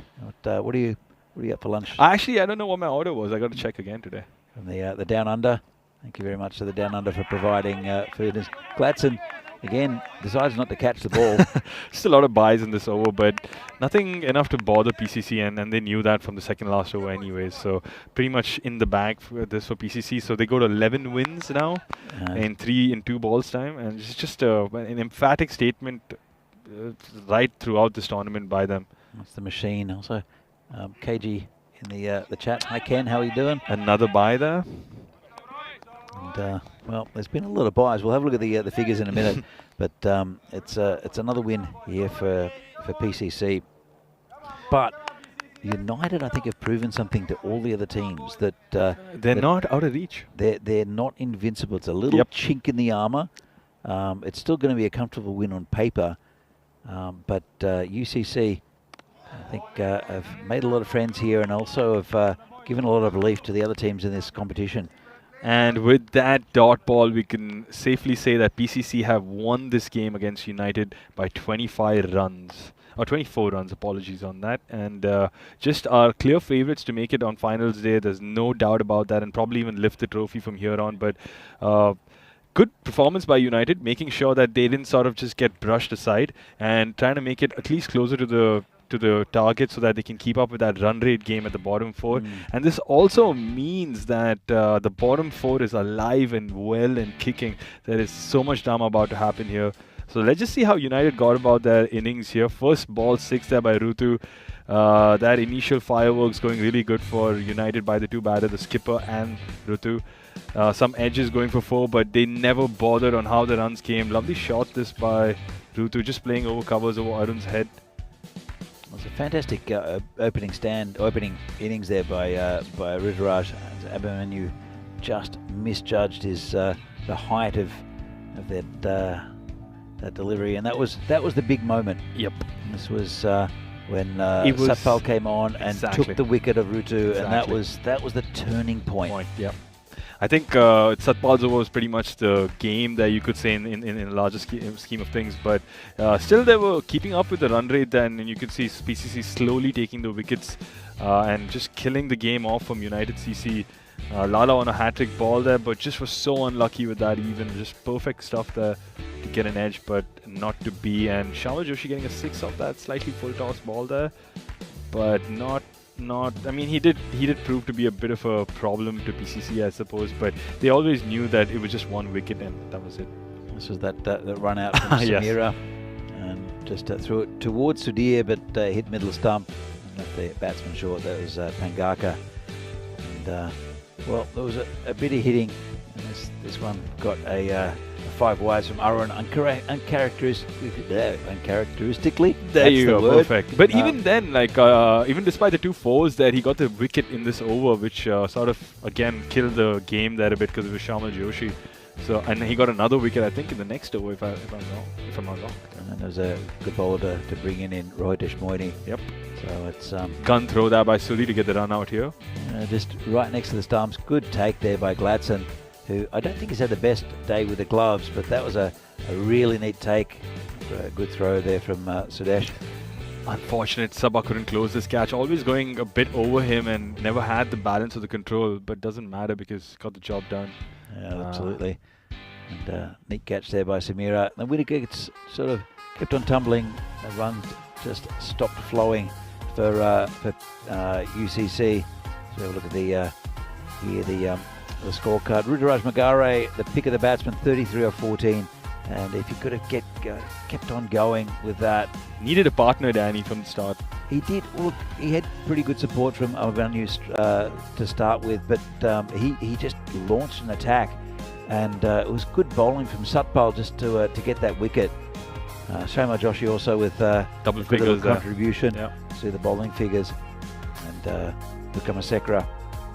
So look at the buys, 7 buys and 10 wides, 18 extras that pumped the score up. Some good overs, especially from Lala, who took 2 wickets. And even Satpal, Arun did really fantastic there. 2 overs, 15 runs for 2 wickets. well, definitely Satpal's wicket of Ruturaj Magare was the important one. And as we see, this is the final match summary of match 43 here from the European Cricket Series in Czechia. And good win there for PCC against United, who are very competitive in this tournament. PCC, the machine rolls on. Yeah, United will be at least a little happy that the fact that they got close and kept them quiet, but I guess it's not enough. And the next game here, Prague Barbarians versus Prague Spartans, match 44 in ECS Czechia 2023, starts in about 15 minutes. The news from the toss is that Barbarians have won the toss and decided to bat. Most teams always picking to bat first here, Danny, for obvious reasons. But come back, I guess, in 15 minutes for that start of the game. I may not be here. I think Danny's gonna... I think we have another special guest in. Hopefully you'll join us for the game after. Definitely which will be a replay of the United and PCC game. Oh, really? In the same day? Okay, header. fantastic. Wow. Okay, so United get a chance at redemption and revenge. Yeah. So, thank you, Venki. See you in a couple of games, and hope you enjoyed your time in the marshmallow. And thank you again for joining us. All you out there watching the game, we'll be back in about 15 minutes' time for the next game between Barbarians and Spartans. See you then. Absolutely.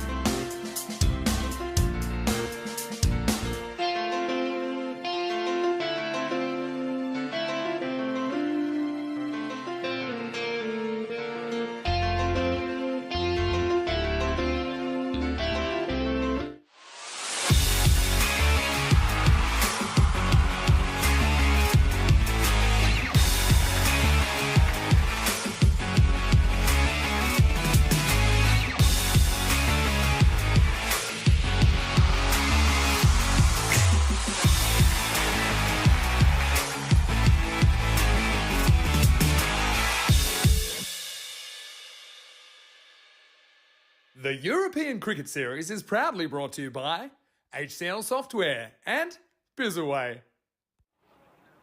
Good afternoon and welcome back to Prague for this European Cricket Series here in Czechia. Match number 44. Replay of the game earlier in the day between Prague Barbarians and Prague Spartans. Should be another really good game. Barbarians, after some early victories, have gone winless in the last three, and they want a big win against Spartans, who looked pretty good this morning. Got a good depth in both batting and bowling. So as the players come onto the field, we'll have a look at what happened with the toss.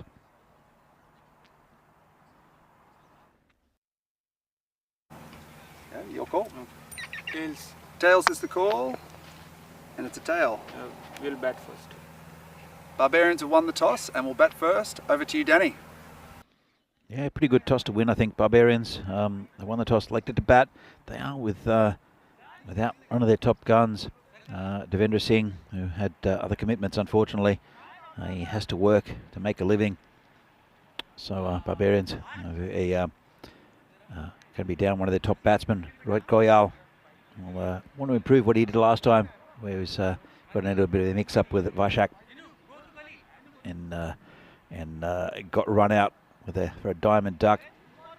Spartans have a really good bowling lineup and good batting as well. Good depth for the Spartans. They're 4-7. Barbarians are 4-6. They want to win games. Especially Spartans, if they lose another one, they're going to be out of the running for the top 4. Barbarians just want to get a couple more wins under their belt. So I'm joined in the commentary marshmallow by the destroyer, Stefan Gooch.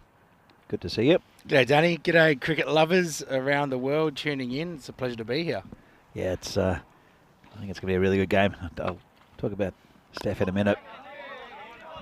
But it's just been pushed out to covers just for no run, and there's Shanmugan Ravi, the opening bowler, who bowled really well against the Barbarians earlier on in the day with some nice in-swing bowling. Got Divi Singh, which is a huge wicket. Again, massive in-swing. Tyagi gets smashed to him again. He drops another one. Well, he's not having a good tournament with his hands, is Neeraj Tyagi. Let's have a look at this. It was hammered by the batsman and went straight to Tyagi. Couldn't get out of the way. Guess he saved 3 runs, but not the greatest fielding. We'll bring Jagan Everson on strike. A lot of responsibility on Jagan Everson's shoulders here for the Barbarians. This is called wide. He's a former Spartan as well, is Jagan Everson. So he'll want to get one up on his team, his former team. And Rohit Goyal is the batsman who had a life during that first ball. So Dave is filthy back. He'll be back sometime during the week. This is hit over the top. There's a man back there. Just a single. Well, a bit of a misfield. They'll look for 2. So, Steph, you've been enjoying the tournament? Very much so. It's always a pleasure to come back to Prague. We love it here.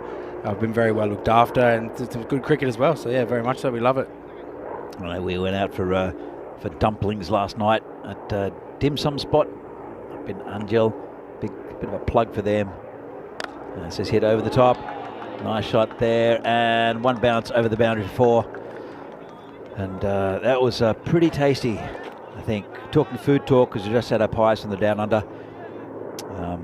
But I know that Vinny Sandhu, Mr. Maximo, is a big fan of Dim Sum Spot. And I think Steph is now. Yeah, I mean, it came highly recommended from Mr. Maximo himself, and he insisted that I went down there, that we went there all together, and he dragged us there, and I'll tell you what, I wasn't disappointed. It was phenomenal. Yeah, it's very, very good down there. Oh, that could be close, Not out, says the umpire.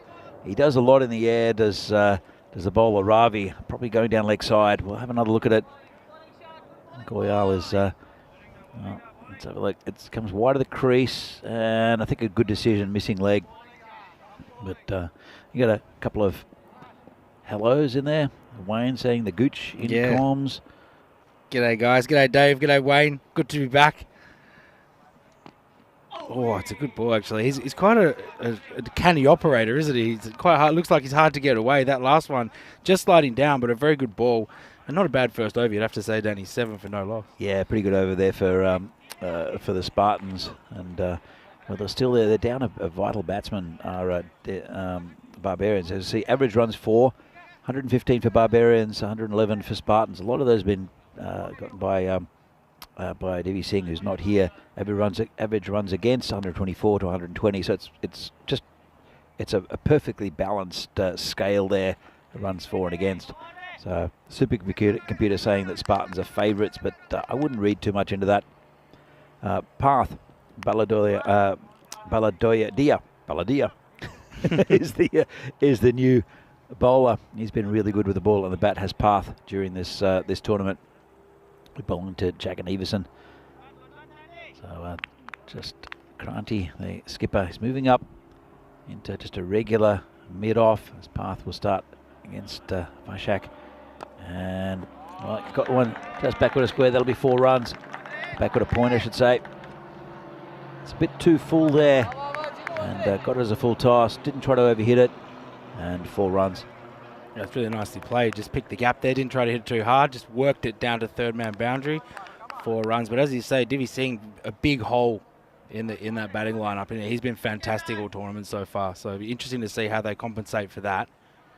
Well, I've got Goyal at the top of the order. Expecting Vishal Mane to be pumped up a little bit as well.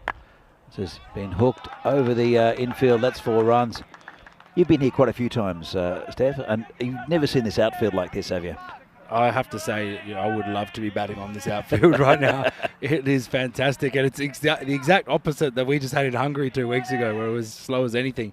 I've never seen it like this. It is about as paradise at the moment. It's through the infield, it's 4. And from what I've heard, from what you've told me, and from what everybody else has told me, rain has been scarce around here for a while. Very scarce. It's been pretty warm. It's been about 35 degrees at times. This is a gift, and, well, taken, but it looks like a top edge. Has it gone all the way? Well, it's gone for 4. Good chase there, but got away with it slightly, because that should have been 6. Vaishak, I want to bat deep here into this innings, Vaishak, because he got a really nice, I think 82 the other day. Looking very handy. Path comes in again, and it's called a wide. So talking about Hungary, your blinders came up and with a victory the other day. I'm sure you'd be well. You must have celebrated for about 3 days until you had to come here. And this is over the top, 4 runs. So how's the mood with the team? Oh, it's fantastic. The Mighty Blinders finally got up and won the championship, won the tournament. It was a fantastic moment for everybody involved. And we've come so close over the last couple of years, been second almost every tournament we've played in. So to get up and win it was a huge moment for us. So yeah, you're right. We celebrated for quite a while. A couple of the boys have probably still got some sore heads. But it was fantastic. It was a really fantastic moment after a lot of effort over the last few years. So really still buzzing and flying high from that. Yeah, it's a good effort, and of course it's an offshoot as this has gone down past the keeper. It's called a wide, and that's gone down for actually it's a no ball. It'll be a free hit disaster. So it's off the pitch. Let's have a look at this from Path. Completely loses it. Yeah, it's sloppy. He's bowling on turf here, Path, and it's gone past him.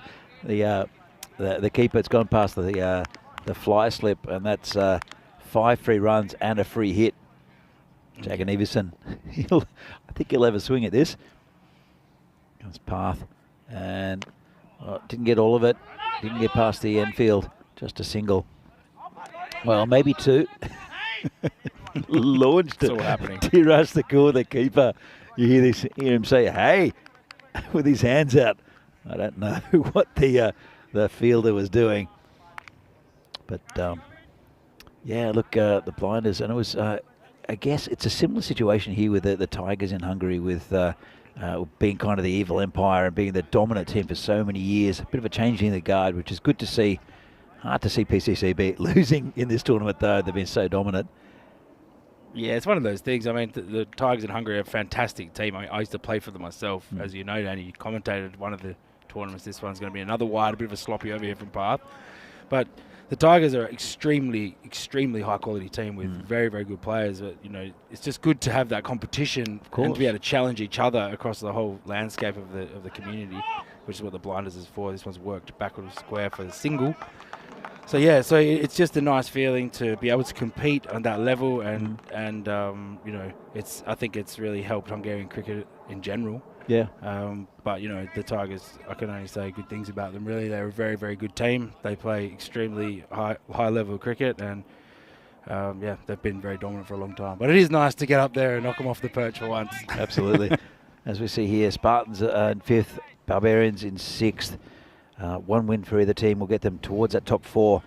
But you have to say that it's sorting itself out a little bit, the order. Definitely PCC are in the finals Friday.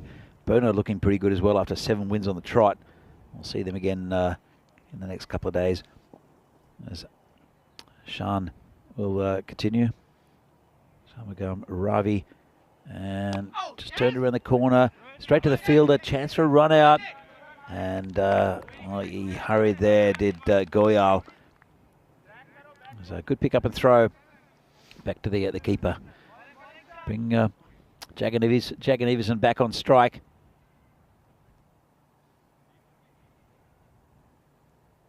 Comes in, bowling to Vaishak. And crack through the offside for 4. Lovely shot. And that's when he's at his best, hitting both sides of the ground. Used his feet well too, Vaishak. Yeah, that's a phenomenal shot. Just pure timing. Gets across to it and just whacks it through that offside field for 4. He's looking good at the moment. He's on 22 off 8.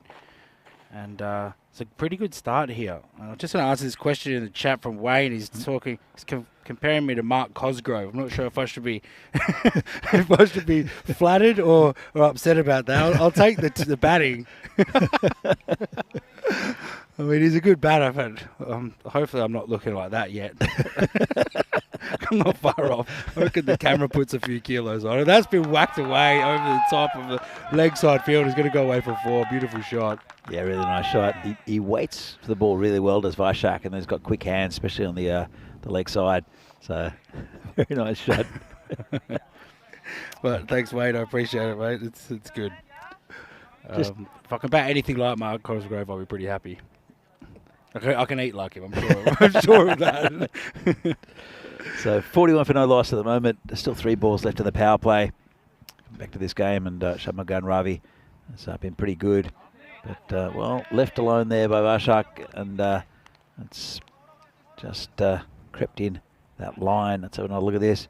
And, whoa, played with it, didn't he? Started it wide, and it came in a bit. So it's actually a really good ball in the end. It's just snuck inside as it's crossed that line there. Very good bowling.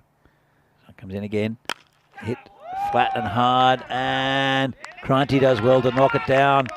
Just a single. It's a good effort there. Really hit hard by Jagan Everson. Although, well, he's down at the other end. There's only 1 ball left of this over. Goyal just playing his role at the moment. Run a ball. But, almost, as I said, at the end of the power play. Relax the field a little bit. And this is hit just over the top. It should be 4 as well. No chance for the fielders. This ground's so quick. As soon as he gets past the infield, and this was very wide, had to reach for it, but got 4 runs for him. So 46 for no loss are the Barbarians. Really good start for them. Good power play, going at about 15 and over, helped by that second one that went for 25. And the Barbarians and the Spartans are both still in with a shot of that 4th place, even, well, probably higher as well. But they just have to keep on winning games. Yeah, it's a pretty big game in the context of the tournament, really. Both of these teams would be desperate to get this one. They're pretty evenly matched, I'd say. But you have to say that's a good power play. 46 for no loss off a power play is a great platform to launch from. So I'd say they're probably just taking the chocolates over in the power play. I think so. Niraj Toigi, the new bowler, bowling over the wicket now to Jagan Everson, who hits a nice shot through the covers. Lovely timing, 4 runs. That was my shot of the day so far. Have a look at this. Yeah, down on 1 knee. That's just a classic cover drive, isn't it? As you said, Danny, that outfield is just lightning fast. As soon as it's burst through cover, you know that's 4 runs all day. I think in the past we've seen Vaishak here playing for the Spartans, and he's tried to hit the ball too hard because the outfield just, you'd hit it hard and it would stop. So this is going to be called a wide. But it's really some batsmen like also Devendra Singh for Barbarians. You've seen the quality of their stroke play because they're getting good value for shots now. Absolutely. Comes Taigi again and tucked around the corner. Oh, it's good fielding there. Didn't quite get all of it there. Did Jagan Everson as the partnership. They It's 51 off 21, going very well. Yeah, I'd have to say this is probably one of the fastest outfits I've seen in Europe so far. It's not often that you get value for shots like this. Tiagi comes again, been punched into covers. Oh, it's going straight through cover. It's got to run away. This could go for 4-2, and it does. There's that right on cue. There's that outfield. It is lightning fast. It almost speeds up as it goes. It's amazing, isn't it? And considering, I mean, it's the latest we've ever played a tournament here. We started one in May, which was ridiculous because it was freezing cold and just this horrible wind, more than a wind coming through. Now I think it's a perfect time. I love cricket in July in Prague. This is hit a long way, just rock back, and that's 6 runs to Jagan Everson. Yeah, he's onto that like a flash, just dropping a little bit short there, and he's just pummeled that over through cow corner over the top for 6 runs. Yeah, as you said, Danny, the conditions here for cricket right now are fantastic. I think I've been here a bit earlier in the season before, and it was so cold, so windy. We were losing tents left, right, and centre. So now's the perfect time to play. Comes Taigi again. It's cracked, dropped. Oh, it's a tough chance. Got a hand to it. It's going to be 2, I think, and throws just a little bit wide. Well run in the end, but well, Johnny Panelak couldn't hang on to that. It was a really good effort. Let's have another look. And it was pretty well hit. Would have been a nice catch if he could hang on, but couldn't with the specky. Taigi, well, have to come back in again. And well, Steph, look, one thing I wanted to ask you is your roles within ECN. You're kind of a bit of a Swiss Army knife of the ECN crew. So we come back to Taigi. Just for people out there, what are your day-to-day roles, and what have you done? I mean, apart from commentary, as Helix says hi to you on the chat. Yeah, g'day Helix. Yeah, I'm a little bit of a jack of all trades for the ECN. I mean, my normal bread and butter these days is tournament refereeing and umpiring at our major tournaments. But I started off in operations, and one of the things that ECN is trying to do is sort of equip all staff with the ability to do all roles, because we do have a very busy schedule, and it's helpful if everybody can jump in for each other at times when people have days off or they're not able to do it, and it just gives you that versatility. So yeah, at the moment I'm here as operations, which basically means covering the people who have days off. So you have to do some scoring, have to do some reffing, have to do some commentary, and all this sort of stuff. So we're stepping in big shoes, big colourful shoes, and that of Vinny Sandhu. But it's good that we've had Phil in earlier in the week, and also Venki was it's gone straight through him. It's like a game of croquet. And Anish, I don't think would have liked to see. Was not going to like to see the replay of that one. But it's great you can come in and have a chat to us and just let us know, or let the people outside of here what you do within the organisation. And it's a beautiful shot over the top there from Vaishak. That brings up his 50 off 19 balls. Lovely shot, too short from Sandeep, and just hits it over the top into the weeds. That's absolute class. That's just too short and wide, and he just obliges. Vishak, what a shot. 6 runs and a fantastic 50. Brought it up just 19 balls, and Barbarians are looking very good here. Well, 74 without loss, and we're not even halfway through the innings. And they really need a win to Barbarians. That was a bit of a rot on they lost 2 yesterday. They lost the 1 this morning. And they had played fewer games than any other side. So they had the opportunity to really get into that top 4, and they've just missed out in a few close games, really. This is hit straight. It is going to be 6, just. No chance for the fielders. They were too wide. Kranti, the skipper who's in front of us, will have to do some rethinking to how he can get Vaishak, because he's been dominant so far, 80 and on the board, and we still haven't completed the 5th over.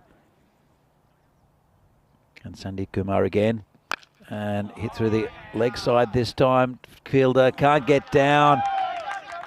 It's so tough on this field, but you have to think some of the ground fielding hasn't been the best in this tournament. And have a look. He's made pretty good round to it, just couldn't get his hands down.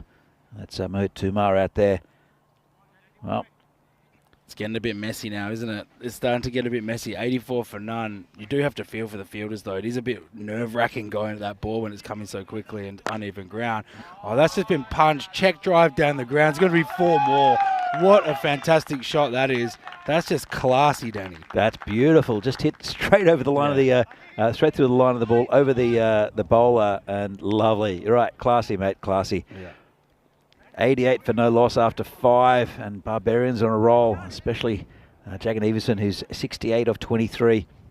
Yeah, I think the Spartans will be ruining that drop chance in that first over. That's it. Yeah, absolutely. And, well, they've got a pretty good bowler coming on here after the Euros of cricket, European Cricket Championship. You've been involved in that for quite a few years, and we'll see 6 groups of 5 teams looking good here for their first week for the Czech Republic against Spain, Isle of Man, France and Greece. It's going to go for quite a few weeks, 6 weeks of preliminary games, then the championship week in October against the Netherlands.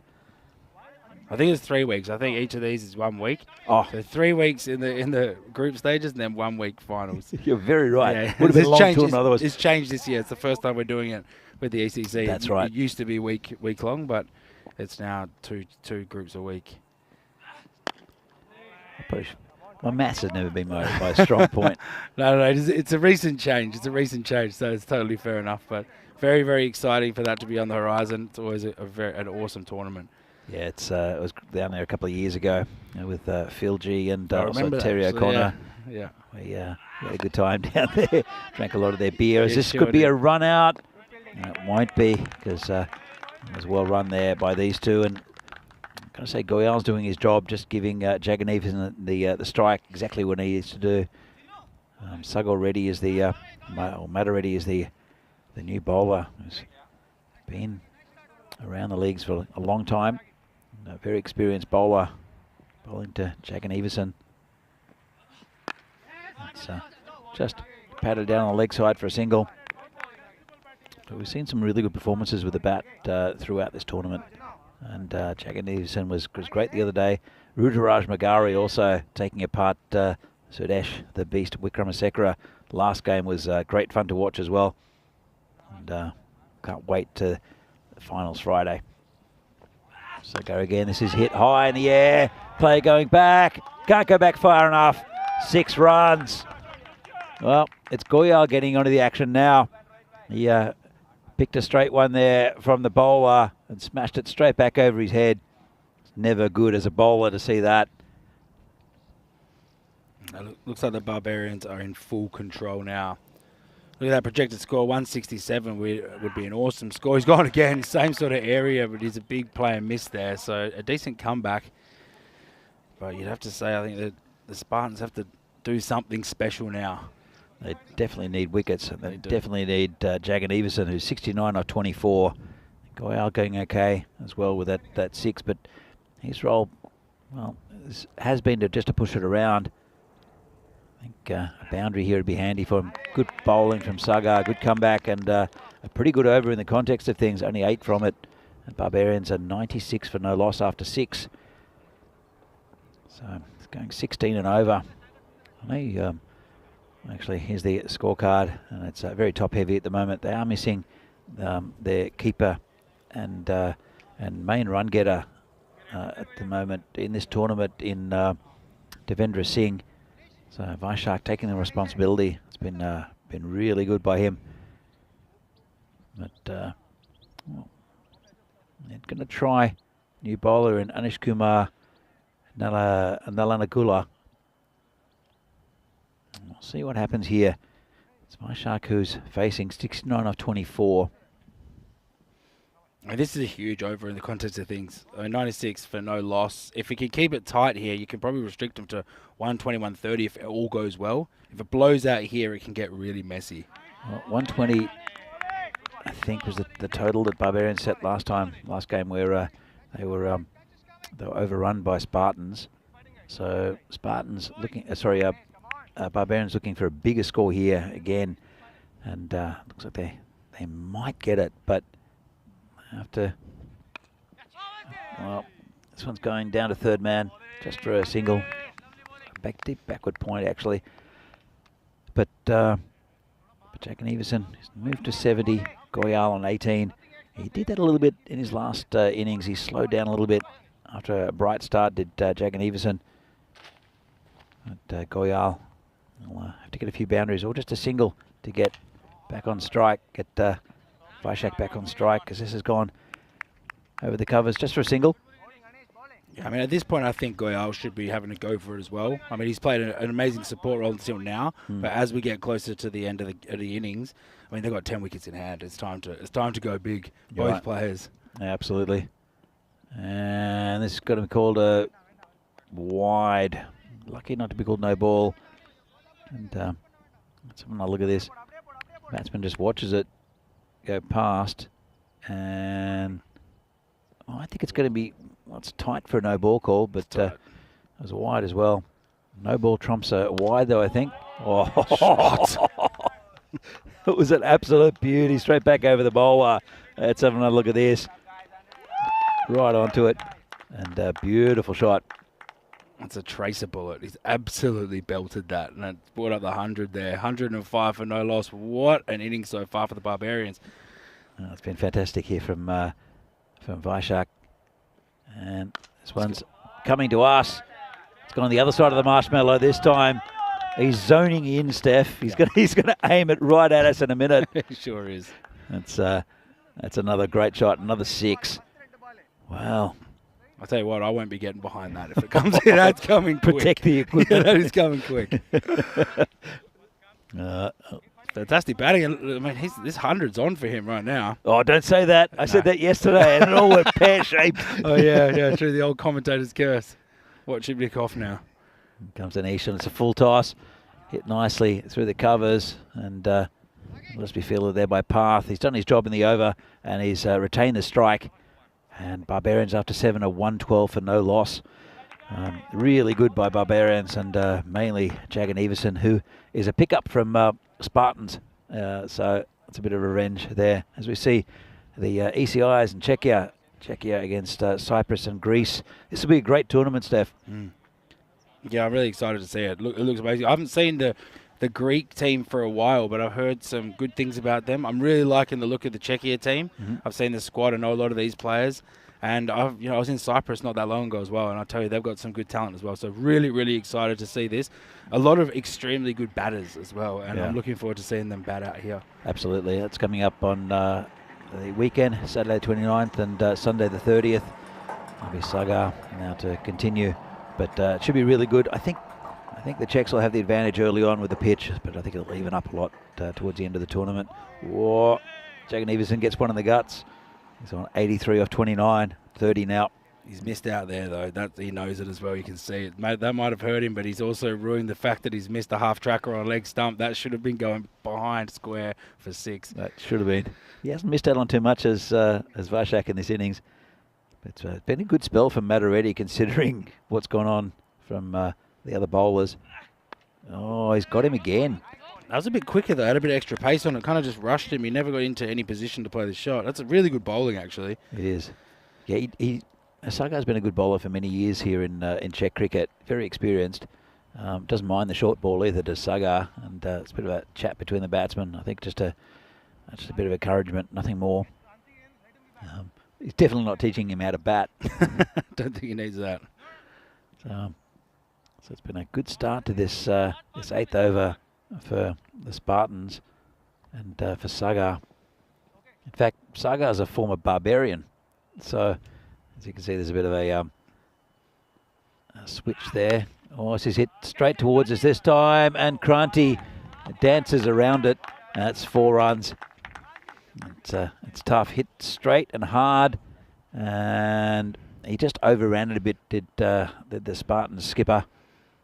Yeah, also, let's be real here. Out here is a lightning fast outfield. It's a little bit uneven in parts, so you can see it takes these big jumps when it hits it. So I think a few of the guys are a bit nervous to put their head straight over it, which I can understand. We haven't seen any incidents of players being hit. Touch wood, yeah. So far, but Look, with the national team a few years ago, we trained on a baseball field, and it just improved our fielding because you could actually. Oh, this is going to the boundary as well, and he's into the 90s. 91 is Jagan Everson. It's a nice shot there, but we trained on a baseball field late on a weekday.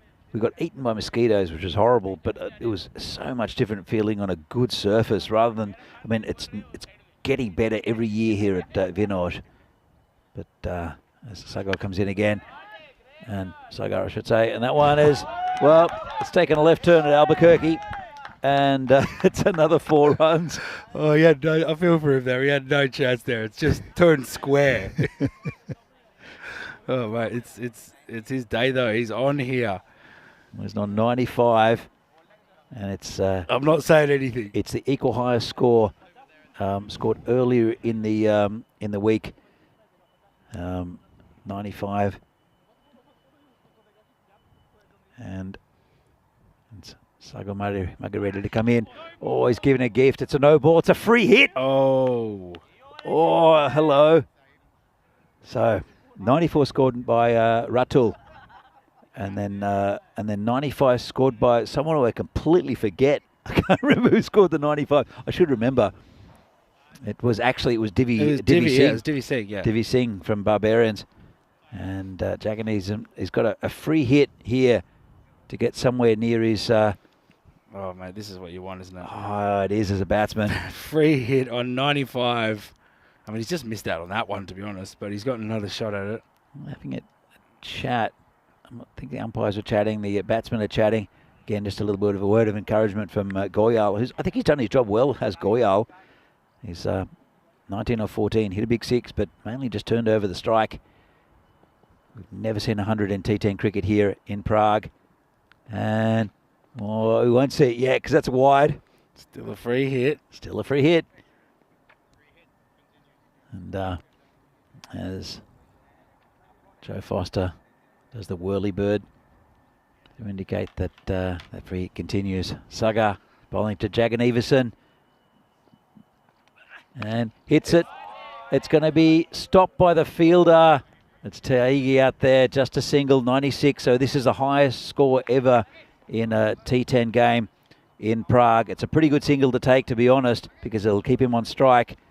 And Prague Barbarians charge on, 127 for no loss after 8. Yeah, very, very good batting and set themselves up for a huge last couple of overs here. And I don't want to say anything about this innings because I'm too scared I'm going to curse him. But he's batting sensationally at the moment. And as you said, he's really filling the hole that's been left by Divi Singh. And it's this is where the great players step up. So very impressive innings here. He was super disappointed not to get Barbarians over the line yesterday in the game. And so I think he's vowed to himself to make amends today. And he certainly has. As it will be Mohit Dumar to bowl his first over, I think, of the tournament as well, Mohit. And he'll be bowling to Jagan Everson, who's on 96. And this is outside off stump. Good line of length there. Just a good dot ball. They need a lot of those to the Spartans. I don't think wickets really matter at this stage for the Spartans. It's just getting as fewer runs to the Barbarians, letting out fewer runs as possible. And this is hit through the covers. It's going towards the boundary. And that's 4 and 100. Well done to Vaishak Jagan Everson for the first ever 100 in T10 games here at Vinoj in Prague. And he's trying to get his helmet off. He's trying to acknowledge everyone, and that's a great innings. And he's acknowledging everyone. Congratulations, Vaishak. Fantastic work. You love to see it, don't you? 100 off 38 balls. And what a lovely shot to do it, just off the back foot. Nothing fancy, just punch it through the covers for 4. Let the outfield do the work. Take it, bow, Vaishak Jagan Everson. That's incredible stuff. Incredible stuff indeed. And he scored 80-something yesterday, getting a pat on the back there from one of his former teammates. And, they were hoping he wouldn't turn up and score this many runs against them, Spartans, but I'm sure he'll get a couple of handshakes and pats on the backs and congratulations at the end of the game. So Jagan Everson, he's done it. I don't know if he's going to relax yet. He's still got a bit of work to do. It's the ninth.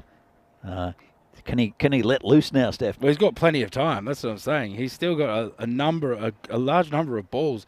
Who knows where this could go? Let's see. This is exciting. The shackles are off. Jagan Everson onto wide. How many times? Always the way. All the way. Especially the worst is the hat trick ball. Yeah, exactly. Hat trick ball. Yeah. Helix is the oval watered, Danny? No, it's not. Definitely not. We'll come back to that in a moment. As this is hit for in the air. Sandy's coming under. Doesn't get it. Lets it go past him for 4. Well, nothing going right for the Spartans. Probably should have just kept the runs down, Sandy. And he rushed forward. Never going to catch that one-handed, down low. And it's another 4 runs there for Jagan Everson. No, we don't have a water supply here, Helix. So what we do is we rely on rain, and it just hasn't rained much in Prague. So this grass hasn't been trimmed for a month now. It's the fastest ground we've ever seen here in Prague. So I wish we could water it. This is another, what's called a no ball, actually. Free hit again. This is not going well for the Spartans. And Nick Devonshire gifted a membership for, now it's called a no ball front foot. Free hit. And he's taken full advantage. That's another 6. Well, nice shot there by Jagan Everson.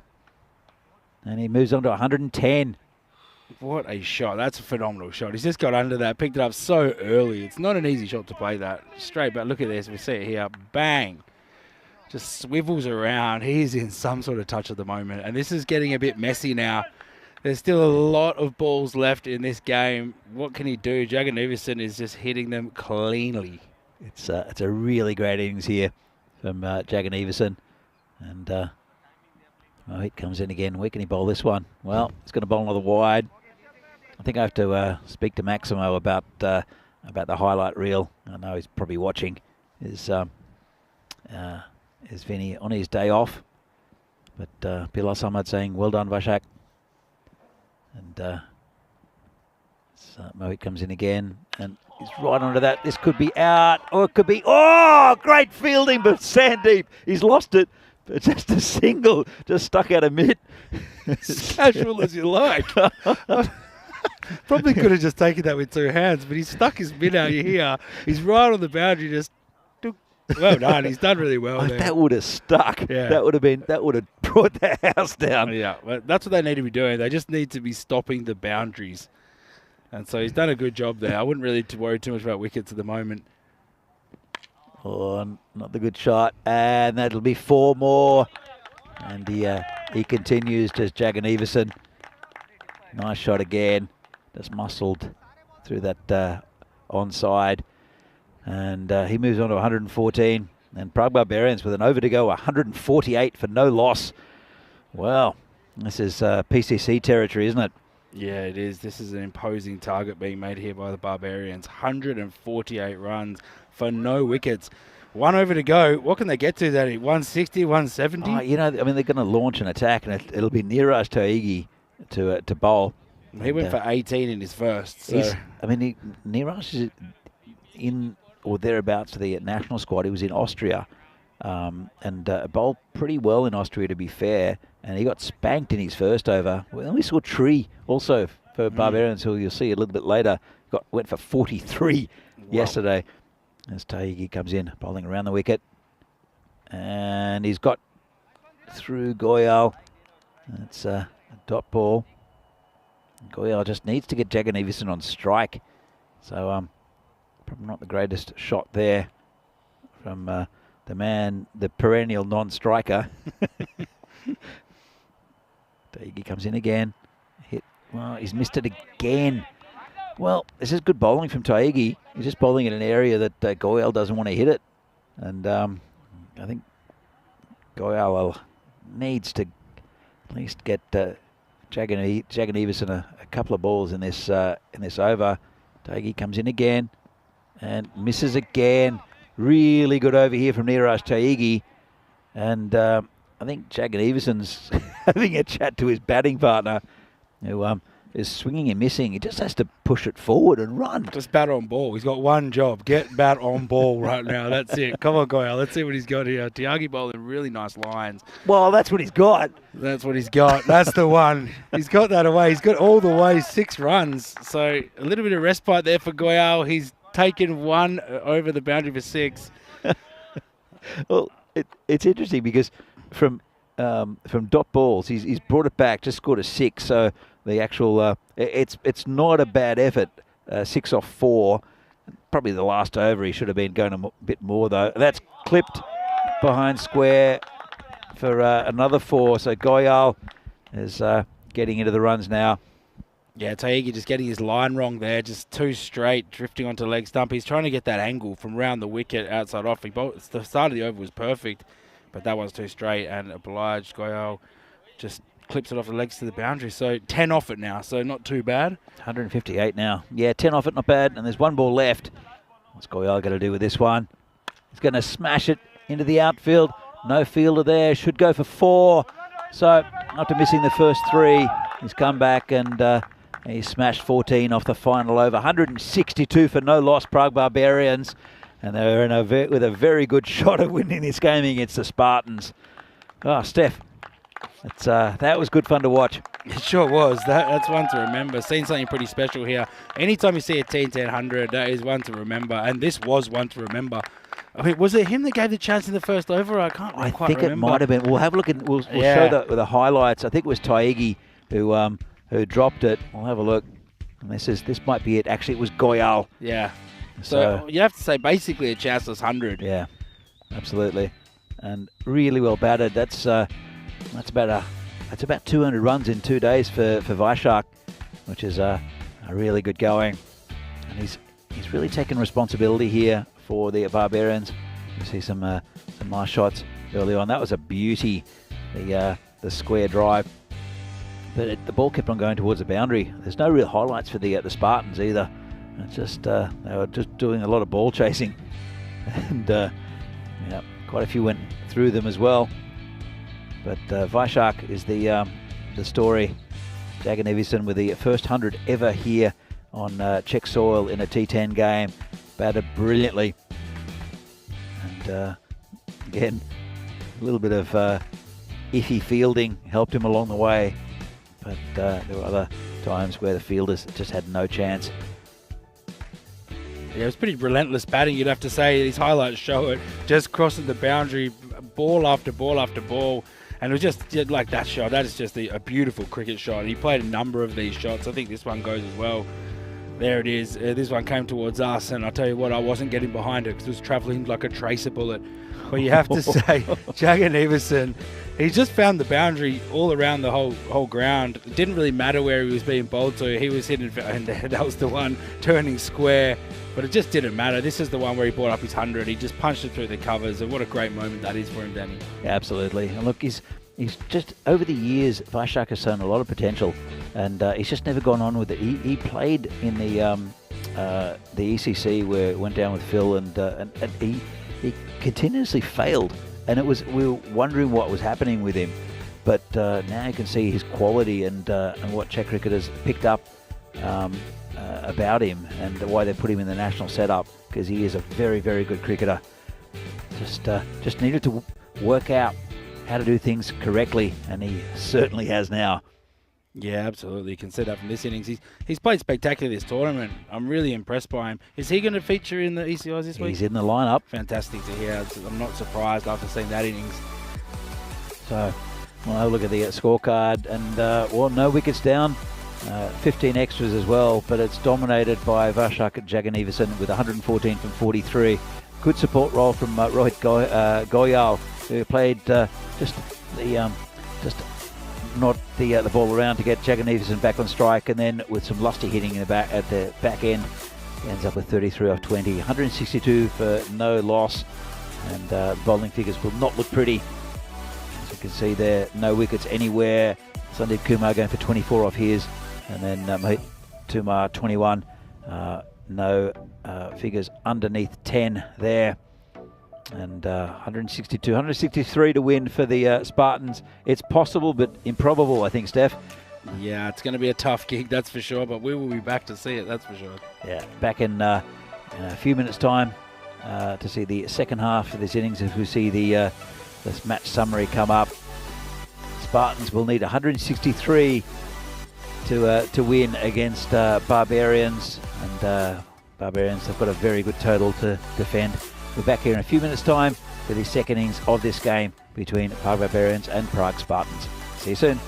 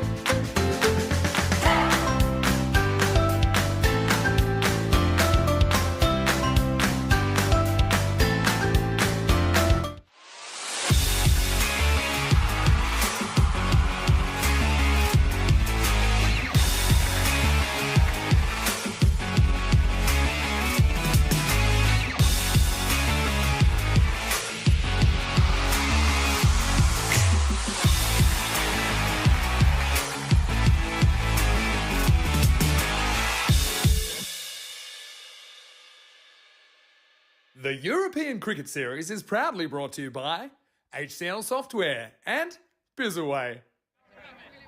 Good afternoon and welcome back to Prague for this European Cricket Series Czechia match between the Prague Barbarians and Prague Spartans. It's the second one they played today. Spartans won the first one and Barbarians looking pretty likely in the second, posting 163 to win for Spartans, who've got a very good batting lineup, but they'll have to bat well.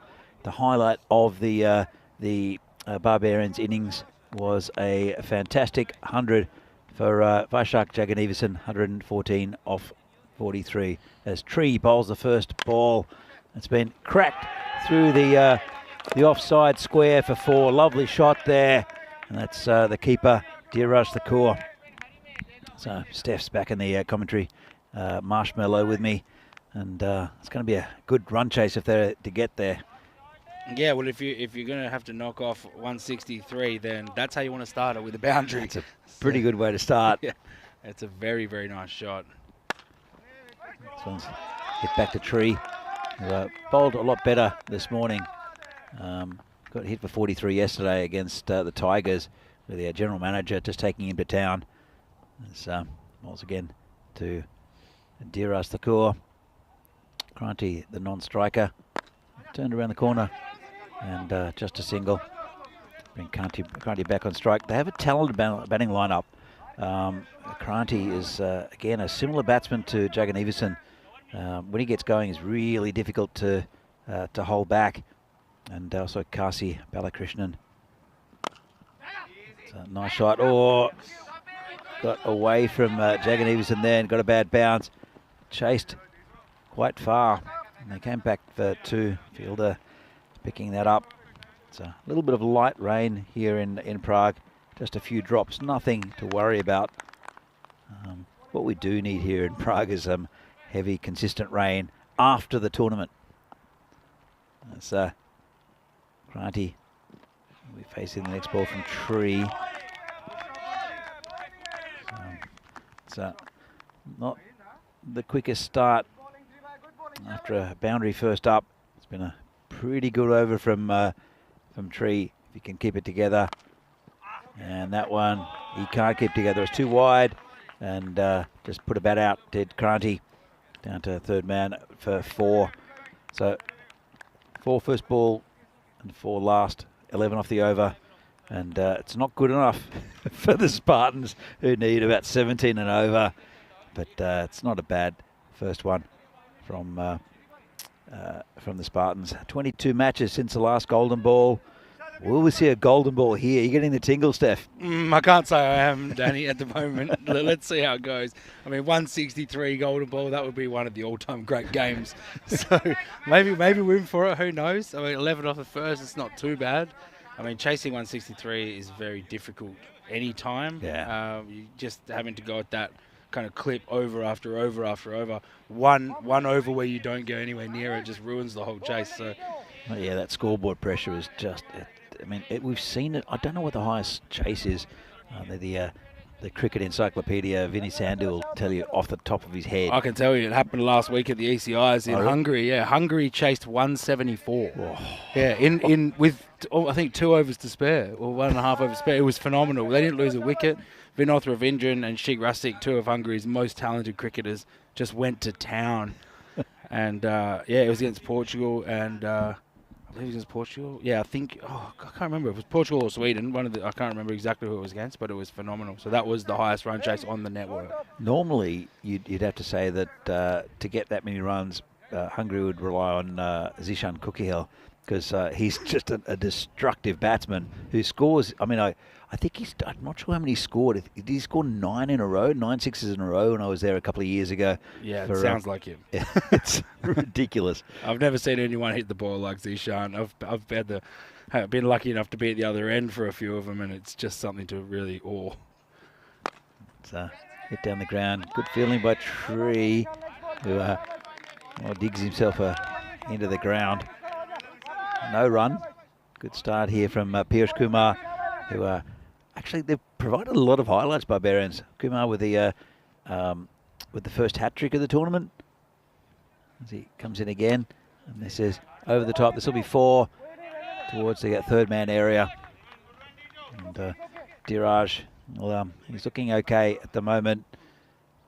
Just getting the odd boundary, and they'll need a lot more than that. But it's a good start here for Spartans. Yeah, I mean, they say if you're going to flash hard, and that's what he's done there. And he's squeezed it away down to that third man boundary. I think that's just how they're going to have to approach it. When you need over 16 and over, you don't have a lot of time to sort of get set. You just have to go hard at it and hope for the best. I mean, they've got some good batting to come as well. Parth Balade has been really good. Kasi Balakrishnan, Gina Panelets hit a 50. So has Sagar Madareddy.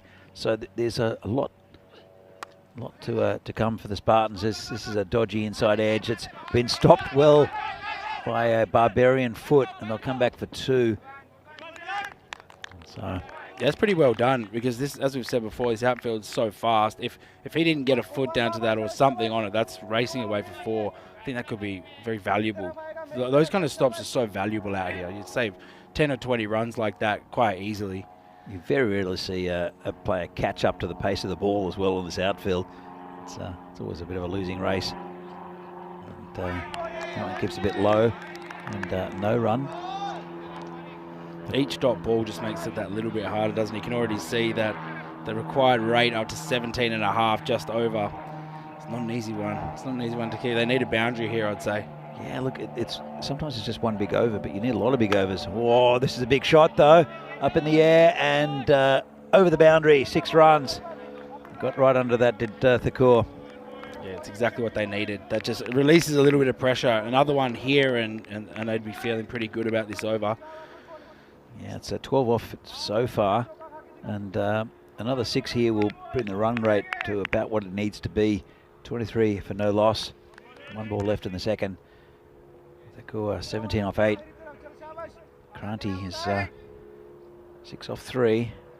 He'll want to get a bit of the strike as well. Well, no more strike for Thakur. That's the end of him. And another wicket for Kumar. Just a big swing and a miss. Yeah, I don't think he had much of a choice. He kind of had to go after it, didn't he? But just got that inside edge and just paid it on. But a handy innings from him there. 17 off 8, off 9. So not too bad. I mean, you know, it's T10 cricket, isn't it? You never know what's going to happen. It can change so quickly. As you've said, it could just be one huge over or one tight over and the game slips. But we're still on for a game here right now, Danny. I can't say I'm getting the tingle, but I think we're still on here. We are still on. And yeah, it's such a different. I mean, it's still cricket, but it's so condensed. As we see the table here, and Bohemians and Brno have, looks like they're going to sneak in, but still a few games to go. Brno on a big winning streak. PCC up the top. These two are 5 and 6 at the moment, and well, it was Spartans that beat Barbarians earlier in the day. It looks like it might be a reversal of fortunes for the Barbarians. As we see, it'll be Rohit Goyal, who was the support act for the Jagan Everson show in the first innings. He'll be bowling, and he's getting the keeper to come and have a chat to him. It's the skipper with the gloves, Vanchi Madashetty, the absence of Divi Singh. I'm sure he's keeping an eye on this game as Divi. Well, hope he is. Yeah, absolutely hope he is. If he hasn't, he's missed out on something quite special in that first innings. I'm sure he is. But Goyal played a good support role. He's definitely contributed in this match so far. Let's see what he can do with the ball. So he'll be bowling to Kranti, the captain of Spartans, who again is a really good batsman. He hasn't gone on with a big score, has Kranti, yet in this tournament, but he's getting starts and he's looking really good. But I think he needs to go a little bit further in this one. That's right. And it's hit Jagan Everson. It's a nice stop. He's a good fielder also, Jagan Everson, and he'll be there hopefully at the weekend. He hasn't done his chances any harm with a couple of big scores in the last couple of days. Goyal again to Kranti, and opens up a bit, gets past the field. That's 4. Line that up, and he's just really economical with his shots, as Kranti. Doesn't try to hit it too hard. Good placement, can hit a big 6 if he needs to, but generally it's just technique and timing from Kranti.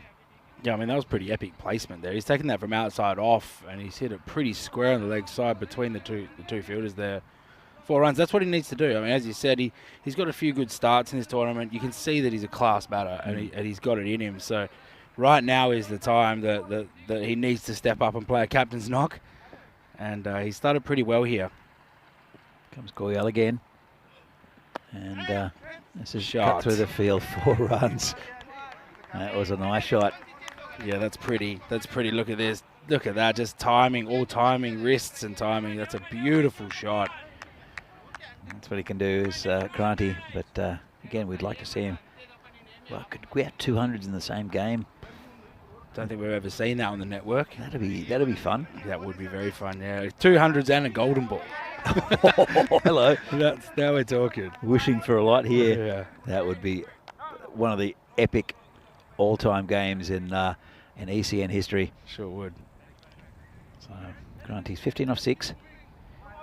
32 now for the loss of 1 wicket. Still in the power play. And I don't know, with the power play, does it help or hinder teams to have the power play? I'll come back to that question in a minute. As it's just pushed out into the covers. There was Tree there who fumbled the throw.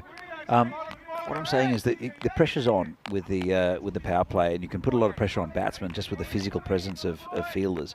But then when you relax the field, it tends to be that there are only 4 in the circle, and that pressure's released somewhat. How would you? I mean, you captain blinders. How would you, as a captain, deal with that? Is that something you'd normally do? Oh, that's a really nice shot again, though. He's whipped that away. It's a bit of a top edge, but he's got 4 for it, so that's very handy runs there for the Spartans. Yeah, to answer your question, yeah, I mean, it depends on the batters really, and what kind of a player you are. You know, if the batters out there are big hitters or like to be very aggressive, then the power play can be a bit daunting for a fielding captain because you're only allowed 2 guys out. So, you know, these guys can go over the top, they can hit big, they can take these risks. But I see what you're saying. Oh, it's a good ball. Actually, very nice line of length there. It's a big swing and a miss. I can see what you're saying though. With the 4 guys in, 5 out, it gives you opportunity to really to rotate the strike a lot more. And you know, 5 guys. It's a big ground. It's not like they're everywhere.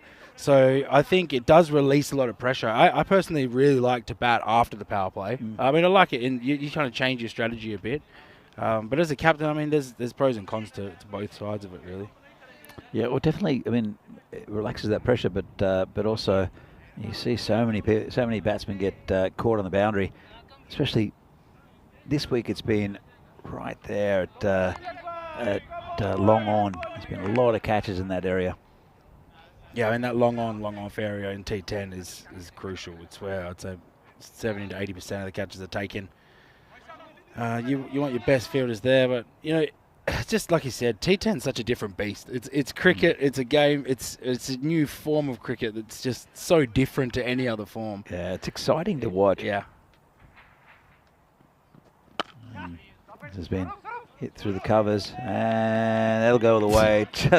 That's just almost a forward defensive. That's look at the timing. Just really prodded it forward, and it flew across this outfield. No chance for the fielders. Yeah, that's really this outfield really gives you value for your shots. It's incredible to watch, and nothing taken away from the batter. There was a really nice shot. He's just leant on it and punched it through the gap. But as I said, once it gets through that infield, it almost speeds up and it's almost impossible to catch. This is one of my favourite shirts here with 999 Hitman. So this one's just going to be a single as we hear farm machinery going on in the background. That's probably from the golf course, I'd say. But there's a lot of farming around here. It's a sugar beet field apparently. Yeah, I heard about that. Pete the umpire. He knows a lot about it. He gave me a class on the agriculture around here. Very interesting. Shout out to you, Pete. This is hit over the top. Fielder's got no chance. It's going to be 4. And it's 4 more to the total for the Spartans. This is just bounced in front. One of the Yellow Jackets picking that up. I think we might have a slight scoring issue here because the scoreline's down at the moment, but I think they're sticking it around in the game, the Spartans. I mean, they're finding the boundary quite regularly, and this is all they need to do. They just need to stay within striking distance, and then at some point strike 1 or 2 overs, and you never know. It's one of those things is, I mean, do you just bat how you bat? You know you need to get as many runs as possible, or do you look at the total and do you focus on the total? Because scoreboard pressure's like, it's huge. Do you just ignore that and just say, look, we're going to try to get as many runs as we can off each over? I don't know. It's one of those things. As a coach, I would probably say just ignore the scoreboard. You know what you need to do. You need to get fast runs, and then just don't look at the scoreboard. Yeah, I think personally, from my experience of batting in these matches, I take it one ball at a time. You sort of go out there and okay, we need to get this many runs. So this is the mindset I need to be in. But then each ball, you're okay, where are we at right now? There you go, another swing and a miss. Pretty good comeback here from the bowler. You think like, okay, we've got 10 off this over, we've got 12 off this over, we've got 13. What do I need to do? I've got 2 balls left, or maybe I've only hit 8 off this over, and I need a boundary. So I think that's what's interesting about T10. As you said, it's so condensed, so quick. You have to take it ball by ball, and it can change so quickly. Yeah, it can. And we've seen games just turn in 1 over. I mean, every tournament, but often game after game, it's either a really tight over or a really expensive one. This is almost a no ball. I think it's just hit the pitch. It's the edge of the pitch, but I think it's just hit the pitch. So they're confirming it. It'll be called a wide, I think. Joe Foster, it will be called a wide. Yeah, I think here's a perfect example. So this over's gone for 9, but you need around 16. So I'd be looking only for a boundary. That's pretty close. That is very close. Look, you need that boundary, but 10 off it, and it's not enough. 19 and over now, 19 and a half and over the need. But they've still got a lot of batting to go. It was a pretty good over in context here by Kumar. And that's Thilak Kumar.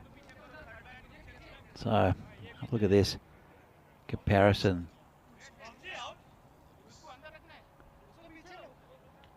So you can see there the worm is underground still, and there was a big acceleration coming up. So the new bowler will be Rohit Goyal. He'll be coming on 13 off his first, I should say. And Kranti is on 20 off 9. Balakrishnan not getting going yet. Goyal left outside off stump, called a wide. That tactic of bowling towards that tram line is effective, but there are a lot of wides given. Do you think is this a tactic that you've employed with the blinders? Yeah, we definitely have, because it's one of those things. It's about finding the balance. It's not slot ball. So if you go for a couple of wides, but you sneak a couple in, that is a slot ball. It's a full toss. It's been punched out towards mid-wicket. It's only going to be one. You have to say he's missed out there. Yeah, he has. Full toss. And can't afford to not score those. 48 for 1 at the moment.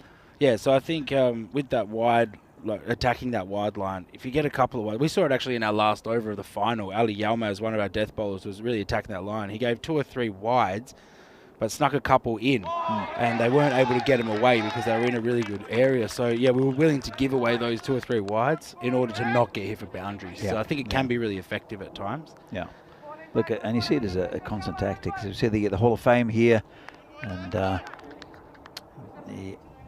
name added there, the 17th century, Vashak Jaganivasan, 114 of 43 for Prague Barbarians against Spartans. And again, really good bowling here. It's been a good over from Goyal. Only 2 coming from it so far. And Balakrishnan, he's not looking very comfortable out there. He's 8 off 8, which was in context of this game is just not good enough. Of course, he can accelerate that, but he needs to do it now. And misses another one. Well, I think Kranti's the skipper at the other end. He needs to have a chat to Kasi to give him a strike or something, because they've eaten an over here. I just said that it's 1 over either way, and it's definitely a Barbarian over here so far. 2 to come from this one. Kasi hits it straight, and player coming around should just be a single. That's a Piyush Kumar with a fielding. Bring Cranty back on strike, but we'll only have 1 ball left of this over. Yeah, it's that over we talked about, isn't it? It's kind of killed the game in this 1 over. It's really, really good bowling. It hasn't given him a lot. Balakrishna just doesn't look comfortable though, and 9 off 10 in the context of this chase is just not enough. And if I was Cranty, I'd probably be thinking about getting someone else in there, to be honest. I think you're right. I mean, he's been good this tournament, but just can't hit the ball at the moment. And well, someone who can hit the ball is going down towards the boundary. Really good stop. It'll bring Cranty back on strike, but fantastic over from Goyal. And well, it brings up the Spartans 50. But we haven't seen many stop down in that area throughout this tournament. So really good work there. And it's Kunal Mohite out there. Yeah, it's a very good over. It's hard to come back from here. They need 22.6 per over as we have a look at what's happening tonight in Portugal. Marlow versus Friendship CC, the double header. Great series shaping up over there. Excellent stuff. So be sure to tune in. That is at 6:30 Central European time, 22 to 10 o'clock PM Indian time, and 4:30 GMT. Comes the new bowler. And again, really good bowling there. Thilak Kumar. And it's slipping away from the Spartans at the moment. Halfway through this innings, they are 50. They still need 113 runs. So this is just hit on the leg side, just be a single. Someone's got to give now, Danny. They have to do something special. It's really slipping away from them at the moment. You want to go out. You don't want to fade away. You know, you've got to go for it. Especially with, I mean, Sagar Matareddy hits the ball a long way and very quickly scores runs. So does Ginu Panalat. So he's not giving him. It's going down leg side.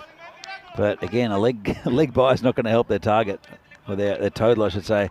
As this one is heading down leg. Good call from the umpire. Yeah, I mean, to be honest, if I'm the bowler and the fielding captain, I'm pretty happy that's given not out. I'm trying to keep him in at the moment. Yeah, you do that sometimes with batsmen.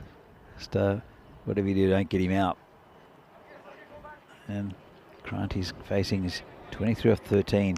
He's gone okay. Gone a bit cold in the last over or so. Hasn't had much of the strike. And Balakrishnan, he's absorbed too much of it. Comes in and he hits it through the cover region. Just a single. And again, it's petering out. They need something spectacular from here. 25 and over at the moment. 110 runs needed from 26 balls. And I don't see, especially Balakrishnan at the moment, unless he really changes things up. Charges, another dot ball. And that's exactly what you want as a Barbarian. Yeah, I think Spartans have missed the boat here. I mean, personally, I think the retiring out tactic is underutilized in T10. I know it can be a little bit tough on people's egos to be told you're not hitting well, get out of there. But it's such a quick innings; you have to use every ball. And sometimes you know as well as a batsman. That's called a wide. That's a tight one. As you know as a batsman when you're not hitting the ball. And I've seen batsmen walk off. Chris Pearce from the it's a fair enough call, I think. Chris Pearce for the Cricket Academy. He retired himself one day because he just said he just wasn't feeling it, and he had to score quick runs, and he just walked off the field and retired himself. And this is full toss, bit of a gimme, but he finds a fielder, and well. This is what I mean. When you're on, that goes to the boundary. You know, when you're on, you can hit those to the boundary. It's no shame in it. Everyone has on and off days. Yeah. Sometimes you're on, sometimes you're not. And I think, if this is a 40-over match, you can scrap around for a few overs and get into form, but you don't have that kind of luxury in a T10. So I think it has to be done pretty quickly. It's been a good performance from the Barbarians, though. They're 55 off 6. The Spartans, and you know that they were going to be chasing the runs. There's a good effort up top from Dheeraj Thakur, and Kranti has gone all right. It's gone a bit cold, but just too many balls absorbed by Balakrishnan. And it will be another new bowler. It will be Neil Punja to come in.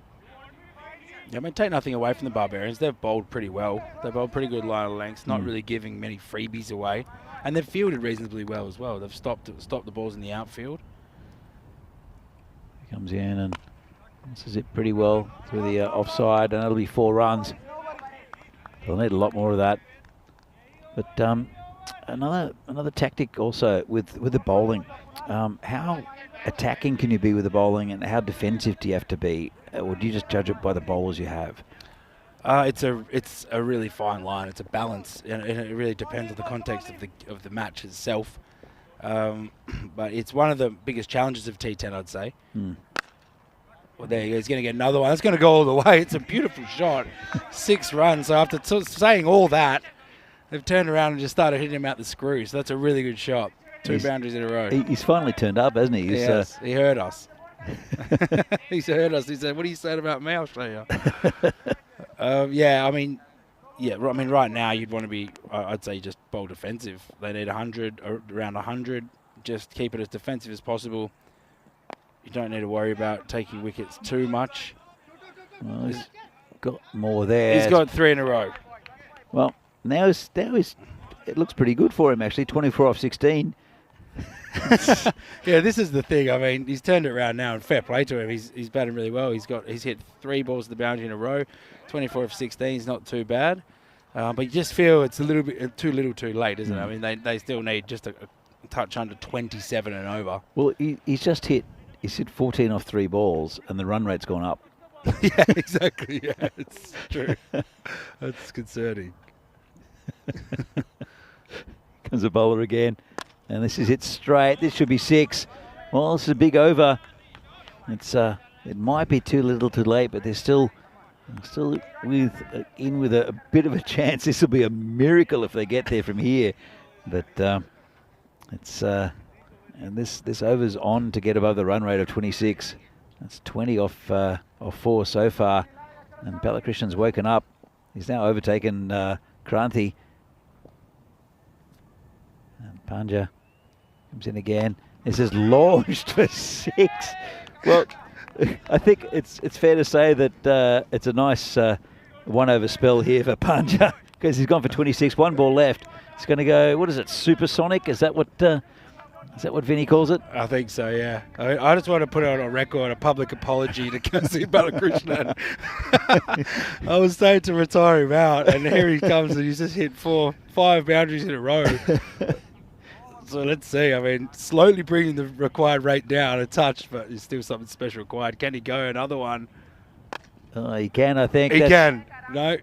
Oh, that's good fielding out there.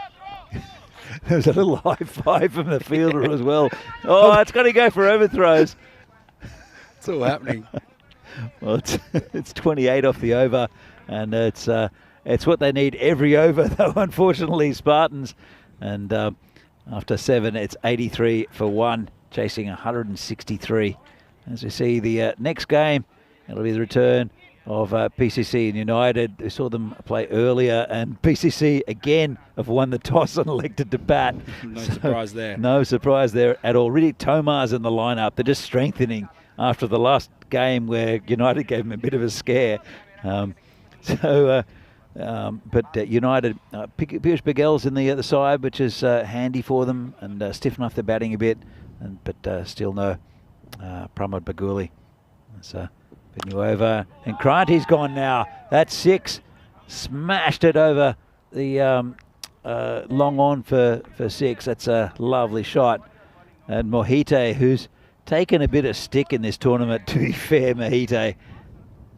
He's I don't think he relishes the call from his captain to come and have a bowl, because his figures must be awful during this this tournament. Mohite, he's come on as a death bowler quite often as well, including the last game. And Grundy's gone again. That's another 6. Well, Steph's what's happening in this game. They've certainly waited to make their march, but they are marching right now. Almost every ball going to the boundary. You feel like if this happened 2 overs earlier, then they could be on target for an amazing chase. But Then again, I mean, look at this. At this stage, Barbarians were only 112. I mean, you know, it's still close to 20 runs further ahead, but it's not that. It's not huge, is it? If the next 3 or 4 balls go to the boundary, you never know. Well, I mean, the first two have been pretty easy for Kranti. Let's have a look at this one. Well, doesn't quite get all of it. It should go to the boundary, I think. No, good stop there. They'll come back for 2. And a wild throw. It'll be Tree. He'll pick it up in the cover region. Didn't quite get all the good fielding out the boundary. And just 2 from it. 14 so far off the over. 3 balls to come. And that's short rubbish. That was pretty awful from Mohite. And got away with it. At least it didn't get launched. This game's still got a twist in it, I think. These two have started to find the middle. Where's this going? He hasn't hit that very well. It's up in the air. It's going to be caught. Oh, they've run into each other. Oh, no. They've spoiled each other. They're going to come back for 2. Well, I've got to say, the communication in the outfield hasn't been greatest in this tournament. And it's Tree and Vaishak. It's Vaishak's game. And he's a good fielder. Tree maybe getting in the way. Let's have a look. Oh. It's a regulation catch for either of them. Oh, another 2 runs. The 100's up now. Oh, that's a good ball. And it's just going to be 1. So you're right, the 100's up. And still needs 60 odd at 28 and over. And it's been 18 so far from this over. Run rate continues to grow. So 6 here will bring them a little bit closer. They'll need it. They need 4s and 6s off pretty much every ball. Yeah, exactly. It's at a point where basically every ball needs to go to the boundary, and it looked like it was going to happen for a while there. But a couple of just singles. Here we go. It's another good ball. He's get away with it. There might be a run out here. And he's back. Well, that wasn't a great ball. It was a half tracker. Should have been smashed and didn't quite get onto that one, did Kasi. So, at the end of the over, it's after 8. As the score just flashes off the screen. Have a look here. The worm is just under. It's after 8. It's 101 for 1. Still plenty of wickets in hand, but they just can't run rates 12. They needed 16 from the start. So, well, we've got 2 overs to perform a bit of a miracle here. Need 31 and over, 62 off 12. It's possible, but improbable. And it is Tree Kanya Lal, who he did go for 43 off 2 yesterday, but he's a pretty good bowler and an experienced campaigner is Kanya Lal. Coming in bowling to Kranti, who hits that straight and hard. Fielder gets behind it, and just a single.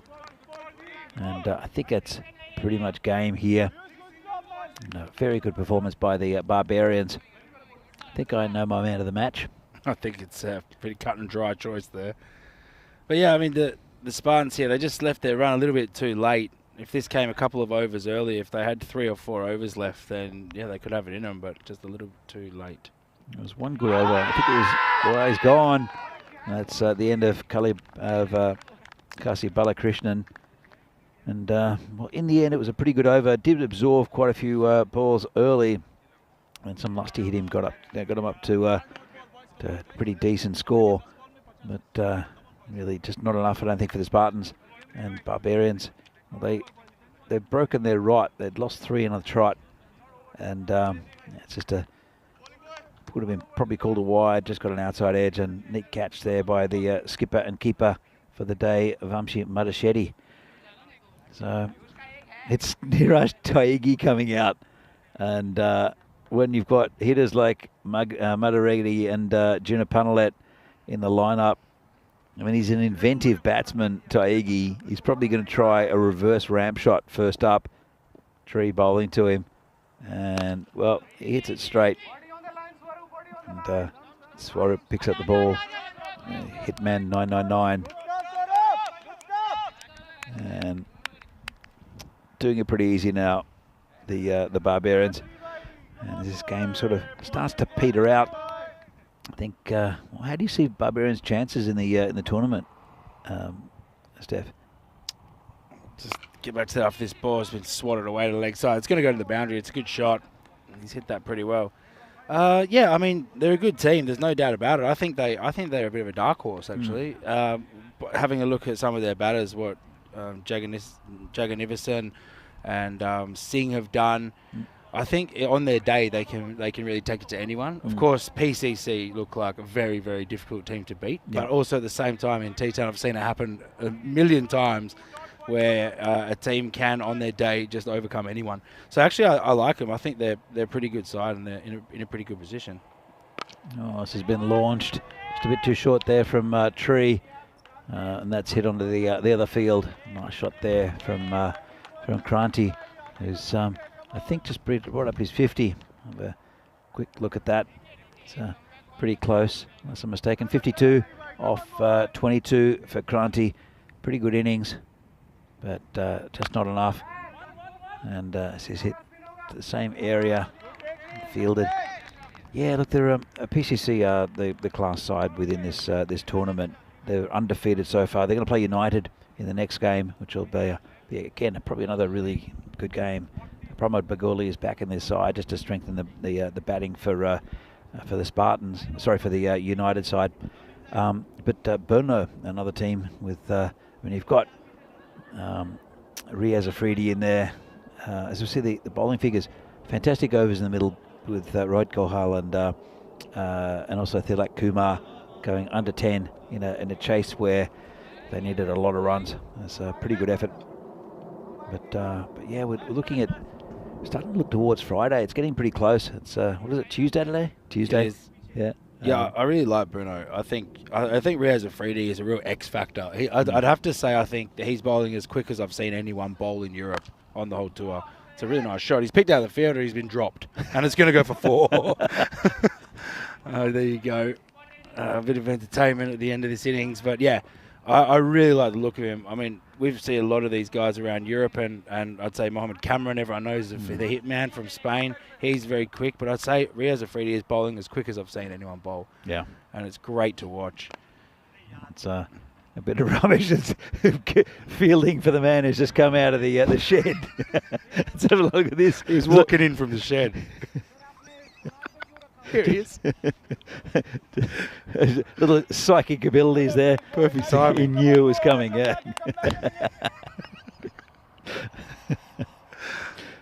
Oh, this is in the air. And it's going to be a collision. Oh, no. Oh, wow. The calling for the there catches. was like 2 steam trains going at each other. I don't know how they avoided each other. I tell you what, the keeper with the helmet on, I think would have got the best of it. I think he's got... Has he got a massive pad? It looks like it. It looks like... Yeah, he's wearing a chest pad, a chest guard. Look at them go. They're just eyes on the ball. At this point, you're like, this is a surefire collision. Oh, it pulls out at the last second. Good communication in the end. I tell you what, I've never seen that before. I haven't either. It's definitely a chest pad. I don't know how much confidence he has in his abilities as a keeper there. Better shed if he has to wear a chest pad.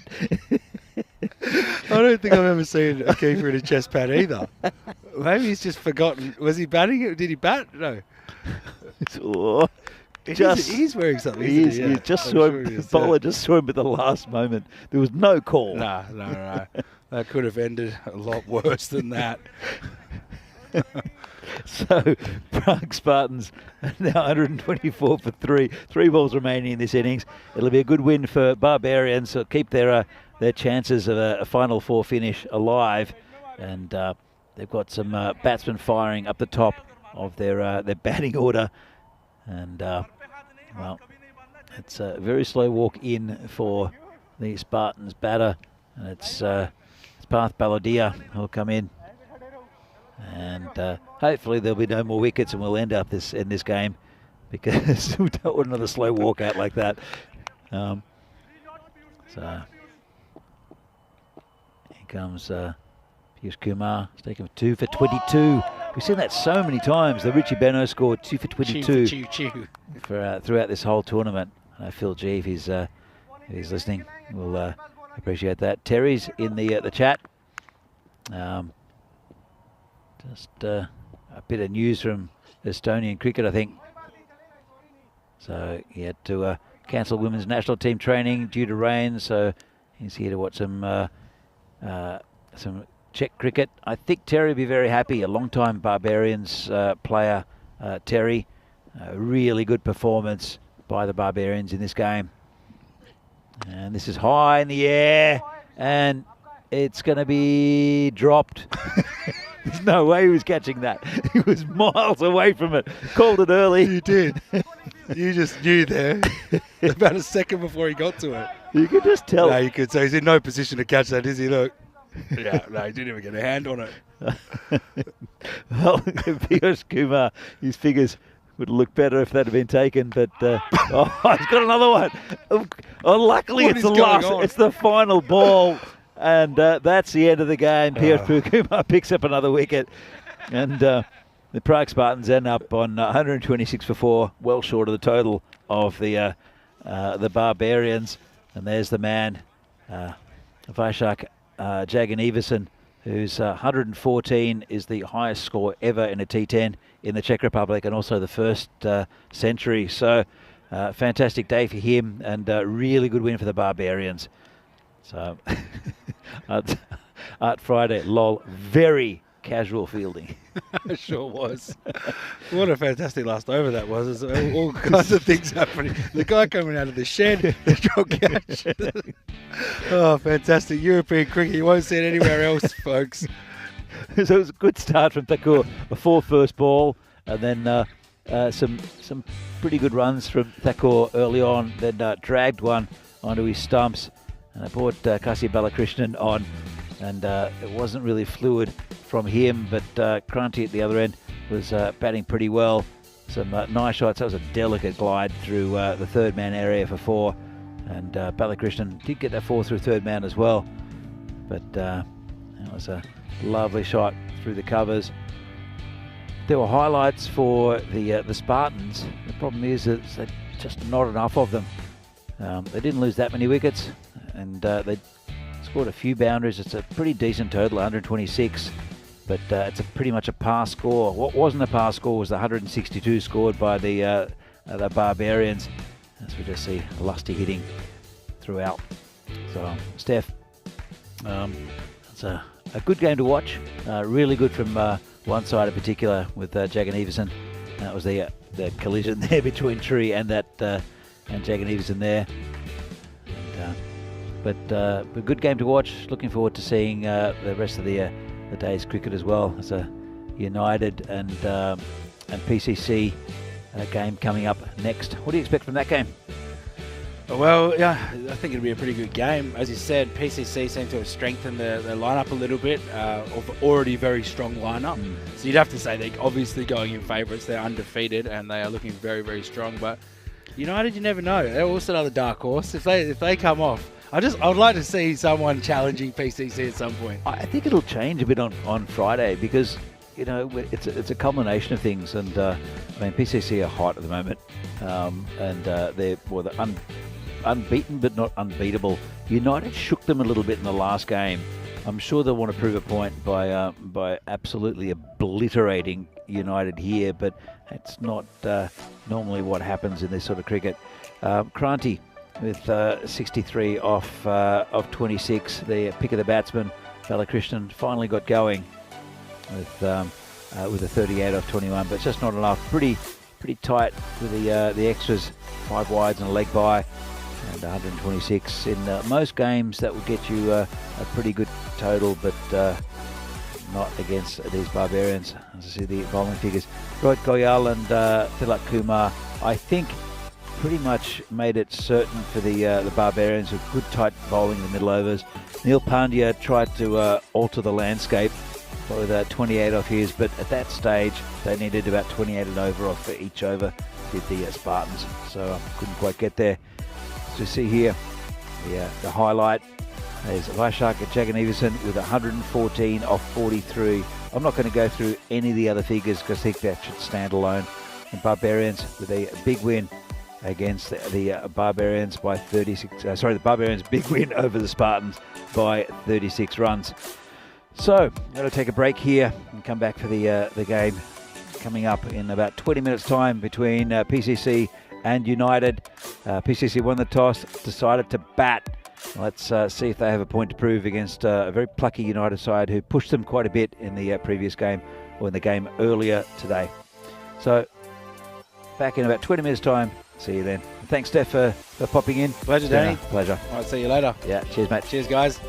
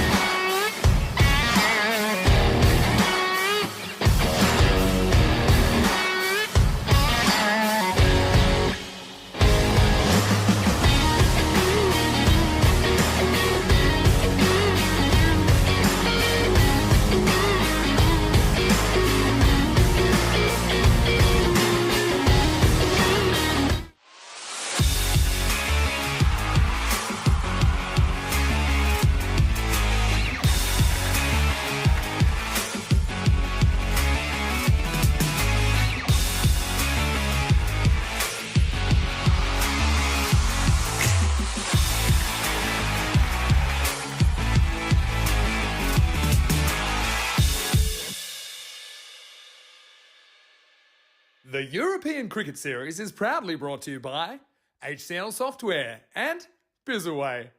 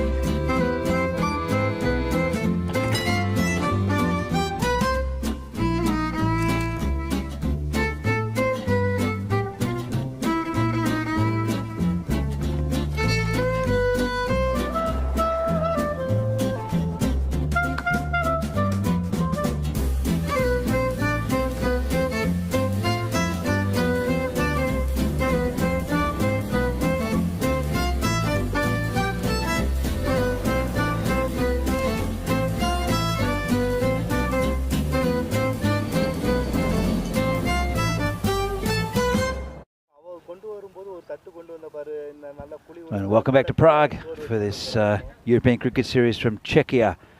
It'll be match number 45 between Prague and United. We saw these two battle it out earlier in the game. We're going to go to the toss to see how that went with tournament referee Charles Croucher and the two captains. Your call. Heads. Heads is the call. And it's a head. We'll bat first. PCC win the toss and we'll bat. Over to you, Danny. Well, they seem to be winning everything here, PCC. They won the toss there and, well, they decided to bat, which is no surprise at all. And we'll see how many they can put on the board. But United, they shook them a little bit in the previous game. They've taken more wickets against PCC than any other side, as we see the batsmen up there. Samun Divisi, Naim Lala, Sudesh Vikramasekara, Aaron Ashokan, and then Riddick Tomar coming in to strengthen that batting lineup. And for United, Piyush Singh Baghel has come in. He's very handy with the bat and the ball, and they'll strengthen that batting. But they'll have to bowl very well to restrict PCC, who are 11-0 at the moment. UCC 5-6. They've got a good shake to get into that final four, and they'd love a win here against United. They just showed there was a little chink in the armour in the for your PCC, and they'll try to expose that a little bit more. But I have a funny feeling that the machine will roll on. I'm joined in the marshmallow by Venki Margashayam, the captain of Vinarati.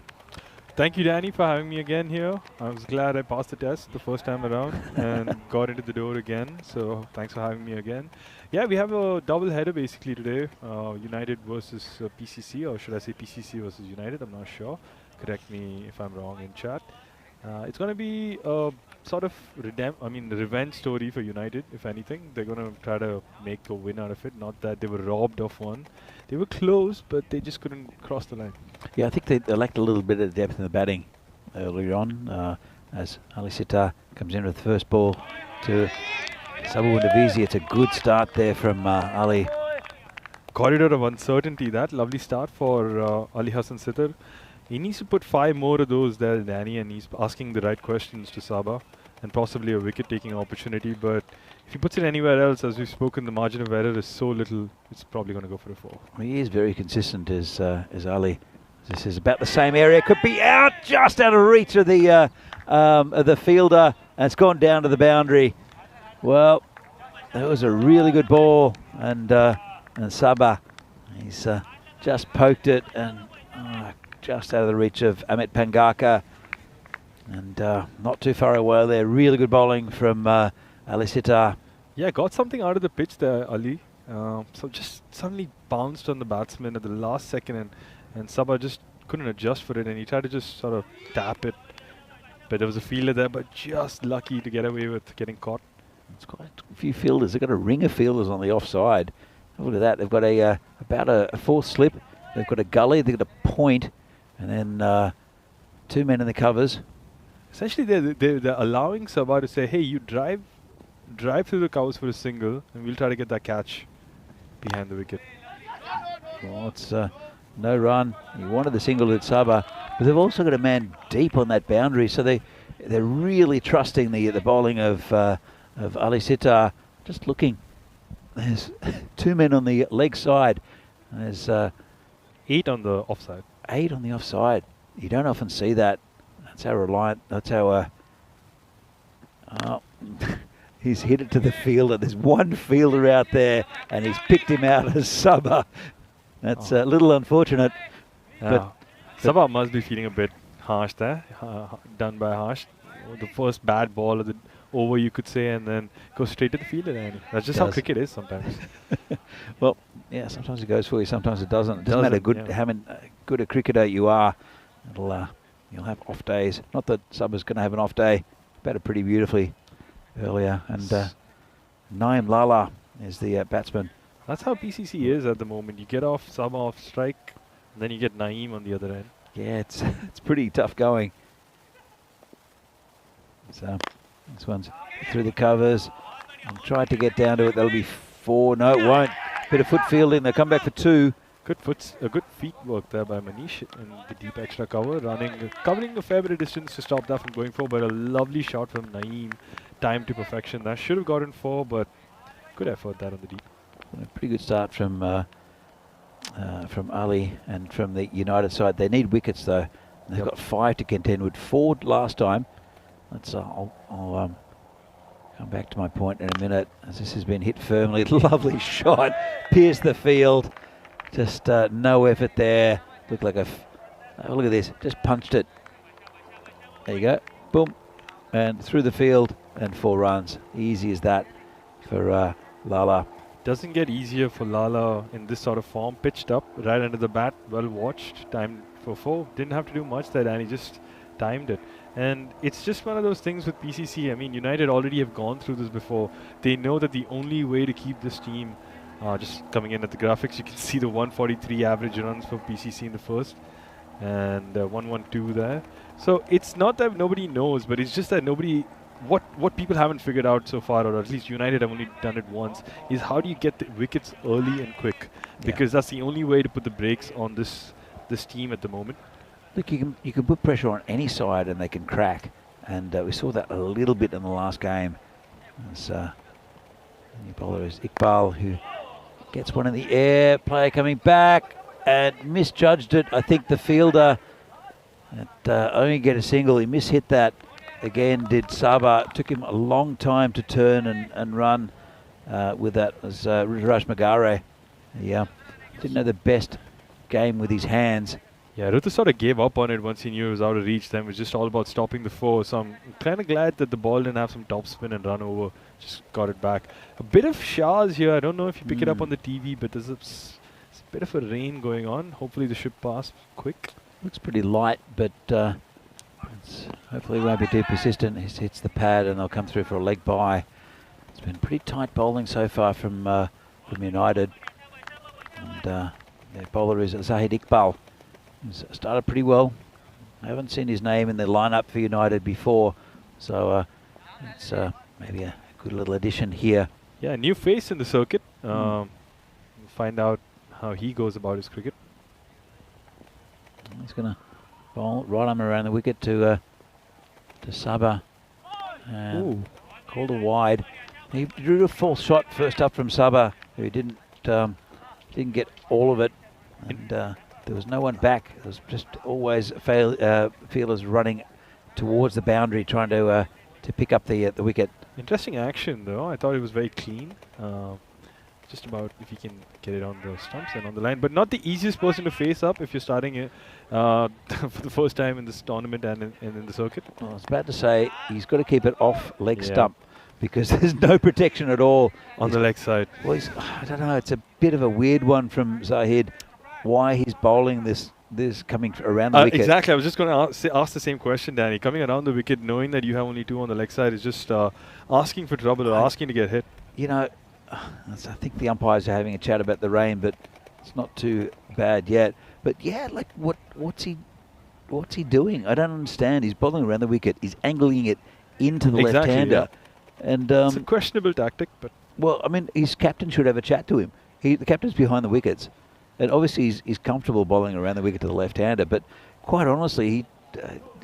I suppose if you're coming wide of the stumps, Danny, and you're trying to get the ball into the off stump, it could be a tactic. But that's easy. It's another one down there. He's picked the fielder out again as Sabah, but it's. I mean, there's no one from that man. There's 2 players on the onside, Venky. Yeah, it has to be what Ali was doing. He has to go the way of Ali, where you go over the wicket and across the batsman, at least to the left-hander. But Zahid was something very questionable here, and I'm sure Abhimanyu will have a chat with him. But in this format, you don't have too much time. You got to do the adjustments quick. Otherwise, you're going to face the penalty. We got away with that. Yeah. Dave in the chat asked if the wind has changed direction. And it has slightly. It's coming towards us a little bit because we've got a bit of rain on our table here. It's weird in Vinoj, at least, Danny. Like, you can't tell what side the wind is actually going because you feel like it's always like both directions in play. So it's a tough question to answer. Ooh, that ball just nipped in on Lala. Played, and Ali just take a single. But yeah, it was an interesting ball. Just did a bit in on the last second. Made it a bit difficult for Lala. Good adjustment though. Still gets the inside edge. It was a pretty good over there from Iqbal. Again, questionable tactics, but ended up with a pretty good over. And at the end of 2 overs, they are no wicket for 20. PCC, as you see, 11 wins from 11. United in 4th place at the moment, just on run rate. Prague Barbarians with that win, bump them up to 10 points. They are 5 and 6, both of them. So it's a shootout between those 2. Looks like Spartans are out of it with 8 losses, and also Tigers and Vinarati having a chance, but they'll have to play exactly. well. Yeah. They need to take their chances in the next 2 days, and if they can mount a 4-game win streak, and maybe they upset some teams and get into the 4th position. Danzilla and Chan rightfully schooling Dave about the wind in Venus. Not schooling, I don't mean to be mean, but just sort of giving the accurate information as Bindra comes in. He's been white ball. So. He's been pretty good generally, has Bindra. Yep. Again, he'll want to keep it off Lala's pads. I think he's Stefan Gooch mentioned that Lala might have a bit of a weakness between bat and pad with the ball coming in from the left-hander. But I think Joe Cope got him from memory. And it's a nice shot. It's going to be... Ooh, got a bad bounce there, the fielder. Copped one in the face, I think. He's okay. But just got to... I don't know if it came up with his hands or if it was a bad bounce. Let's have another look. Spot on about that observation about Lala by Stefan, and I think something we also rightfully sort of mentioned in the first game between the 2 teams, that if they'd used Bindra more against Lala, pitching it up a bit full, trying to get that in swing into the stumps, there could be a chance. But it's also so dangerous against a batter like Lala because he's just so skilled that he sees the ball pitched up, he knows it's going out of the boundary. It's just a sure shot thing in his head. It's all these batsmen. It's very hard to bowl to any of these top line PCC batsmen. Well, that one's hit in the air, but that's 6 for Sabah. Sabah just carries on the fantastic form he's in and just belts this one out of the ground. Slightly full there in the hitting range and doesn't leave that. Just make sure he gets 6 for it. Sabah's just carrying on from the last game. It just feels like there's no stopping him at this point. 17 and 8, blazing on all fronts. He's just in such good nick that it has to be a peach of a delivery to sort of beat him at the moment. You can say that about quite a few batsmen in the tournament. And Sabah hits that straight, absolutely bashes it for 6 over the bowler. Just looks so casual. Nonchalant it was, Danny. Absolutely brutal. So the PCC machine marches on with a couple of boundaries there, a couple of 6s there, and Bindra is the victim. Did you see much of Vaishak's 100? No, unfortunately, I saw bits and pieces of it, so I couldn't really, sort of appreciate it ball by ball. Just poke forward. Away, yeah. Look, what I really like about this ground at the moment, I mean, it's lightning fast, but you're seeing players who probably in the past haven't really shown what they can do, coming up, using their technique and just batting beautifully. Devendra Singh's another one, apart from Vaishak, and both of them the Barbarians. So if they can both click on the same day, it'll be a amazing. But It's a feast. Yeah, it's a sight for good eyes. Yeah. so a couple also in Vinarati. Come back in a minute to that, and For Lala as well. That's Really straight well to the fielded fielder. there by Manish. Straight to the fielder. And look at Sean Dalton the other day, Yep, batted Was. beautifully. He's has always been a player with really good technique, but the ground is often not. It's really funny you mention him and you bring Waz up because Waz sort of was hesitant to call himself a T10 player, or said that the format didn't suit him. Bindra just coming in here for the last ball of the over. Bad, hits the pad, so no LBW there. Just take 1 run, and that should be 36 at the end of the third over. Yeah, 36, 37 at the end of the power play. Yeah. So, yeah, Sean Dalton, he said he was not. I was so surprised because he rocks up the first day of the whole tournament. He could only play the Saturday, and that was the first game.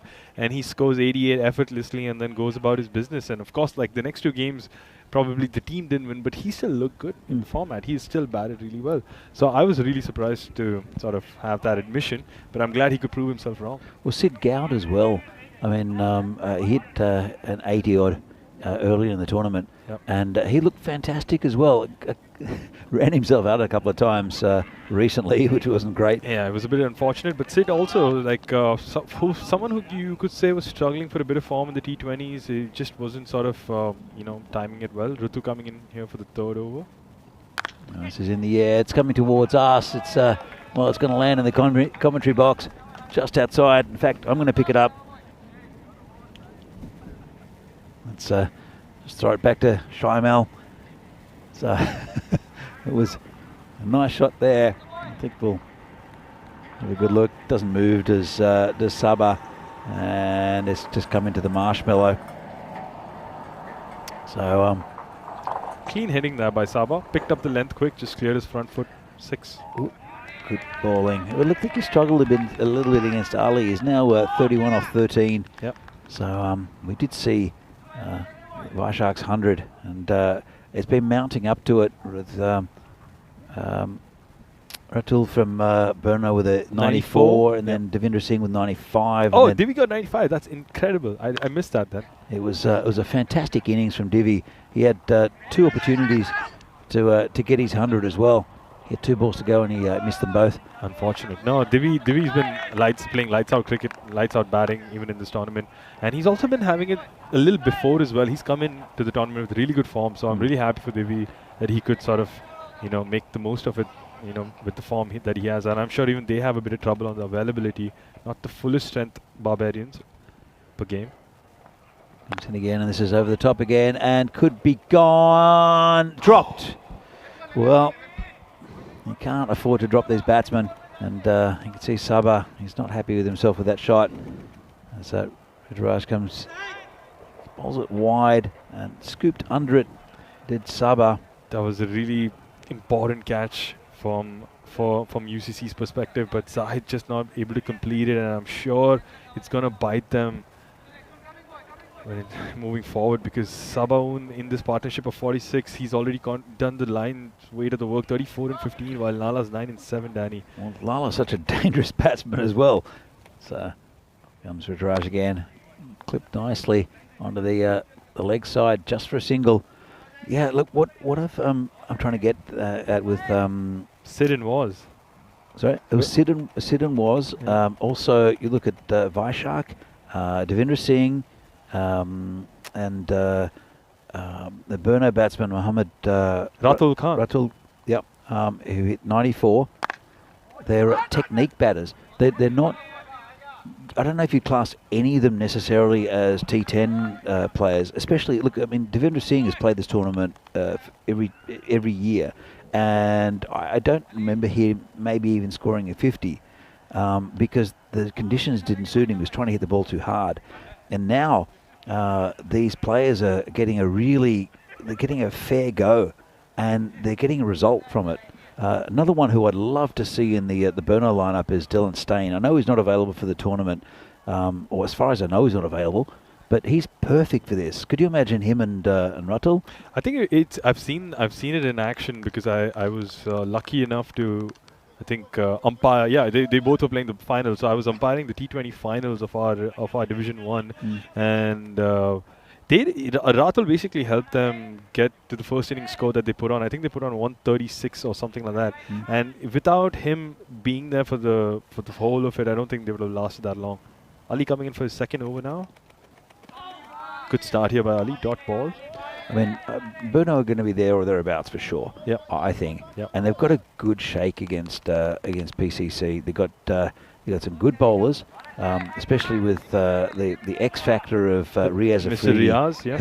who I mean for finals will pick himself up as well.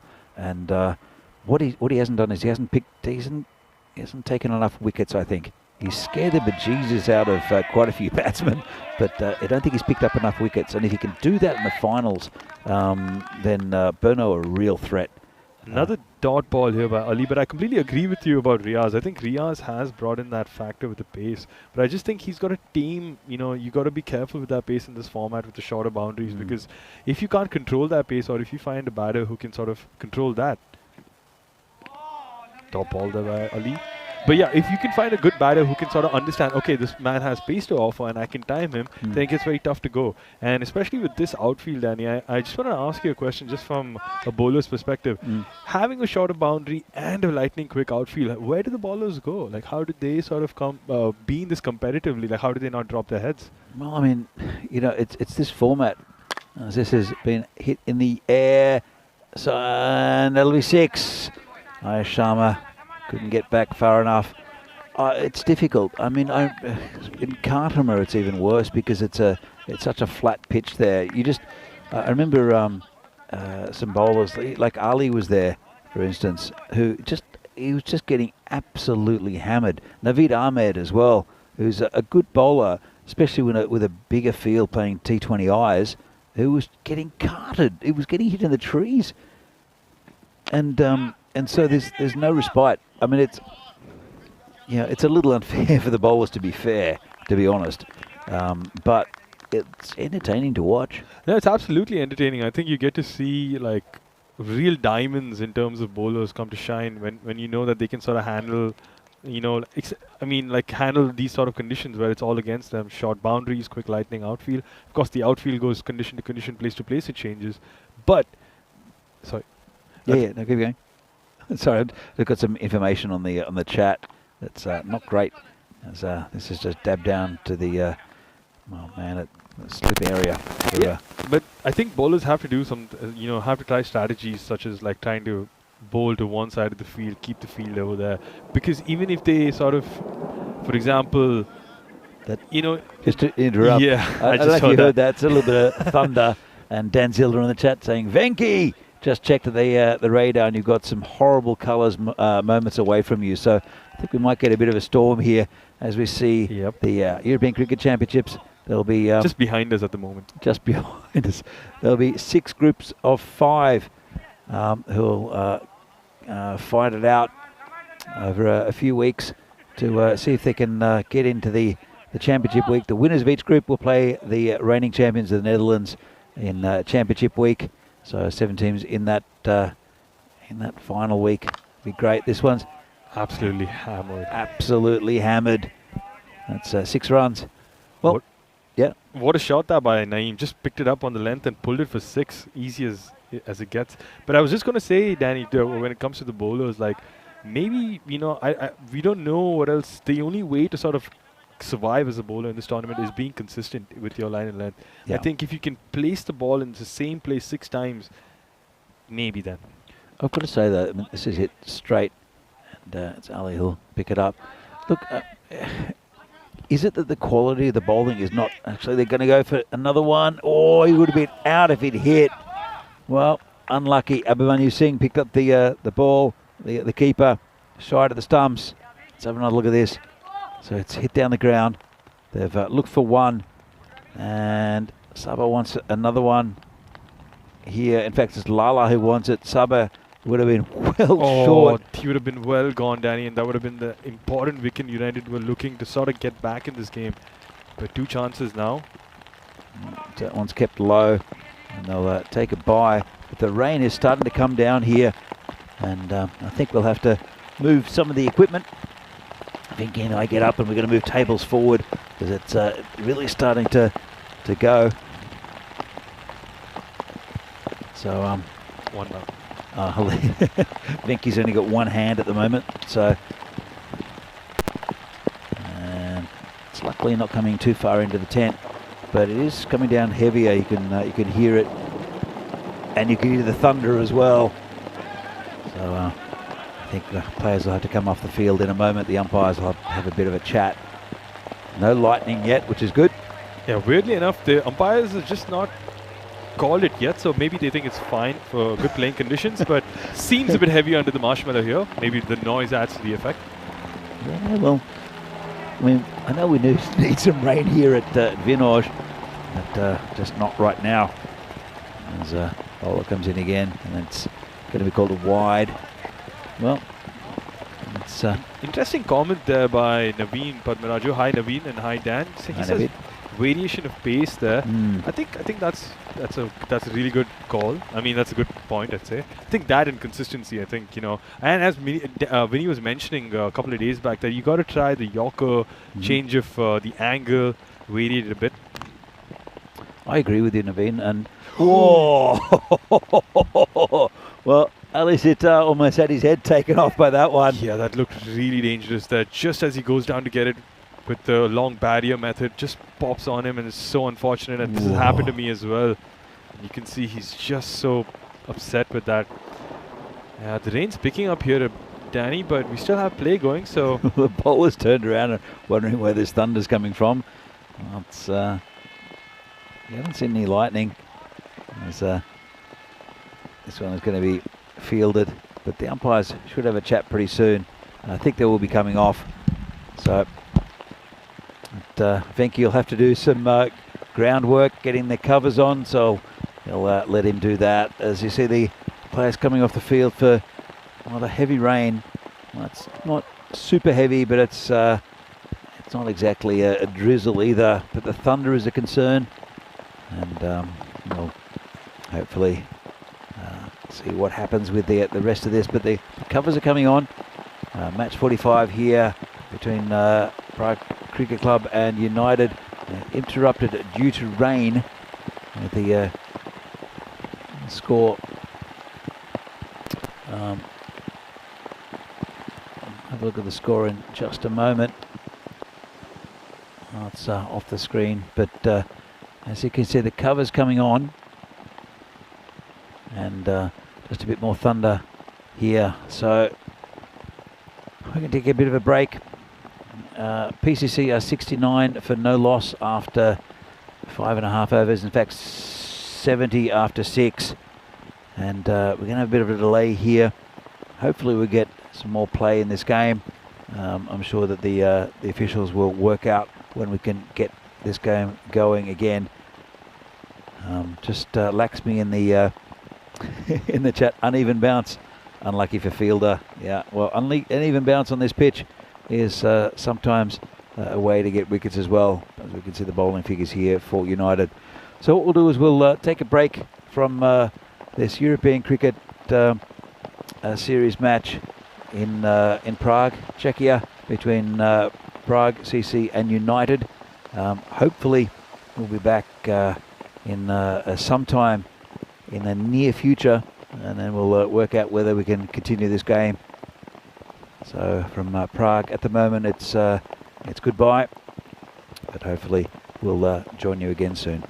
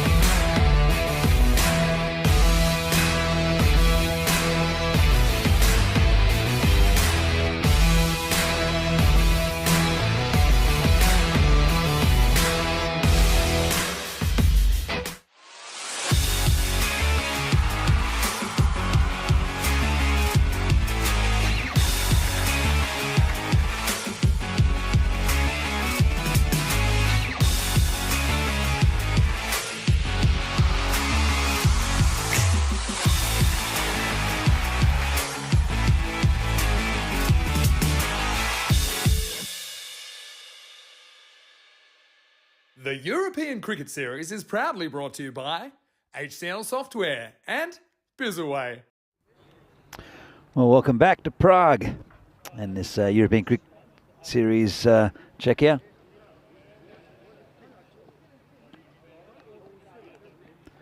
And we have good news is that the rain stopped.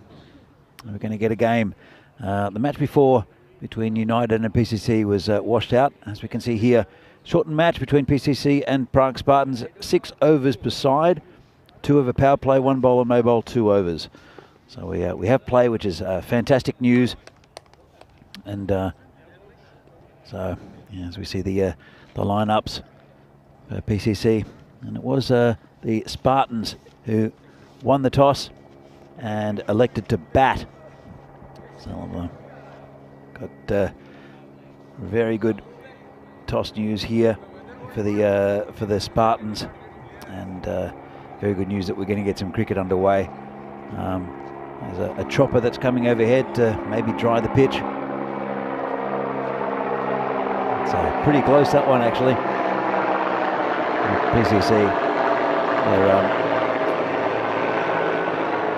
their perfect record is kind of tarnished a little bit because of the what happened in the last game with the washout, and it's a little bit unfortunate for them in a sense, but very fortunate for the United side, who get a point out of the game, which means that they're the only team so far to get a point off PCC. But more importantly, I think it might play a bit of a part in the points table right at the end, as United are one of the sides trying to get into the top 4. PCC already there. Burno look likely. Bohemians are looking pretty good. Definitely one spot, and at least 3 teams, maybe 4, fighting it out. One of the teams that probably won't be there would be the Spartans, who have lost 8 now. So I'm joined in the marshmallow by Venki. Thanks, again. Danny. Thanks for having me again. You guys did a lot of work there to get the covers on and off, and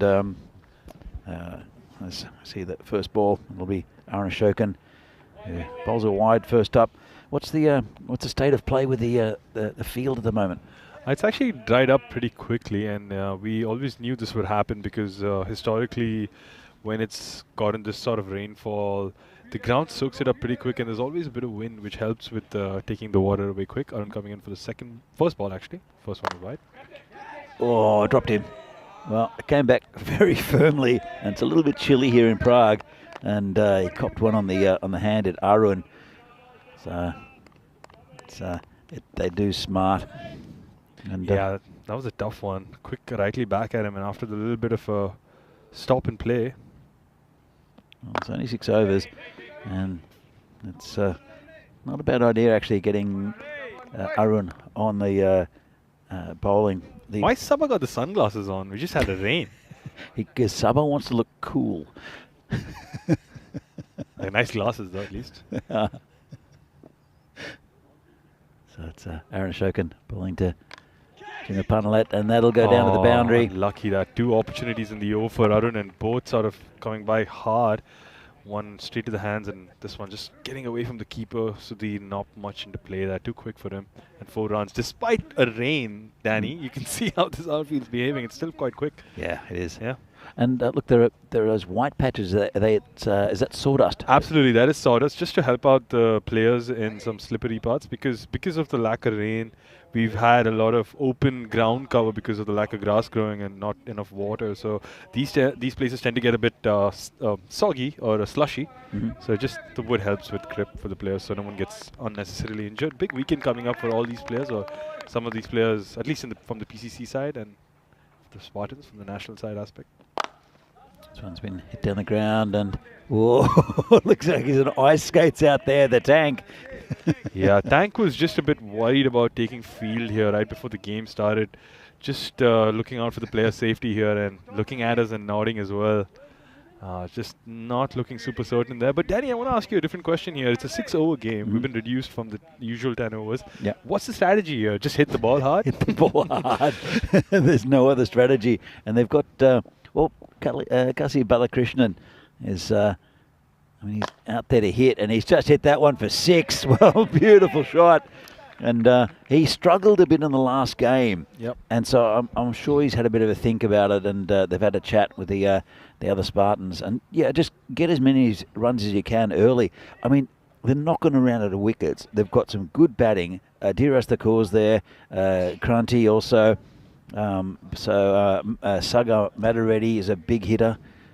It's interesting, though, I think, from a Spartans point of view, that they won the toss and decided to bat. I would have done the opposite. I would have tried to restrict the machine that we're calling them now to the lowest possible run and then sort of take them on. Because, I mean, in this sort of situation, you don't want to give PCC an opportunity to chase, because essentially they can chase anything down, right?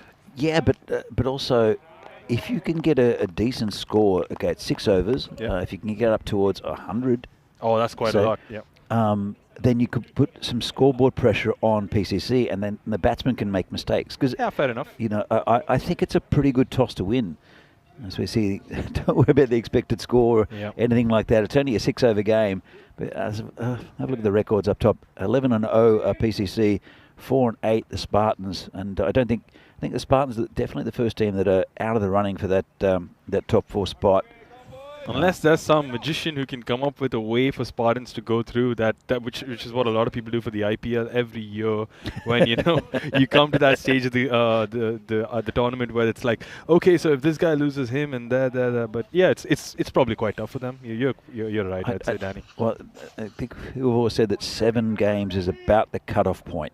Yeah, it's possible maybe. I'd have to look at the scorecard, the scoreboard again with that.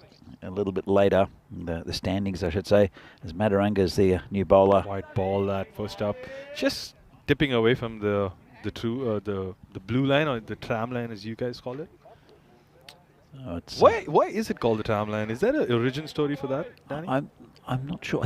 I know that in tennis they're called a tram line, so the doubles lines are sometimes called tram lines. Oh, interesting. And this is hit nicely through the offside. It's slowing up.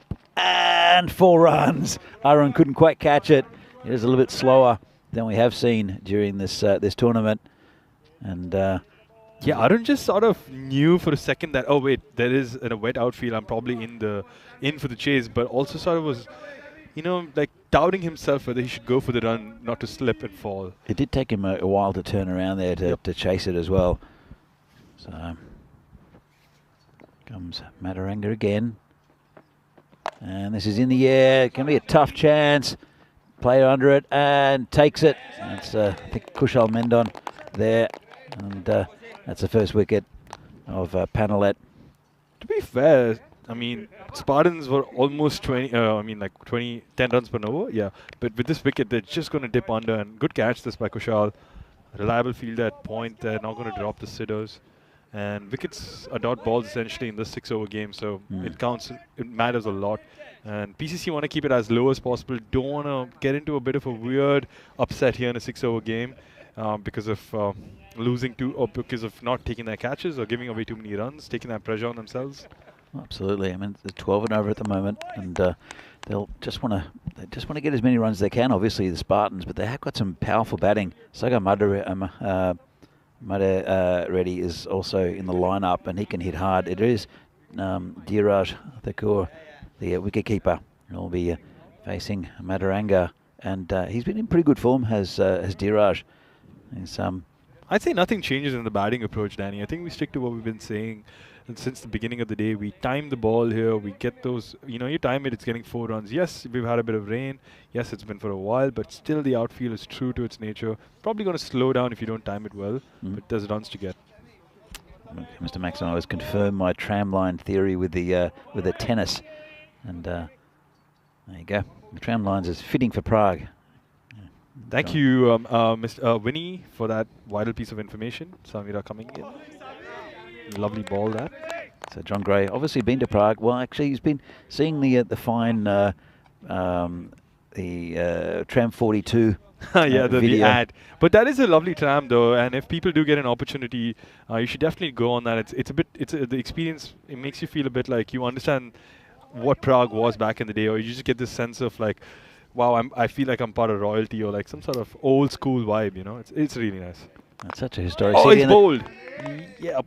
That was a crazy bowl that Samira didn't expect that. Thought he was going to run away for 4, but got the bottom edge of the bat and takes the bails off there, Danny.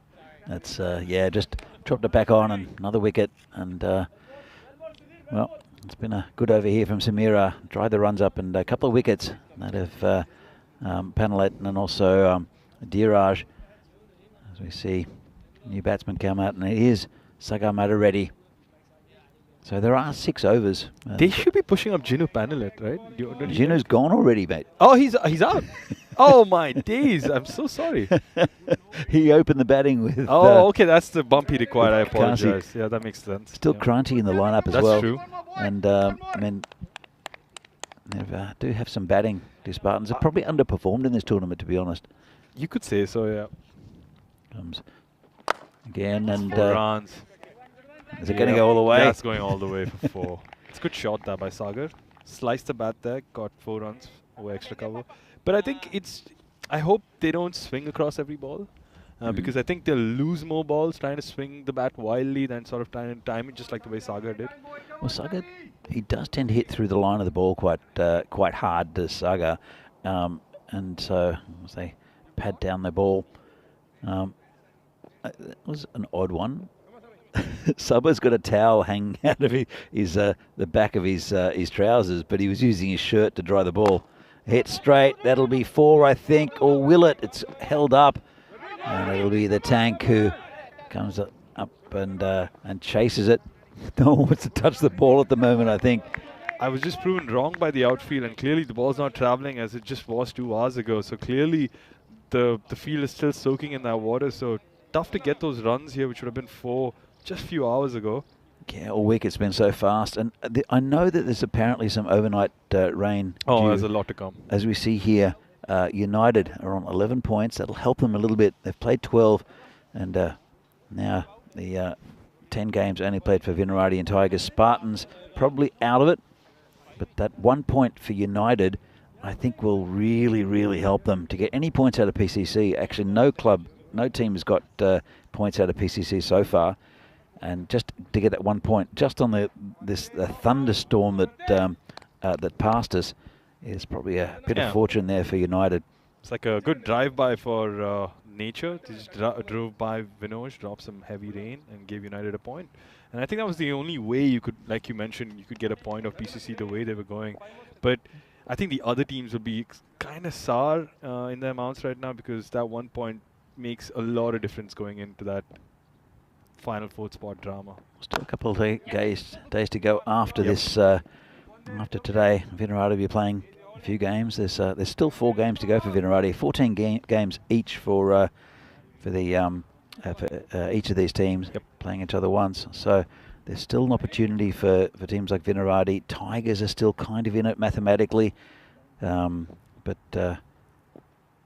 You wonder for a team like PCC, like trying to chase this, what would be a good score for them? I mean, they don't lack batting resources, so but they would also be thinking, okay, what can we keep? Like, should be ideal from this position. It's probably not going to go above 60, looking at how it's going.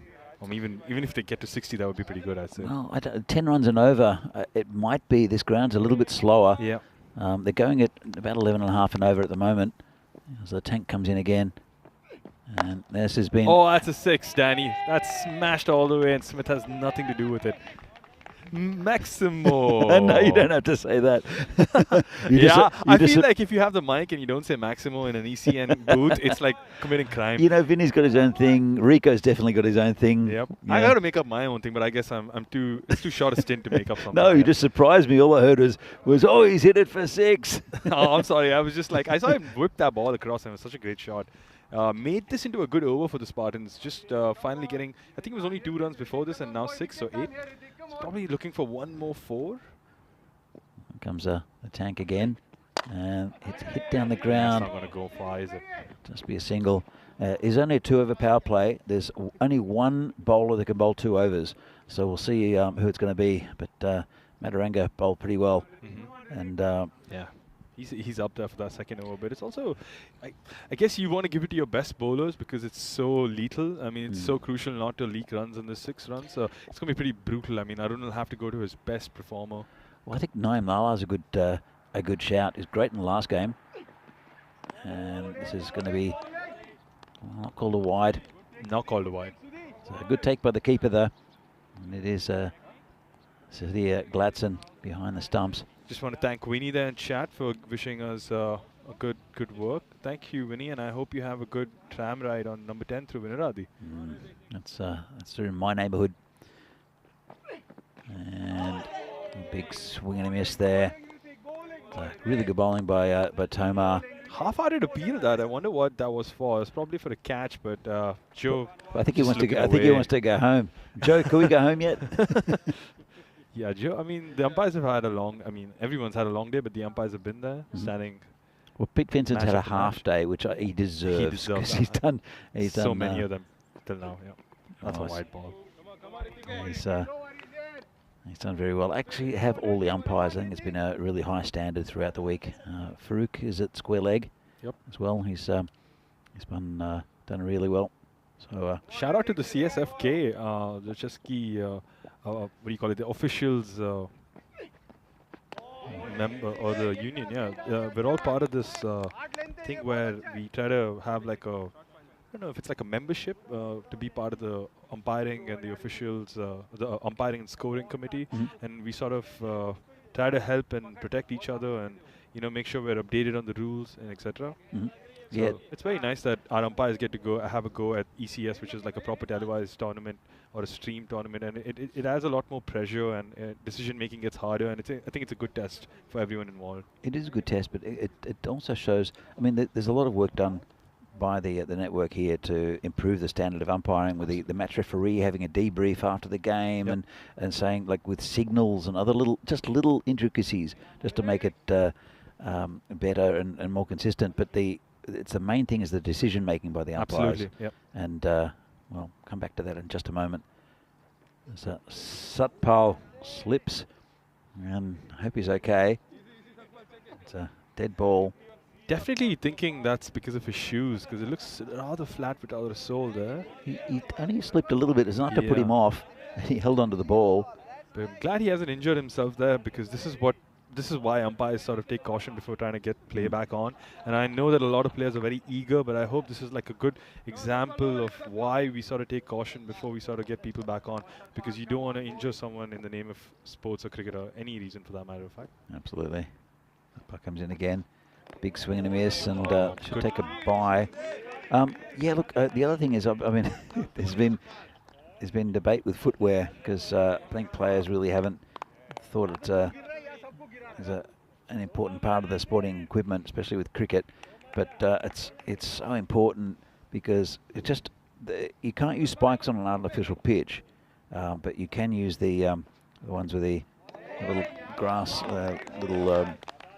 studs at the bottom. I think you're right, Danny, because I think it's essential. Footwear is essential in any sport, and I think especially on a day like this where you're sort of battling a little bit of water on the grass, you want to make sure you're walking in there fully secure. But I think it comes down to that fact we were talking about earlier, Danny. It's about amateur sports and not taking each aspect of what to do in the game seriously, like clothing and footwear. Yeah. Well, look, I mean, it's changed a lot. So this one's going towards the boundary, and 4 runs. It's a Raj out there who can't stop it. But yeah, look, it shows you how far it's gone. I mean, when we first started here, everyone was wearing whites. There was a bowler for PCC who came up and bowled in hiking boots, and it gives you a bit of grip, but it does look a little bit strange. And then others just wearing normal runners, and you could see people slip. And we had a lot of wet weather in that year, and just people slipping over. But Satpal comes in again. He's been good since he's come into the side, Satpal. It's been a brilliant over here, Danny. He's just conceded 5 runs. Yeah, just a single off that ball. But before that, it was no runs essentially. It was almost a maiden over, and in a 6-over game, there's not more you can ask from a bowler with this. With the 50-meter boundary, and I mean now a slightly soggy outfield, but which was lightning quick. Bond Saga is going to have a swing. Well, The only thing that's rocked by that is he stumps, and that's another wicket down. And a really good over here from Satpal. Probably a candidate for the second over here, Danny. Maybe actually.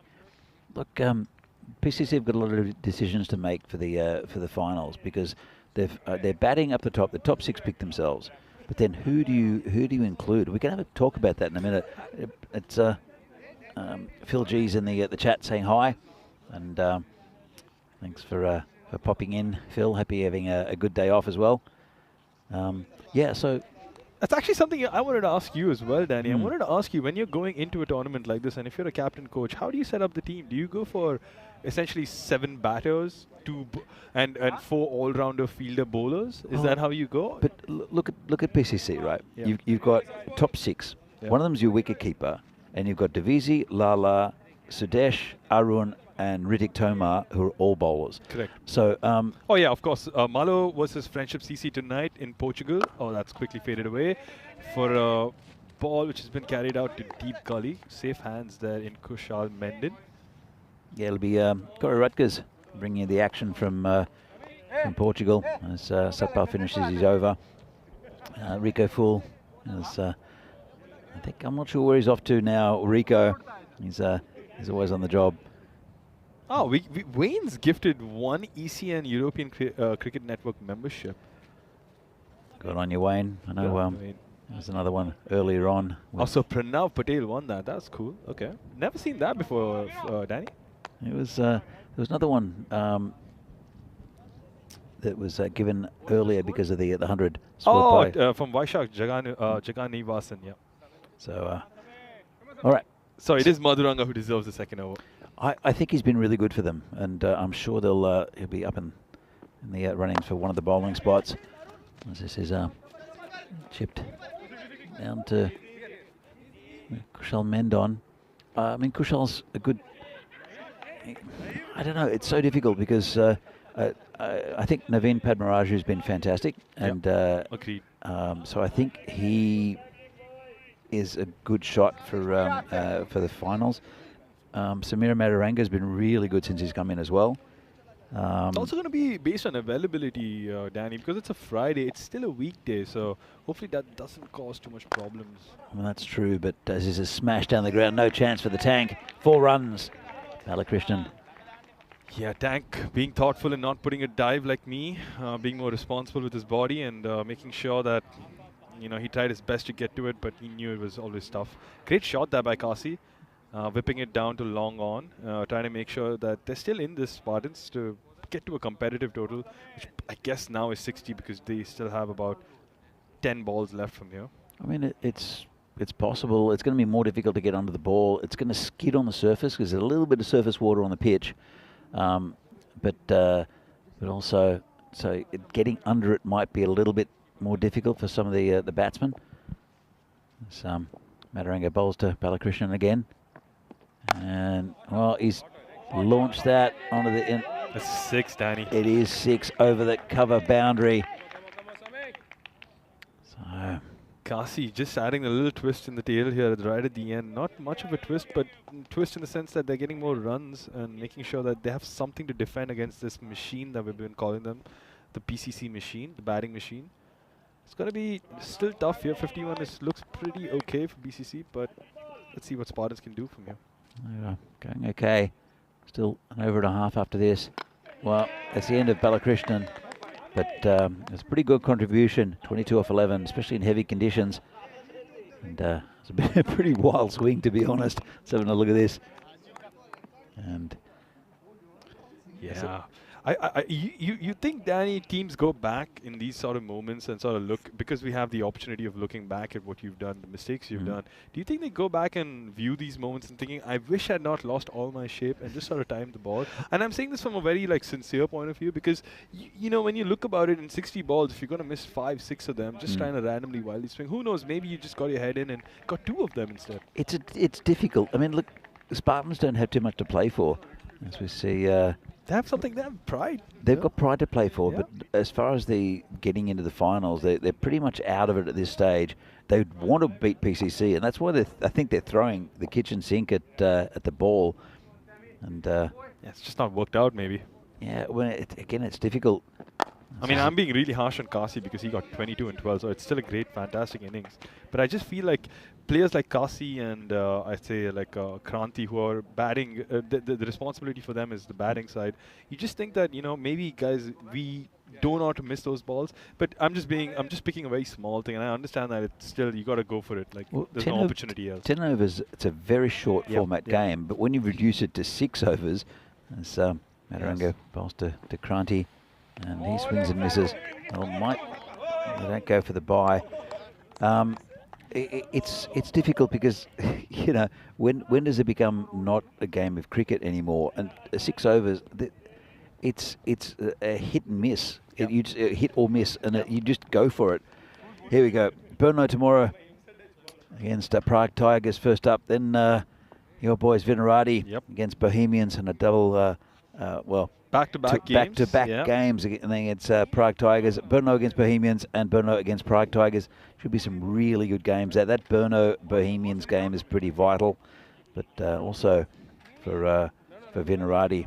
And if Vinarati or Tigers get 2 games, then they're really making a climb up in that little fight for the position 4 there, and even maybe between the Brno Bohemians and Smith Patel comes in for the last over of the game. It's of the first innings, sorry. I think it's a good move putting Patel in. I like Smith Patel as a bowler. I don't think he gets a bowl often enough. But also he's a really good fielder. So I think he's a good shout for another position. Kushi Mendon adds with a bat, but I don't know if you need more depth in the batting lineup. I don't know. It's a big decision. Yeah, I think they're spoiled for choice, Danny, essentially. And it's going to be hard choices from the captain and the manager if they do have one. But who do you pick and drop? And, you know, that tough conversation that, sorry, you just don't make it to this level. And let's be honest, PCC probably have the best depth in terms of, like, picking players. Like, for sure. Well, as I said, the top 6 pick themselves. If Aditya Kadawala comes back in, which he should. And Smith Patel misses. Hits his keeper instead, and they'll get another. Oh, another won't. I think it wasn't them, though, who picked on Sudhi last time, but I remember someone took on Sudesh's arm. It was United, in fact, and got run out there. So good awareness by Kranti and Vasant, who haven't sort of opted for the second run. So good. Yeah, they'd want Kranti on strike ideally in this situation. That was a good ball by Smith. He had 3 stumps to aim at, and he missed. So it's a little bit upset with himself. Just want to clarify, there are cricket games on the Common. Can players from Asia come and play there? Yes, but if you live here in the Czech Republic and you're part of the cricketing domestic setup, you just can't take a flight, show up in Czech Republic and play, just to be clear. Well, I mean, actually, it's a tricky one. Just as missed and hit Gladson on the foot. Not having the greatest day, is he? It's difficult conditions out there. That's true. Look, I mean, you'd have to have... It's a difficult one if someone comes from Asia to play. I mean, probably you'll have to find a team that allows you to play. Exactly. Yeah, there are players from... I know there's a couple of players from Slovakia and a couple of players from Poland who come in because they just travel in. But it's not a professional league, so I don't see the allure or the allure of it apart from getting on TV. You know. And what a lot of people don't realize is, I mean, we're diverting from the game here. Last ball coming up, but I think PCC have a very good hold on this grip. But the thing is that it's a lot of effort to play cricket here. You pay to play. And last ball here for Smith. Let's see if he can get a dot. He can't. It's going down to the B's to just stops it and will pull it in. Yep. And it's a really good over here from Smith Patel. Just 3 from it. Fantastic over this. Sir Arun backing Smith here for that last over, and Smith completely repaying the captain's wishes and doing the job needed. So Spartans, what do you feel, Danny? Do you think they have a chance here in some sense? I don't think it's enough runs off 6 overs. I mean, if you think that they're averaging almost 15 and over, as we see here, Arun, the opening, which I think is a pretty good idea, opening with spin. Didn't really work for them though. And Jinnu carrying it along, but still not enough here. Just unable to stop that, Arun. And this is the wicket of Jinnu we were talking about. Good catch here by Kushal at point. well judged, and as Charles often says, have that base and take the catch. Yes, indeed. And, well, Swatted away for 6. Squad 6. Satpal was really good. Yep. And that's just Raj trying to stop it, but it's so hard in dry conditions and wet conditions. You won't trust your footing. Satpal's a good shout for a bowler in the in this PCC lineup. Yep. If they're looking for bowlers, because there are so many options. Samira has bowled really well since he's come in. Smith Patel. So we'll see on Friday. Do you think a golden ball is what Winnie would expect from this situation? I think that would make him go over the moon, wouldn't it? Could be interesting. He's always up for a golden seeking ball. for a Vinny. golden ball, yeah. I Yeah, mean, but you know, Danny, this is what I meant. A lot of the wickets that have fallen here in that innings is just wild swings, and I understand that it's a 6-over game and you've got to go for the runs, but I think there has to be a method to the madness, even when you sort of try to slog. It's really difficult because it's a slightly damp pitch, so it'll skid through, so that the conditions are slightly different to what they have been all week. Yep. The outfield's wet. The ball's not going to swing, but it'll be a little bit heavier as well. So it's just a different feel to the rest of the tournament so far. As we see the scorecard here, can't see Balakrishnan does pretty well, 22 off 12. Saga Madareddy also 13 off 6, and Gina Padnlat up the top 9. Just at the bowling figures, and economical from Satpal and also Smith Patel right towards the end. Madaranga also got 3 for 23, and the 11.5 and over isn't too bad, but the 3 wickets helped a lot. Yeah, it's hard to be critical or analytical in a 6 overs, right? Because pretty much anything could happen and it could swing either way so quick. So I still think Prague CC have done a fantastic job here. The bowlers have done a really good job despite losing the toss and being put into bowl. It was good defensive bowling, I think, from Satpal and Smith. I mean, Satpal did take the wicket, but look, for their 2 overs, it cost us 9 runs, and when it's only 6 overs, that's not great for the Spartans. But 57 to win in 36 balls, 9.5 and over. And don't know if it's going to be enough, Enki, but we'll be back in a few minutes' time for the second half of this game from the European Cricket Series here in Czechia. Match 46 between Spartans and PCC. 57 needed by PCC to win. Spartans will try to defend it. See you back here shortly.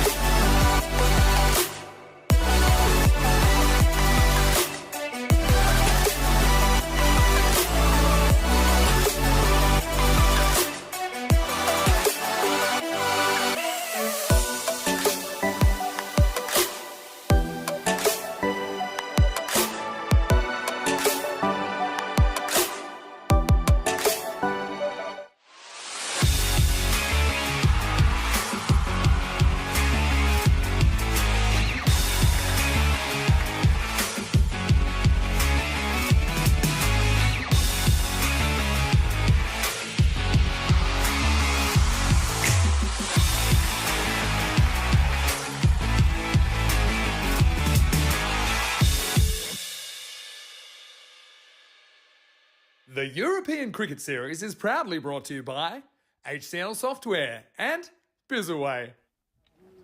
And welcome back to Prague for this European Cricket Series Czechia, match number 46, second innings of the game between PCC and Prague Spartans in a rain-reduced game.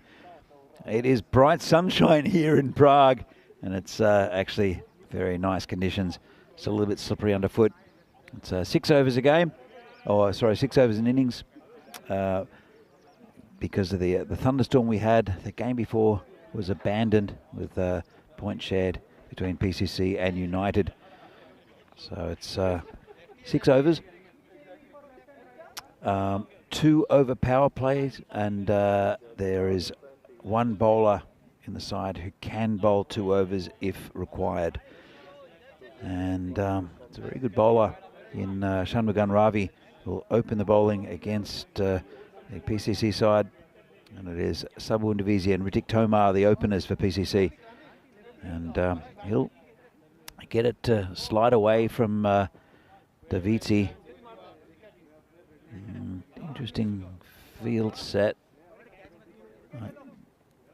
Just looking to see if they've got, well, this is an unusual field for someone who's going to move the ball away from the left-hander. They've got quite a few fielders on the leg side as Venki comes back into the marshmallow. Am I missing a trick, or they don't have enough players on the offside for Davitsi, for someone who's going to be pushing it away from him?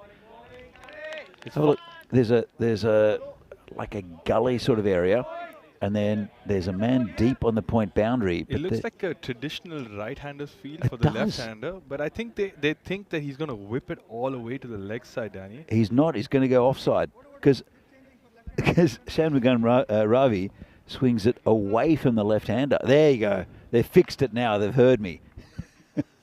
I think it's a good call by Kranti. I think it's otherwise it's an easy forward point reach essentially. Exactly. It's still going to be hard to stop him from going through that offside.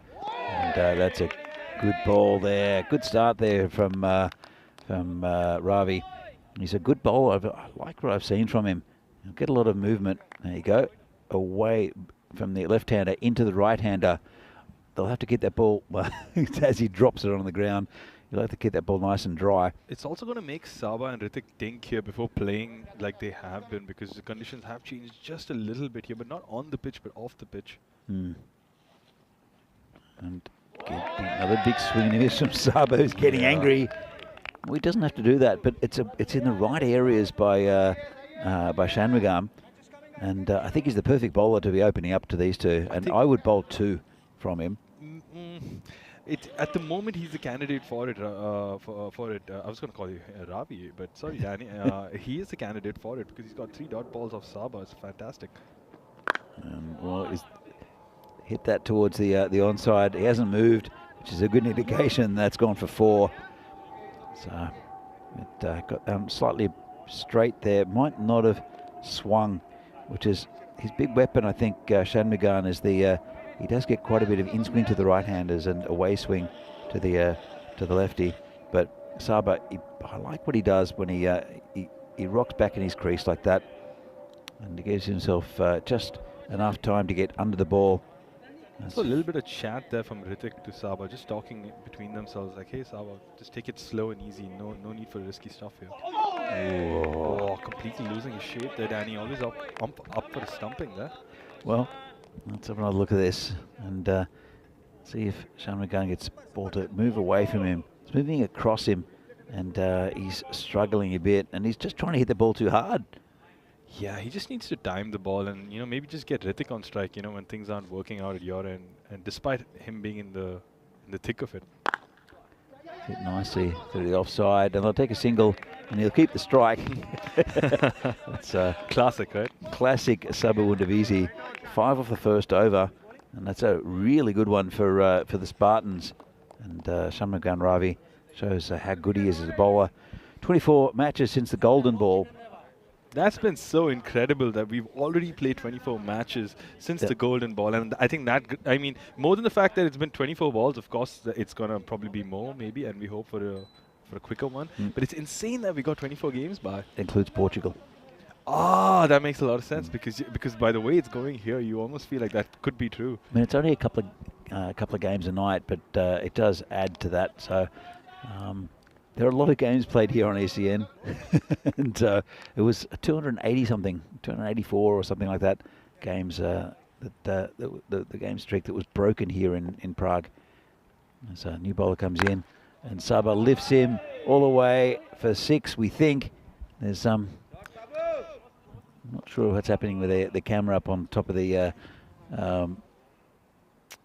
Martins is the operator. He is. And I wonder if he's just sort of also just finding his space back after the break. It was a lot of water around. Still a lot of water on our table here, and but it's gone away. It's nice bright sunshine. Yeah, it's like we never had rainfall.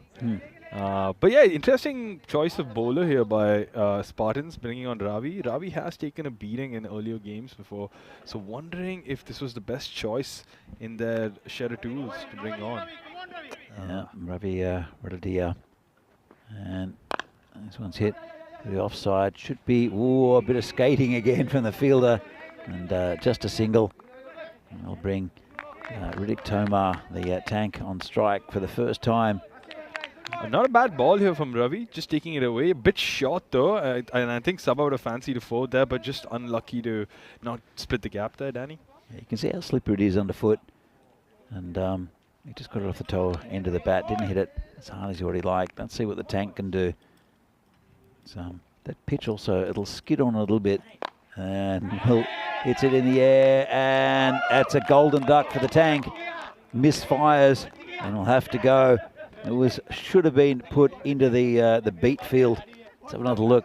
It was not a great ball, but got the wicket, and the tank will have to go home. It's going to be a long walk back to the tent for Ritik. Thoughts, he'll be consumed with thoughts, and he'll probably not be watching this match ever again. But yeah, it's a tough one for him, and I feel for him, because in these sort of situations, you could be looking for that 6, but you're late by a second and you get the top edge. So hard luck there to Tank. Well, the Tank's replaced by the Beast, who I think will hit the ball hard and straight. He hitting along the ground in the air. It's difficult for the fielders as the Beast comes in. Yeah, I think if Saba and the Beast have a chat together, they would have said that, hey, let's not try to lose this one by giving away too many wickets. Let's just get this done merit-based. Like, yes, if the ball's there to hit, let's hit the ball. But if it's there for a single, let's take it, because no one's going to run too hard. It's a bit slippery, so we can easily take 2. That's true, and he's the right man to bring in at this stage. And he tries to heave it onto the leg side, just a single. It's only a 2-over power play, so we've only got 2 balls left in the power play, 13 on the board for PCC. I'd say it's been a good power play for the Spartans. It's been a really good power play. And that was a big wicket of Riddick Tomar as well. On the first ball as well, so Hrithik wasn't allowed to get into the game, not do even a single, like, any damage whatsoever. It's a nice shot on the leg side, and 4 runs, too easy. Just feeding the run machine here, Danny, giving it exactly where he likes, and Sabah makes no mistake in putting that away, waits for the ball and just flicks it across. Well, he just didn't, he didn't try to hit it too hard. It just a normal Sabah shot. Yep. Just played it off his pads, and really good going here for Sabah's 16 off 9, but he stopped trying to hit the ball too hard. And he's making something out of this power play for PCC, just making it a bit more better and just getting more out of it while the field restrictions are not in play. Exactly right. And it's the last ball, and similar, and that's another 4 runs. Just turned it around the corner, very easy. It was just on his legs, and pretty expensive over in the end. As we were saying, it was probably Spartans ahead in the power play, and now I think it's changed. It's back to PCC again, and Sabah just makes a meal of those last 3 balls and just cashing in completely before the power play ends. And Ravi Radia, he got the wicket off Tank. I will say that. I mean, it was not the greatest ball. It was there to be hitting, but sometimes bad balls get you wickets, and that's how it goes. Here's the state of play at the moment in the standings, and Spartans, well, they've got 8 points. They've lost 8. They've got only 1 game after this one, I think. It's also funny looking at that board, Danny, the standings board, how the scheduling comes, how the scheduling works so importantly for some teams, because if you're a team that hasn't played their games and still have it left at the back end of the tournament, you sort of have some sort of last sort of chance, if you haven't already won those games in the beginning, to make that final push to the top 4 anywhere. In this situation, it's just the last 3. Well, it puts it in your own hands somewhat. As, this is called a wide. Oh, a bit harsh there, Danny, in my opinion. Just on the line there, and Joe siding that in the favour of the batter. Yeah, on the line. Well, no, I think it's a pretty good call. On the line is on the line, is but going away though. Yeah, that's true. Yeah. So it's just an indication line, but it's a pretty good indication, and it has to be really something which is adhered to by the umpires, but it does help them as a guide. I think also in the replay it looks less harsh and more of the right call. It's going to be called a wide as well. Clearly. A really good call there by Joe. I take that back. Apologies, Joe. So Nalano Gula is the new bowler. He's bowling to Anish. Yeah, I haven't seen him as well, Danny. He looks like a bit of a new guy in the circuit again.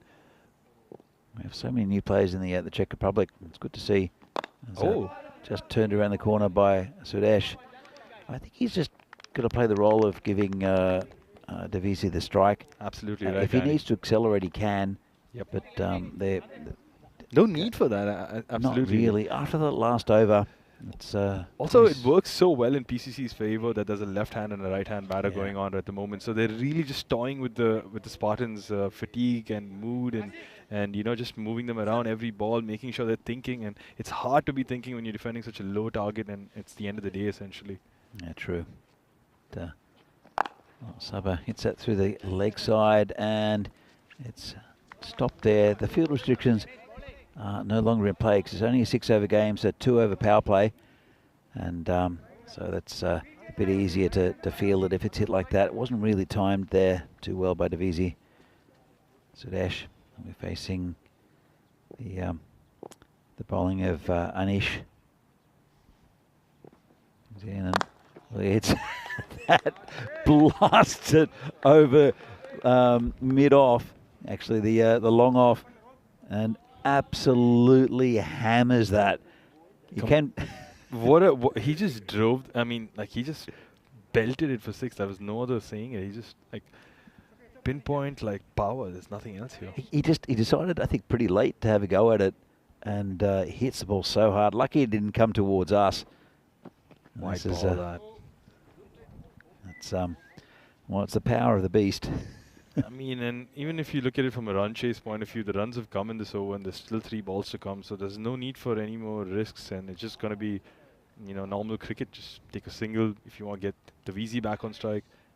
Yeah, the run rate's looking pretty good to get this 57. Yeah, and in short PCC are time. the last team to worry about run rate in this tournament. Oh, good slower ball. Got a dodgy inside edge. It'll just be a snarl, it'll be 2. Bit of fancy foot fielding out there. And they'll come back for a second one. Great feeling by Neeraj at at deep fine leg there, just getting his leg in at the right moment and saving 2 runs there because I think they managed to take 2. So look at this. It is still a little bit slippery. So good footwork there by Neeraj. Also, good of him for not getting his outer feet or his left feet onto the line or outside the line there, and sometimes the momentum can carry you away, and then it's just not. It's 4 runs. So. Anish comes in again. This is just 4 placed runs. that one, 4 runs out to their third man area. Yeah, I mean, if this was any other team, I would be praising them for the intent of trying to get it done as quick as possible. But then again, we're talking about PCC, and they're so far ahead of this competition in terms of standings that it makes absolutely no difference to them. They can do it however they feel like. I mean, they've dropped a point in the last game because of the abandoned game, which I don't think they really mind. It's all about getting to Friday. They don't want to lose a game. Oh, this is high. This is going to kill us, Venki. It's come into the into the marshmallow. Lucky you didn't get more of it because that was coming straight towards us. We've been pretty lucky, actually. Nothing's hit the equipment. Nothing's hit either of us. It's one of those moments in movies or in TVs where you're just watching like the arrow almost about to get hit by the main actor and then he ducks to the left. It was something like that. Yeah. But yeah. Just fell short. You're involved in film here in the Czech Republic. Yep. I know you had something to do with the Grey Man. I think you. Yeah, actually, I did. Actually, I worked on the construction department and helped them build the tram, which was just interrupting that European cricket tonight series in Portugal, and it's Malo versus Friendship CC double header. In fact, 17 and 18. And starts local time, I think, for us at 6:30. But check it out wherever you are. And Rico Full will be taking you through. No, it won't. It'll be Corey. It'll be Corey, my 10 bad. minutes time. In 10 minutes time, Corey Rutkos is going to be bringing you that, ladies and gentlemen. Apologies on that. So I'll come back to a tram building in just a moment. Someone's hit the pad and no run. So you helped to build the tram? Yeah, I helped to build the tram, which was in one of the action sequences. And basically, they needed a tram, which was a replica of a real tram that we use in day-to-day life in Prague. And so that they can sort of shoot at it and do whatever they wanted with it. Pitched outside leg there, probably. Yeah. Probably too high as well. So good call by the umpire. It's been a good start to the over here from Mohit Tumo. In some weird alternate universe, Danny, you think that the Spartans take a hat-trick and make things interesting or somehow defend 11 and 18. But you think that they still have something within them or they can pull something out? A couple of tight overs, maybe a wicket or two, but it's the tight overs they need. And it's been a tight one so far. Really good over so far from Thumar. Making Sabah look bad here. Just don't know. Sabah's losing sort of shape, trying to hit the ball too hard. And I think it's something he needs to just sort of take a moment with and just come back to basics. Well, he's been batting so well throughout this tournament. Absolutely, yeah. We saw him sprint down to the car park earlier on. And so this one's high in the air. Keeper's under it. Should make no mistake. And takes a catch. The end of Davici. It's been a good over so far. Not only just because Davici's gone, but no runs on the board after 4 balls. Unfortunate there for Sabah. Was trying desperately to get ball and bat there. Many balls down leg side, but just not connecting. And finally, that one ball that comes middle in leg chips at top edge, and Dheeraj doesn't make a meal of it and gets it cleanly in the hands. Yeah, it's a good wicket there. It will bring more peril as Naim Lala comes walking out to the middle. But it's been a really good over so far. And so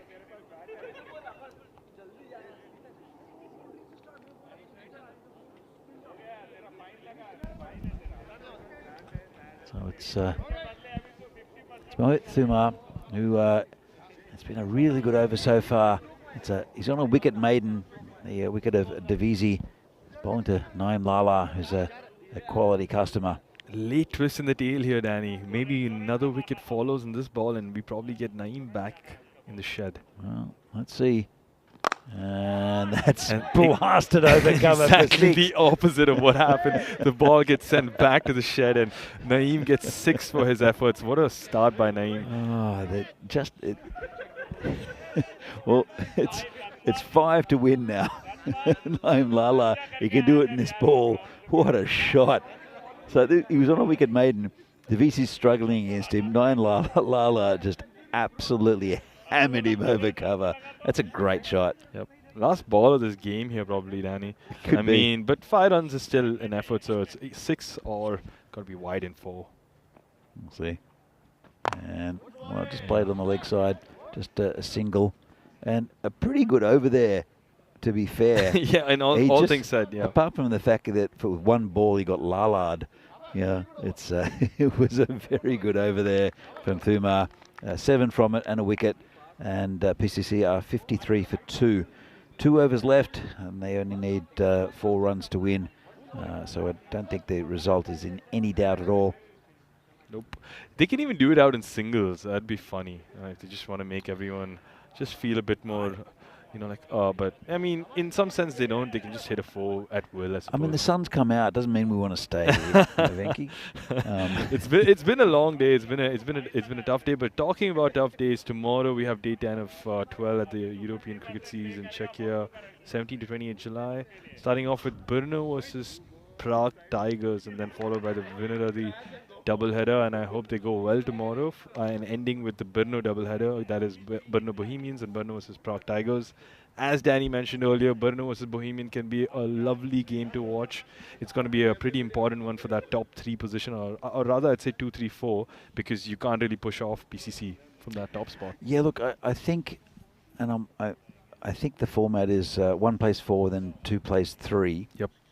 As ball comes in, hit down the ground. That should be it. 4 runs, and that's the end of the game.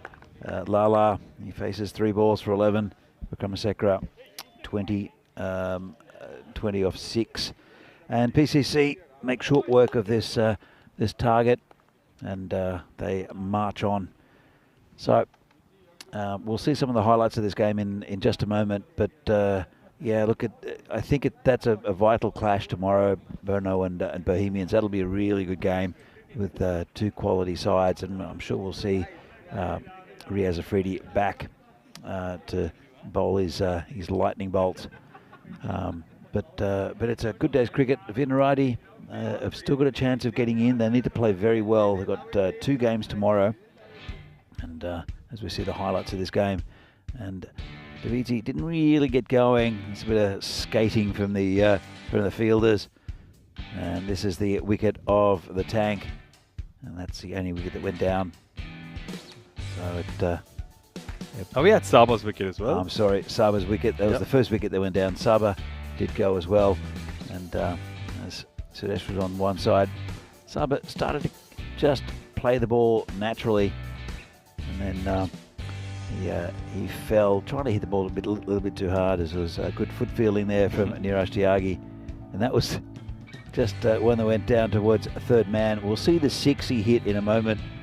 That was the catch of Saba there, taken by Dheeraj. Again, Dheeraj coming in clutch with 2 good catches in the air there, and not making any mistakes getting it. But it was too little too late, or rather too little on the run. And there you go, Naeem Lala with that glorious cover drive to finish things off and get Proxy C another win in this tournament, Dan.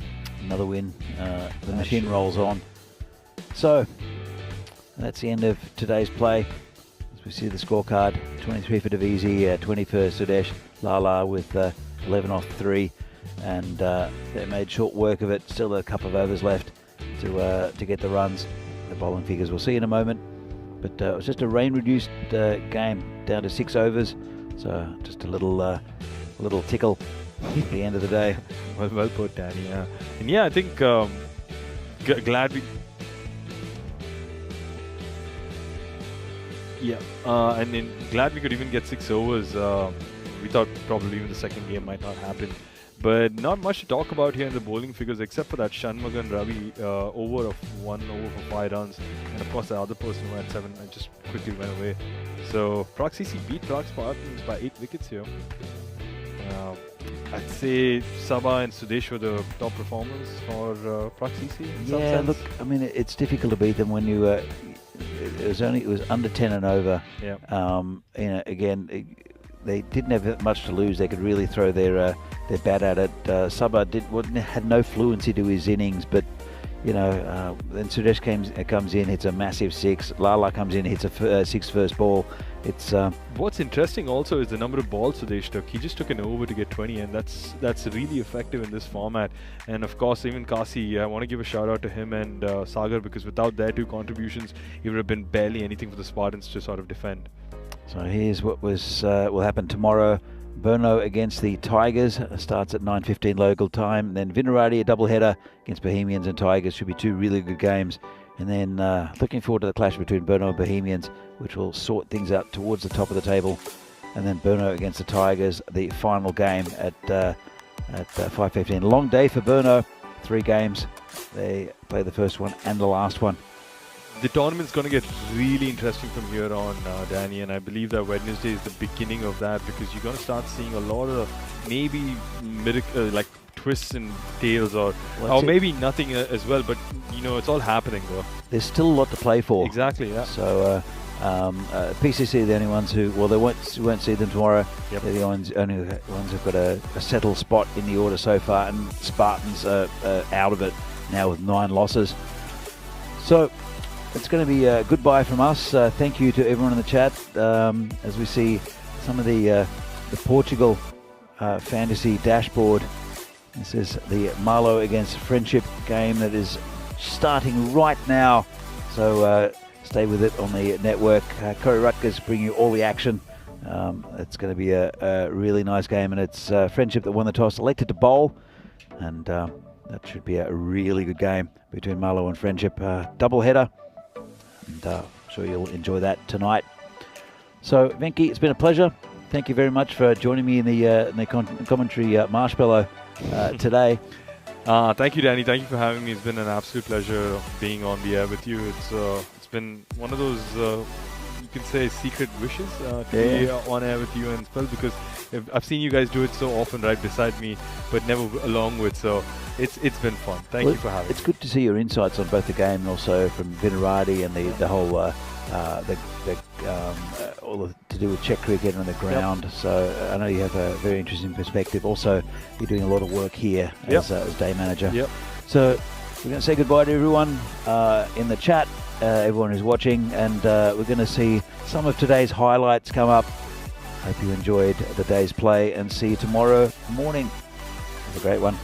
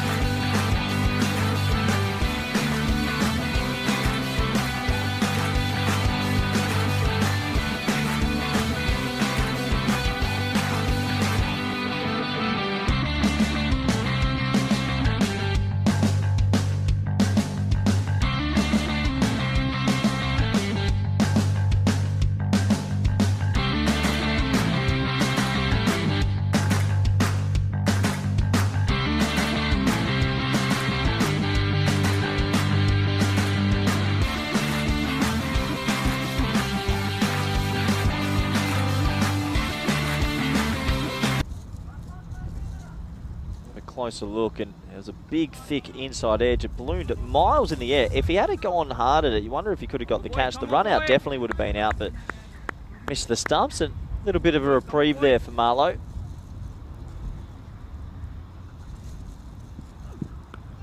Well played. Good cricket. Sometimes a little bit of finesse also goes with a bit of power. It was a decent looking delivery, but Singh just leans on it, and late cuts that for 4. Good batting. And this is a good start for Marlowe here. They're 29 for 1 off 2.5.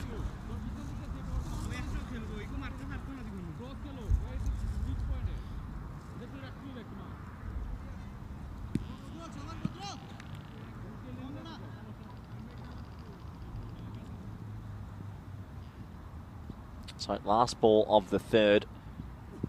And that's 6 runs. What a nice shot that is. It goes for 6 from Singh, overpitched again from Haydar. He pays the price, and this has been Marlowe's power play. The score at the end of 3 is 35 for 1. Have a look at this shot. Slow, up, full, and chipped away for 6. Really nice batting, and this is a dream start now for Marlowe on a pitch that's, well, got a bit in it.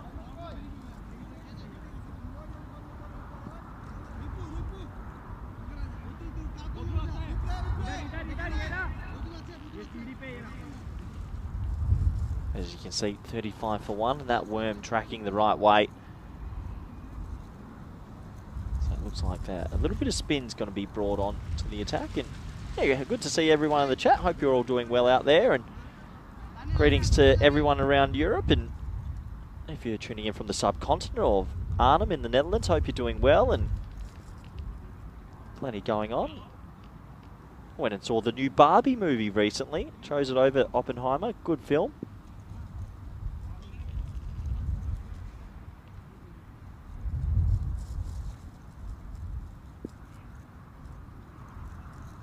Anyway, let's start over number 4, Vishwakarma. A little bit of left arm sliders. Gets a bit of bounce there, so there's going to be a dot ball to start. Well, it's going to be signalled to wide, so it took his time there, but I think that's probably maybe just over the tram line. The right decision.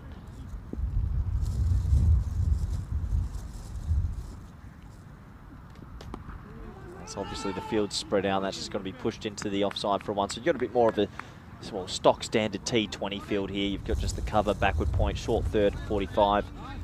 And with these parameters, yeah, I can understand why. Very difficult to stop the runs flowing here. Maybe need a little bit of assistance or a piece of magic in the field. That might help. That is skidded on, an LBW. Well, if you like LBWs, you've probably come to the right place. That is a left arm round delivery that's hit the pitch and skidded through. Have a look at this. I think this is blowing most boards off around the world. Just skids on and bang. Thanks for coming. That is out.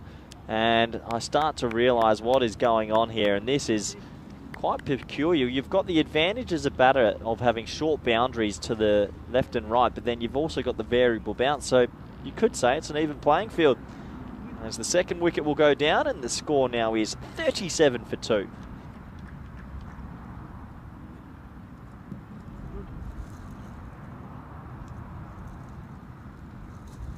There's number 4 coming out to the crease, Najam Shazad, who's played plenty of cricket in Portugal and can hit it a long, long way. Might have his work cut out. This is actually quite clever bowling as well, has to be said. When you're bowling left arm around and really getting your left arm lower from Vishwakarma, you do have a bigger chance to get it to probably spit or skid on. Always like a left arm off spinner in a white ball format.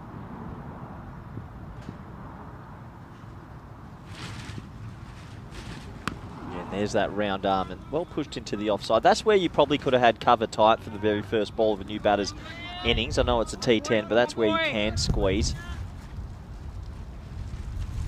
Something for Friendship CC to talk about after the game, but maybe get into the locker room. I know these teams take this competition extremely seriously.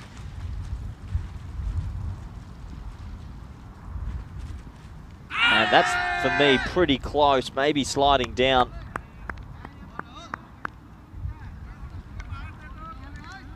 Yeah, close indeed. Once again, it's that low arm action skidding on. He went for his favoured pull shot. And well, maybe just going down as we get back to the live action, and he's hit it high in the air and it's just sailing over the rope. 6 runs, so nice shot. We'll catch up with the ball eventually. It'll go for 6, and this has been all over the shop to say the least. We've had balls that have skidded on, hit the pads, gone up, outs, and then we've had 6s in between. In a funny way, it does sort of feel that the variable bounce in the pitch is sort of equalised by the extremely short square boundaries. That was toe-ended, and that felt like it went a long way. Last ball of the 4th now.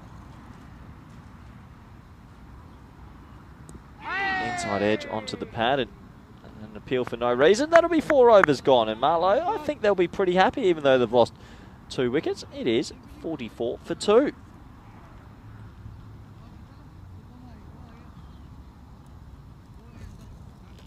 So, been out here for the last week, and from all reports, been pretty competitive competition. Plenty of spirit always shown in Portuguese cricket, which is growing by the day, step by step. I believe they won an international series versus heavyweights Malta and Gibraltar. Really good signs, taking them up to 37th in the world, so things are going well. You can imagine being Gibraltar must have been a big day for the Portuguese. I think they've only ever won 1 international game, so it must have felt good to drum them a few more times. As we get into over number 5, Taj Mohammed comes steaming in. And a bit of a few eyes to the batter there, a bit of a cheeky smile, don't mind that. Seems like he's got a decent action on himself. Nothing wrong with getting in the odd Yorker. I mean, if you not going to bang a length, Yorker length is probably the next best option. Do like the friendship kit. Remember a few years ago, came out to Portugal, and I think it was Rana was their old captain, gave me a friendship CC shirt. Still is their captain, I'm being told by my analyst Conrad Greenshields, who's in the commentary cube at the moment.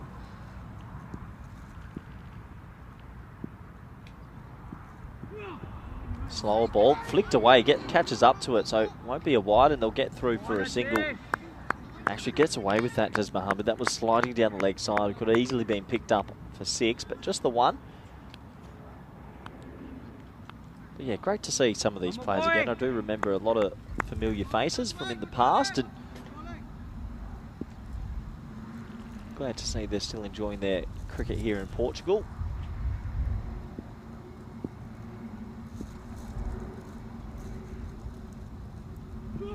Another slower ball, and gets a little bit of extra bounce, but unfortunately that's going to be signalled a wide just outside the tram line. This is one of 3 grounds here in Portugal. First time I've been able to see this lovely ground, I have to admit. I like the clubhouse, very cute indeed, a little bit of history about it. And yeah, it's been told it used to be a football field, now just the cricket. And obviously the lights must be pretty good if we're having day-night cricket out here. So that's bounced a lot. That has been punched. That is straight off the glove. Still, nothing has reared up like that very first ball, though. If I had seen a few more of those, that would have made me panic a lot. There's Marlow sitting on the side. I'm sure they're enjoying themselves on a Tuesday evening.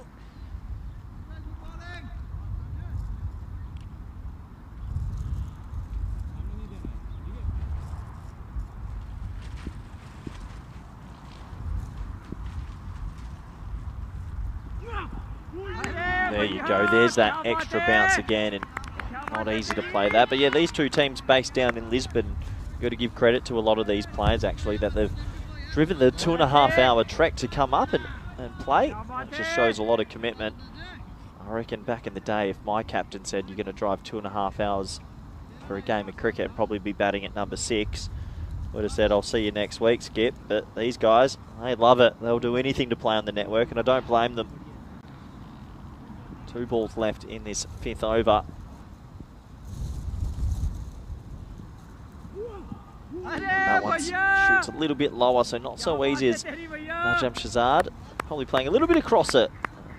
Needs to go slightly straighter, but 47 for 2 of 4.5. Tough to tell what a good score is on this. A few people telling me 100. Let me know in the chat what you think. I know that there's a bit of up and down, but that short boundary on the leg side just feels like if one person gets in for 10 minutes, it could be extremely destructive.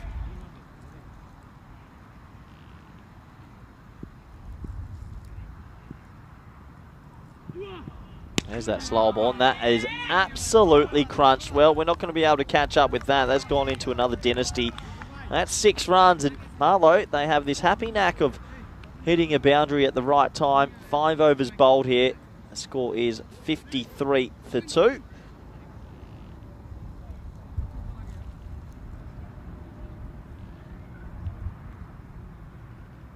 It wouldn't surprise me if we saw Friendship CC continue with a little bit of spin here.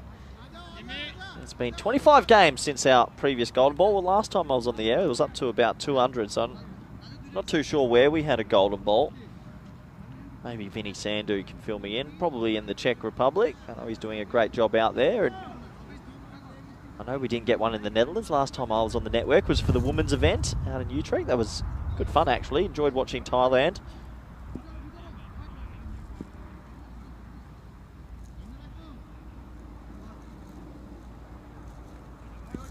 Sajjad Hussain is going to come in, number 28 on his back. So keeper up to the stumps. You'd imagine this would be a little bit of spin. First time I've seen him. Shahid, 11 off 10. Struggled to get going here. Probably wants to try and cash in. It's not going to be spin. It's going to be left arm round. And that is an excellently executed Yorker wide of the off stump. But yeah, it looks pretty gentle here. That does Hussain. If I'm the batter, I might be trying to line this up. As we don't get it on air, and that is lined up. That is absolutely mullered. That is huge. 6 runs, and Hussain decides to come left arm around right into the wheelhouse. And Shahid, thank you very much. 6 runs to the total. Angling in, 60 kilometres an hour, and it came off the bat at about 70 kilometres an hour. What a shot.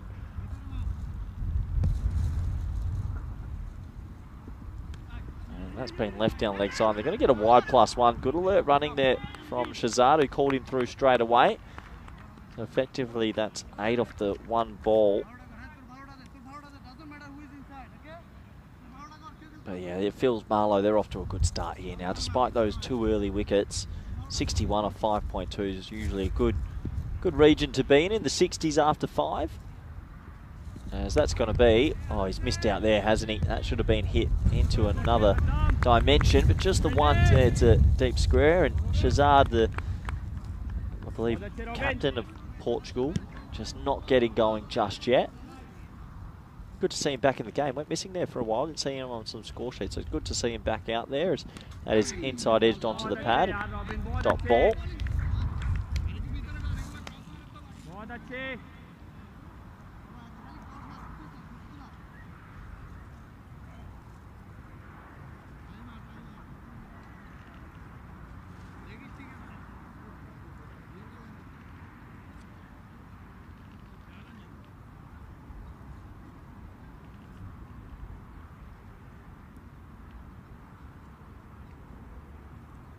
Slight pauses, a little bit of running repairs there for Shahid. So steady start in this one. I mean, it's a 6:30 start.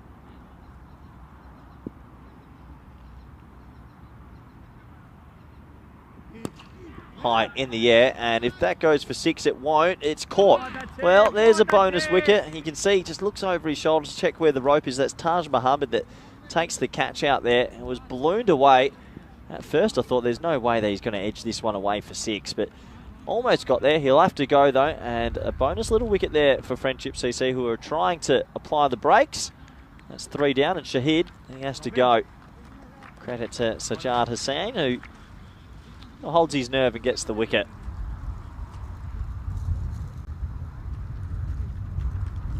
There's a couple of people in the chat letting me know that the golden ball was in the Czech series. Yeah, look, I do quite a bit of notes before a series. I spent, I think it was Sunday and Monday in front of the laptop and was doing as much study as I could on these Portuguese players, and I apologise I didn't have time to check the Czech series, actually.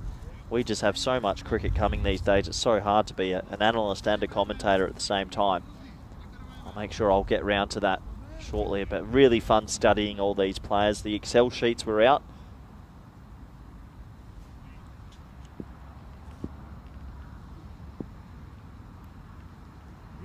New man to the crease, Mason, who plays a pretty cautious sort of shot. And I tell you what, if he had played a shot like that off his first ball for me, for Spain, I'd be pulling his neck in. 25 balls left, 7 wickets in hand. Time to go, boys. Let it loose. After 6, the score is 62 for 3. Good to have everyone jumping in and saying that they think the past scores between 114 to 118. We'll have a look at that scorecard quickly. And 3 starts, and that's probably something you'll see quite a lot in this series. I do imagine there's a lot of batters that get a start and then they might get a ball that's unmanageable, so that makes sense. With these short boundaries, you only need 2 or 3 to come out the middle. And I dare say, you can get some good value, as looks like Badrul Haidar is going to bowl again.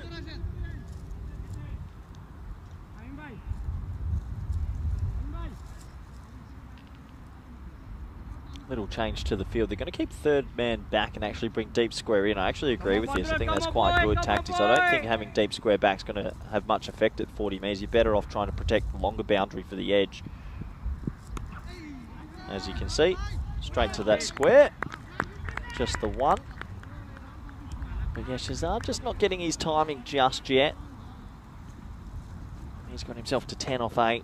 Well, you got 23 balls left to a ball. Get them into that 115 area, somewhere about that, I reckon.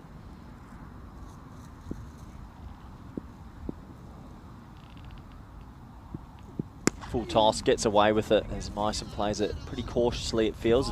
Maybe a bit surprised to get that. Not many people prepare for a full toss.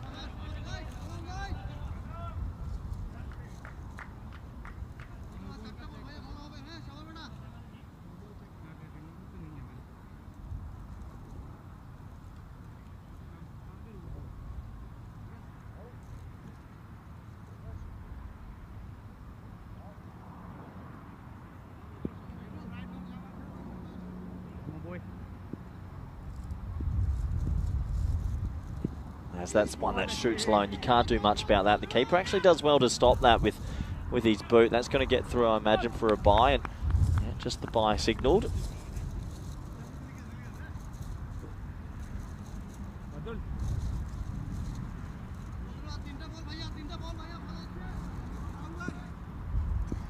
So 65 for 3. Not a bad over this so far from Haidar, who's getting it in the right area.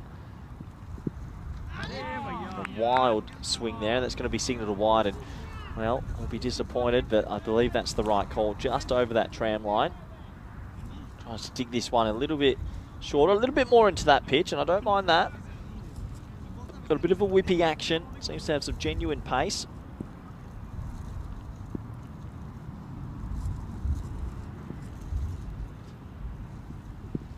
There you go, that's the dream length. There's where you want to be. There's no reason on this pitch that you should ever be too full. I don't even think you need to try and hit Yorkers. Just keep hitting a length here and hope that you get a bit of variable. And if you do, it makes it almost impossible for the batter to play those cross-bat shots that I know they love playing out here in Portugal. You won't see many people go through the V, maybe only Greenshields and Stoneman, but most go cross-bat like that. And thanks for coming. Nice shot, 6 runs, and Myson wakes up and he launches that into the leg side. Haidar. Well, bit of a mixed spell, hasn't it been? He every now and then gets it right, and every now and then gets mullered for 6. This one sits up. It's probably the first one that's been dug in and actually proper consistent bounce and launched over that leg side. So 6 valuable runs for Marlowe, who, despite the plays and misses, are hitting the 6s at the right time.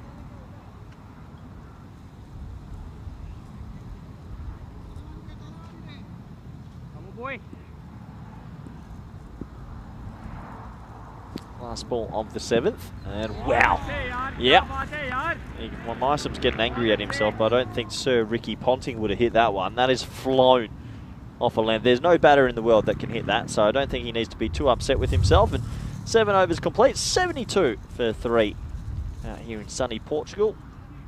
It's 7 PM at night, and I'm in shorts, so I'm pretty happy with this decision. It's been pretty cold and wet in the Netherlands recently. As crowd favourite Rana, MTS Rana, who gave me a shirt many years ago. I've never forgotten, took it home with me, put it on the wall, framed it.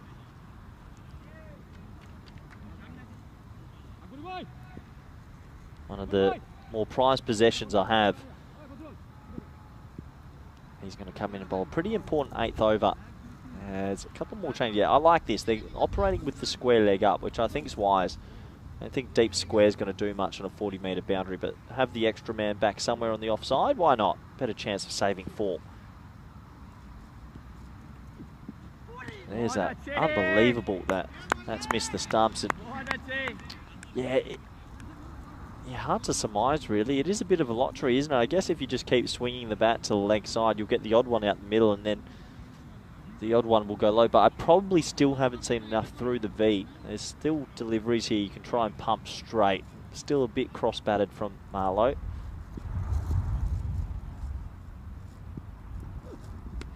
And again, this one at inside edge, and they'll get one. Got a question coming in from John. Corey, how is Conrad? He was really struggling with his shoulder the other day. Hope the pain has receded. Well, Conrad's sitting about 2 metres to my left. I'll look over. He's gone double thumbs up. Usually a good sign. And I arrived at 1 AM last night, actually, after a long flight and a long drive to the hotel. And wasn't surprised the first person I saw at the bar was Conrad. So I believe he's in good spirits. So that is hit into the leg side, and it's in a big pocket of space. I don't think that will go for 4. Oh, well, the handbrake was pulled early there.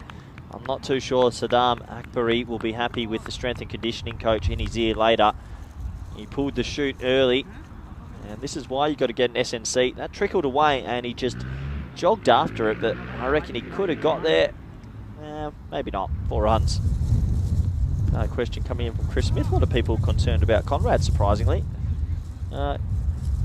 Conrad, how's the dislocated finger? As I look over to my left and 6 up 3 fingers, and you can try and guess which 3 they are.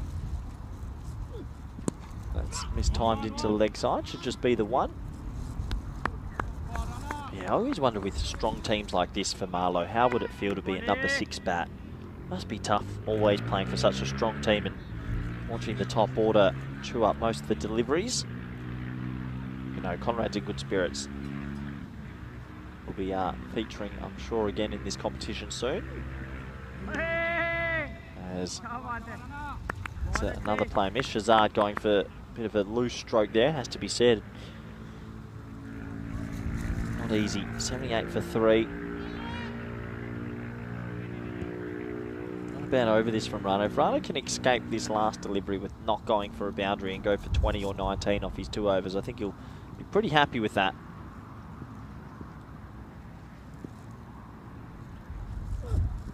Yep, that'll do it. As the keeper pushes it.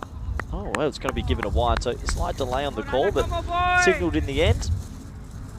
Oh, I reckon that's tough. That's a tough call from the umpy there. But that's wide, and now you feel this will probably go for a boundary. This is why the cricket gods sometimes aren't on your side. And well, Rana, he'll be desperate to escape with at least a dot or a 1 here. Oh, it's a cruel game, but well fielded. So, will be a dot ball. We'll end up with pretty good figures. I'll take that 1 for 20 from the skipper. And the score at the end of 8 overs is 79 for 3. Have a do Sinner in the chat saying any guesses what we think the score will be after 10? I reckon about 108. I have a feeling that they might get a couple more out the middle. Tough to tell though. We have a look at that beautiful worm, and slanting the wrong way. It has been good from Friendship CC. We haven't given up the ghost here in this one just yet. They're fighting as hard as they can. My worry is who's going to be their 4th and 5th bowler to close out here.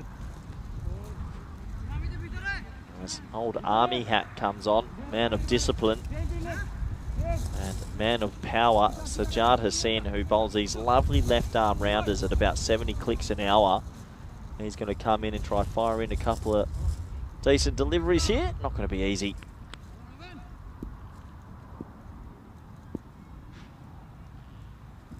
There it is, in the air. He hasn't got it. Tough catch. Swirly Breeze gets under it. Really good catch, actually. He made some good ground tracking back, twisted his body the right way. That's the correct technique, which has surprised me. That's a very good catch. And that man who's held on to that one, Badrul Haid, has obviously played some serious cricket before, because that was the right technique. Tracked back, turned his body on the side, and took it well. Took it really well. plants his foot at the point of impact with the catch, and that's a pretty big wicket. 79 for 4 now.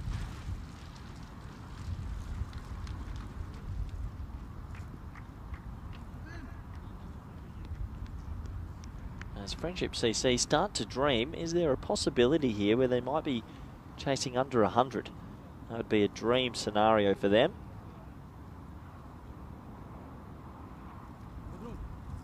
I guess when you do win the toss and you want bowl first, you do fancy yourself as a chasing team. So Ali has made his way out there, batting at number 6. Low full toss, inside edge onto the pad. This could be out if it hits, and it does hit. So we're going to have a closer look at this one.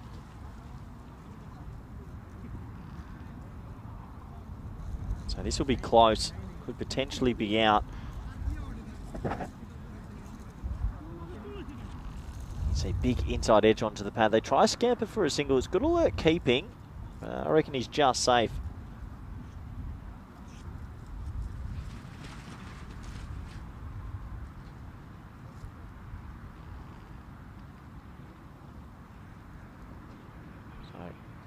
Looks like just the one run. There's that look again. I can understand the officials having a closer look at this. I think he's safe. I think he's just got his bat plugged down there, so he'll get away with that. Just the one run in the end. Good alert running. Come on, Robin!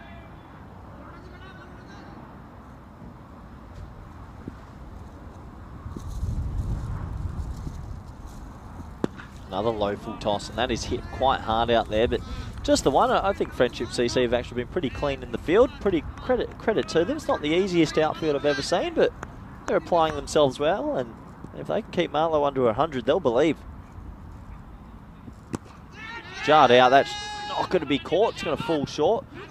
Just the one again, and well, Hussein's got fantastic views here. 2 for 12. I think his first ball got hit 200 metres, so good comeback from him. Shazad really struggled. 12 off 14 here. A lot of people around the world would be disappointed. Usually he's super destructive. That's a bit more like it, but that is a freebie. And Hussein, well, he's put himself in the doghouse there. You've got a pitch that has variable bounce. I think the last thing you can ever do is bowl a fully. And unfortunately, he does deliver up a fully, and it goes all the way for 6. Bit of a pressure valve release there for Marlowe. I reckon my grandma's hitting that for 6, actually. Sat up beautifully. Come on, Robin, come on, boy! Last ball of the 9th. They've raced through the overs. They've bowled 9 overs in 31 minutes. Rate it. Not timed again. They'll just get through for a single, and they're not going to look for 2. Shazad wants the strike. So 9 overs complete here. Friendship CC holding Marlowe to a respectable score. The score is 89 for 4. So it looks like the umpires realise it's over a little bit later. But yeah, that's probably the quickest first 9 overs I've ever seen.